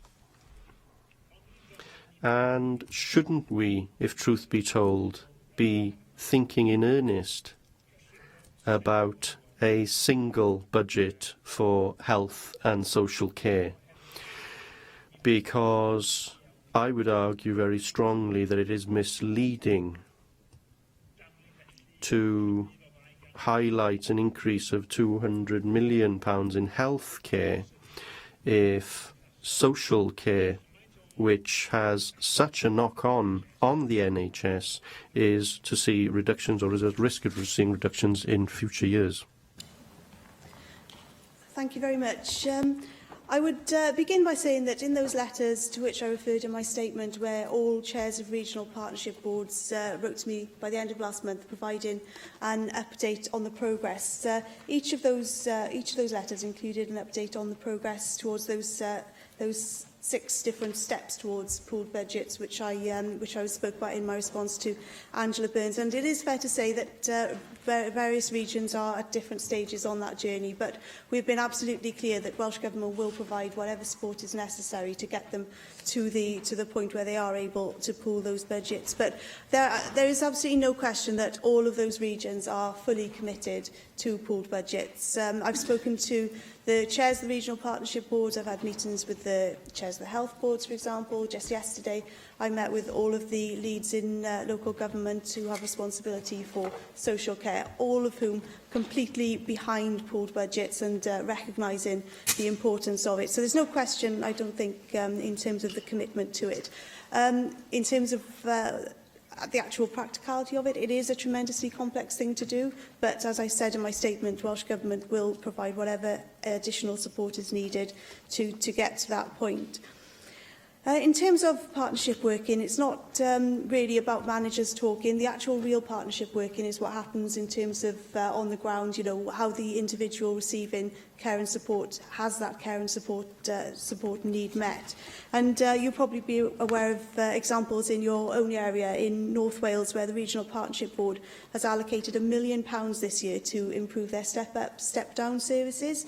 So that's supporting people who are coming out of hospital who are medically fit but still require some degree of care and support. And over 800 people have already benefited from this service and more than 2,000 bed days saved as well. And additionally, in the North Wales region, over £1 million of ICF has been used to establish multidisciplinary single point of access services, providing information, advice and assistance to individuals in a timely, effective and efficient way. And actually, many of the regional partnership boards have taken that approach in terms of that single point of access, just having seen how effective it is. You referred to Bridgend, and of course in the statement to the National Assembly on the 18th of June, the Cabinet Secretary for Finance and Local Government said that we propose the Cwm Taf Local Health Board boundary should be adjusted to include the Bridgend Local Authority area, and working with our partners in local government and health boards, the Government will discuss that proposition and develop a formal consultation document, and a further statement will be issued on this this autumn. But I can confirm Welsh Government has already begun to engage very closely with the partners in Cwm Taf and the Western Bay Regional Partnership Board about potential transitional arrangements if the boundary of Cwm Taf were to be extended to incorporate Bridgend as well. And I think that it's important that we take all of our regional partnership boards and all of our local authorities and health boards and can treat them in in the same way, rather than having bespoke arrangements for individual health boards and so on as well. In terms of a specific budget, I mean, you're right, there are more than one way to pool a budget, or more than one way to pool a budget. That's certainly true. However, the preference has always been to encourage and give the freedom to local authorities and health boards through the regional partnership boards to take ownership of it and to take the leadership of the pooling of budgets themselves. And I think that's a more effective way and a more desirable way, certainly, than having Welsh Government impose that pooling on them. However, I've made clear in my statement as well today that if I'm not satisfied by the progress that has been made, I will consider other ways to pool budgets as well. Oh, and if I may, just on one more point, you did mention the difficult settlement that local authorities are having to deal with. It's a result of 7 years of austerity and diminishing funds to Welsh Government. And of course, you will have read the Minister's statement outlining the settlement which has been made. However, I do think that collaboration and partnership working does provide local authorities with opportunities, in the sense that when pooled budgets do come into place and we commission jointly those adult care home places, there's great opportunity actually to be doing things 7 times rather than 22 times, sharing expertise and sharing the benefits of those wider commissioning arrangements as well. So there are opportunities certainly with this approach. Caroline Jones. Thank you for your statement, Minister. The 1,000 Lives campaign has shown what is possible when we are united in the pursuit of a single aim, an aim of improving each patient's experience of the care they receive. The enthusiasm and commitment of healthcare teams is highly admirable. Working together by following an evidence-based approach, they have continued to produce positive results and make significant improvements to patients' experience and safety. We must therefore acknowledge that however hard we try, human error continues to be a fact of life. Therefore, we must continue to explore positive reforms to the management of our health service and at all times prioritise patient care and safety. First of all, we must recognise the scope of any issues and problems and make a clear commitment to change flawed systems which fail patients during their treatment and care. Improving each patient's experience within our Welsh NHS requires everyone within it to work collaboratively with both the patient and their families. A vital component to improving the experiences of patients and staff is cohesion between health services and social care. and where this fails, the consequences can be severe.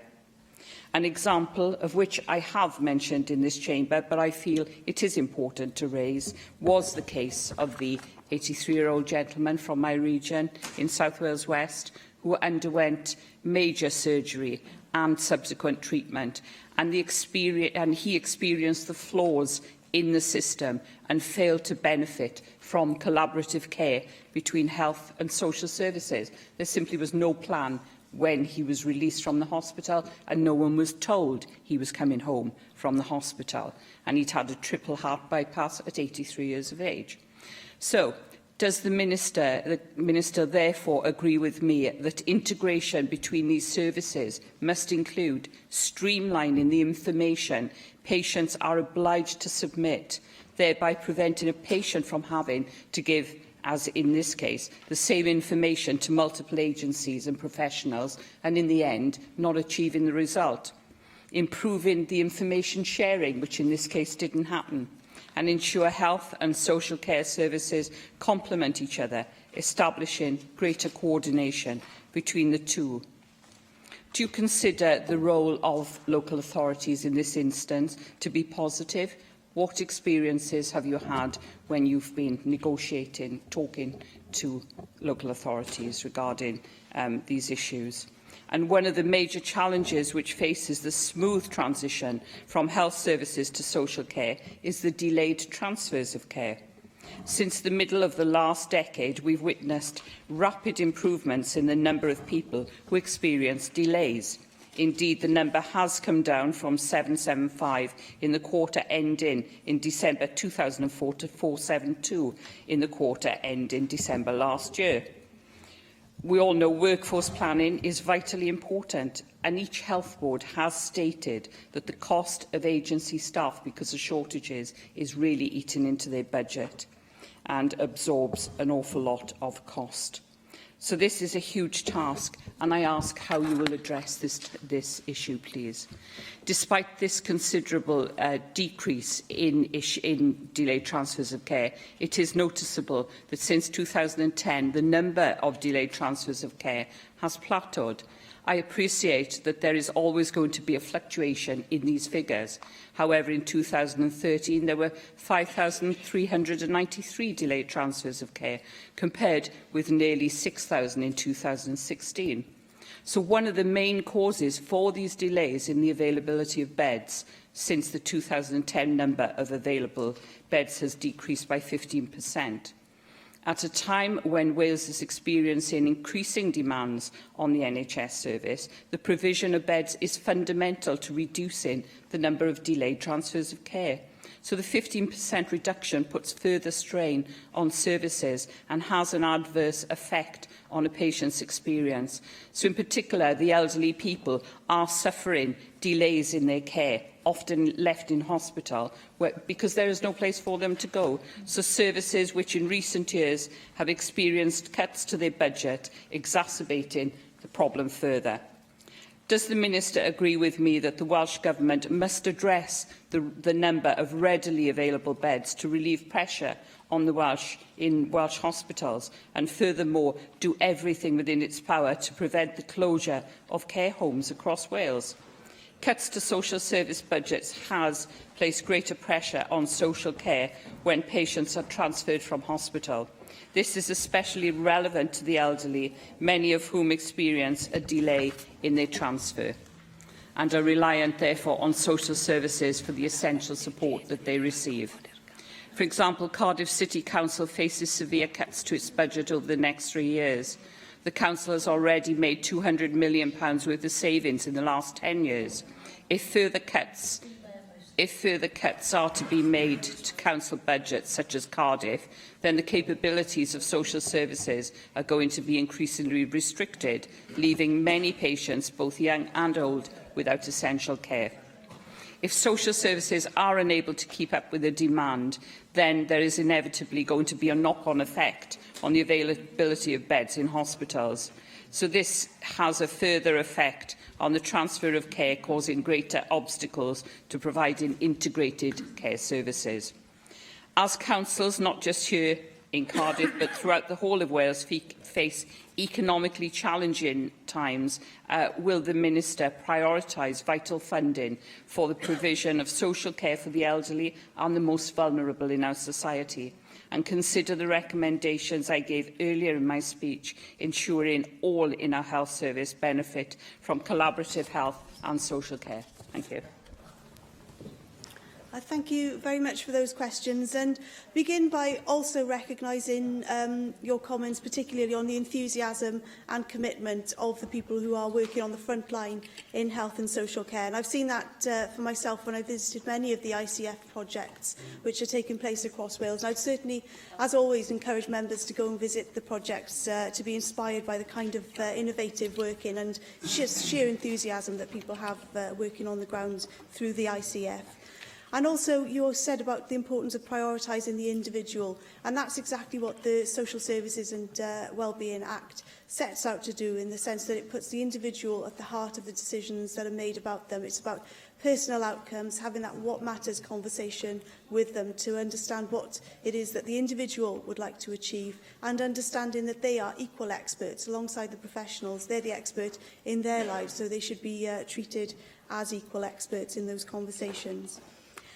You also made the point that the cohesion of health and social services is absolutely crucial, and I couldn't agree with you more. You gave a very distressing case as an example of why it's so important that we do have cohesion between health and social services. And again, this is something that the Integrated Care Fund seeks to deliver. For example, in Cwm Taf, they've spent £1 million to develop a Stay Well at Home service, and that's operated 7 days a week, 365 days a year. And it consists of a multidisciplinary team based at the hospital in the Royal Glamorgan and Prince Charles.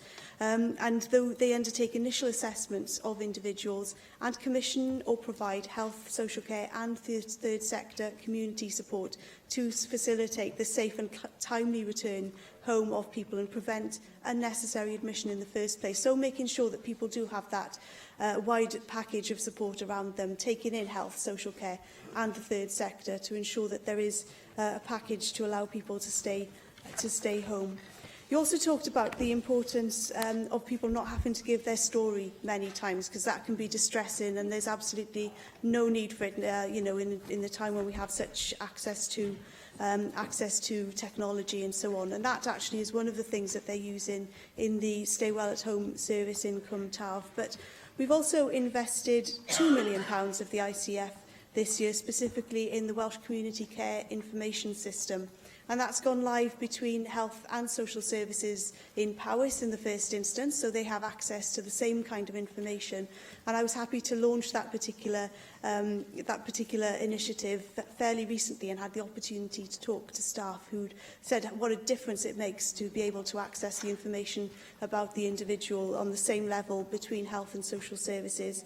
It's gone live also in local authorities in Bridgend, Anglesey, Gwynedd, Vale of Glamorgan, Ceredigion and Torfaen. Powys is the only area where it's fully integrated at the moment, but we are moving towards that, and provided £6.7 million of capital funding actually for the initial setup and costs for an All Wales licence, just demonstrating the priority that we are putting on that particular initiative. I'm not sure I recognise the figures that you quoted on detox in terms of them being up-to-date figures, because they have certainly decreased again since the figures that you quoted to us. The total now is 7% down on the same period last year, and in common with all the totals actually in the current year, it's lower than any of the totals reported in the previous 2 years for the same months. So we are certainly making good progress, and this is at a time when individuals' needs are escalating as we have an ageing population and so on. So I think this is certainly an area where we are making very good progress. One of the things that interested me when I first came into post in terms of delayed transfers of care was the fact that actually a large number of the delays are down to an individual's choice, so not being able to access their first choice care home, for example. Lots and lots of the delays are down to that, which is why the Regulation and Inspection of Social Care Act is so important in terms of driving up standards right across the sector, so that people don't have such a difficult choice to make when they're weighing up the choices between two different care homes. Actually, we want to have a care home sector where all of the the care homes are attractive to the individual, so there won't be such reticence in terms of making those difficult choices as well. Hannah Blythe. Diolch, Llywydd. Thank you for today's statement, Minister. I'm sure there's consensus in the Chamber that social care is one of the biggest issues and the growing challenges of our times. That we need to better link up and collaborate health and social care to how to meet these challenges. And the question is really how we best do that in practice. Minister, you mentioned in your statement the responsibility of regions to establish these pooled budgets for the provision of care home accommodation for adults by April 2018, and I'm grateful for your previous responses on this. I was just wondering if you could add how this will work in practice and where we are in terms of making sure it does work effectively in practice. You also highlight the importance of collaboration. Are you able to expand on this? And do you agree that collaboration in terms of pool budgets and the integration agenda should include effective cross-party working?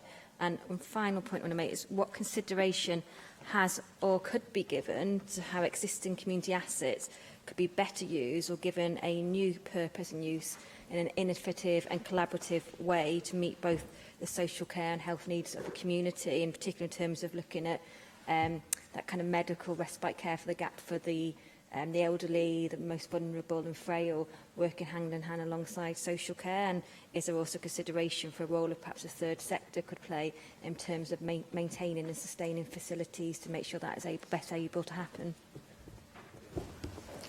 I thank you for those questions, and you're absolutely right that social care and social services are some of the big challenges that we're facing in our time, and that's why in our programme for government, Welsh Government recognised the sector as a sector of national strategic importance, and really pleased that within Prosperity for All it has been recognised as one of the 5 key areas which can make the most difference to the people of Wales, and I think that's really, really positive.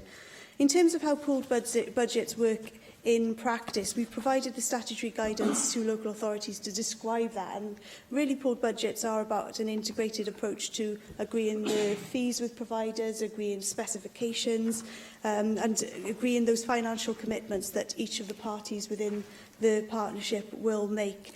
The cross-party issue you suggested is actually very interesting in the sense that regional partnership boards are made of partners brought together from across the sectors, so it is important that there is good cross-party working, and I certainly haven't had any information to suggest otherwise. Third sector also are absolutely crucial partners, and that's why actually on regional partnership boards there's a mandation for 2 people to be representing the third sector on those regional partnership boards, and I think that just is symbolic really of the importance that Welsh Government attaches to the role that the third sector can make and can play in terms of meeting social care needs, and also the expertise that they bring and the fact that they are very, very close to the grassroots, so that they can certainly be a voice for people who they represent as well. The ICF also has a £10 million capital funding element to it, and that certainly does provide opportunities perhaps to make adaptations to existing facilities and so on in order to make them suitable to meet people's needs. We've seen examples of this in some of the step-up, step-down services, for example, which have been tremendously successful in terms of preventing unnecessary hospital admissions, but also facilitating an earlier return home. Susie Davis. Just to develop this question of the regional partnerships and the relationship to the pooled budgets, you explained to Hannah Blythe then that a whole variety of people can be involved in the regional partnership who will be responsible for spending that pooled budget. But the pooled budget, if I understand the regulations correctly, are drawn from the LHB and local authority, not from other sources as well. If you bear in mind the Wellbeing of Future Generations Act as well, do the LHBs and local authorities have any freedom to invite other partners to contribute to a pooled budget? I'm not clear from the legislation whether that's possible. In those circumstances, or even if it's just the LHB and the councils, obviously the amount that people put into pool budgets is going to be different. Will there be any? Is there any weighting in real life with the people who are the most generous contributors to that pool, if I can put it that way? I know they shouldn't be, but are you getting any sense from your visit that that might be a sort of bubbling under trend? Citizens, of course, are part of the regional partnerships. You've spoken to the heads of these boards now. Can you give me some idea of what citizen involvement actually looks like? I mean, it would be shocking to think that they're just sort of add-on advisors at some point rather than being front and centre of these plans. And then finally, I'm glad to hear that you're evaluating the rebranded ICF. I noticed you said that. Can you just give us some reassurance that the KPIs that you'll be looking at in that, you didn't quite answer Angela Burns' question on this, won't be significantly different from the KPIs that was originally anticipated when the unrebranded fund was set up? I think we need the confidence that there won't be any changes on your targets, if I can put it like that, that would disguise shortcomings, unexpected or otherwise. I think we'd just rather know the truth. Thank you. Thank you. And that's one of the reasons that I've commissioned this large-scale look at, or that I will be commissioning in the next financial years, the large-scale look at the ICF, and that is to find out the truth. You know, what kind of value for money are we having? We've already had the work done looking at examples of good practice, so we know that exists, but actually we need to be understanding the true value for money and so on. In terms of the specifications of that piece of work, they haven't yet been determined, so obviously I'll be very much open-minded on that. You're absolutely right, the citizen involvement and citizen engagement has to be very central to the work of the regional partnership boards. The work that they did in terms of developing the population needs assessments was very wide-ranging, and there was certainly citizen involvement there. But on the regional partnership boards as well, there are service users and carers represented on those boards as well. And it's really important that they have a strong voice, as well as through through citizens forums and so on, in terms of ensuring that really, as the Social Services Wellbeing Act would have us do, put in the individual and the service user right at the centre as well. So that's absolutely critical. And of course, the regional partnership boards do have a duty to make the local population aware of the work that they're undertaking as well. And I know that's something that's going to be discussed in the meeting with the chairs of the boards, which is taking place tomorrow, actually. In terms of who puts how much into the fund, that's very much left for local determination, and I think that is the right thing to do in terms of allowing the partners to take that collaborative and innovative look together in terms of how they can come to an agreement as to who puts what into the fund. I know that's not easy discussions, but actually with the enthusiasm that there has been and the commitment that there has been from all of the partners involved, I'm confident that they can have those conversations without Welsh Government assisting. Diolch i'r Thank you, Minister. And that brings today's proceedings to a close.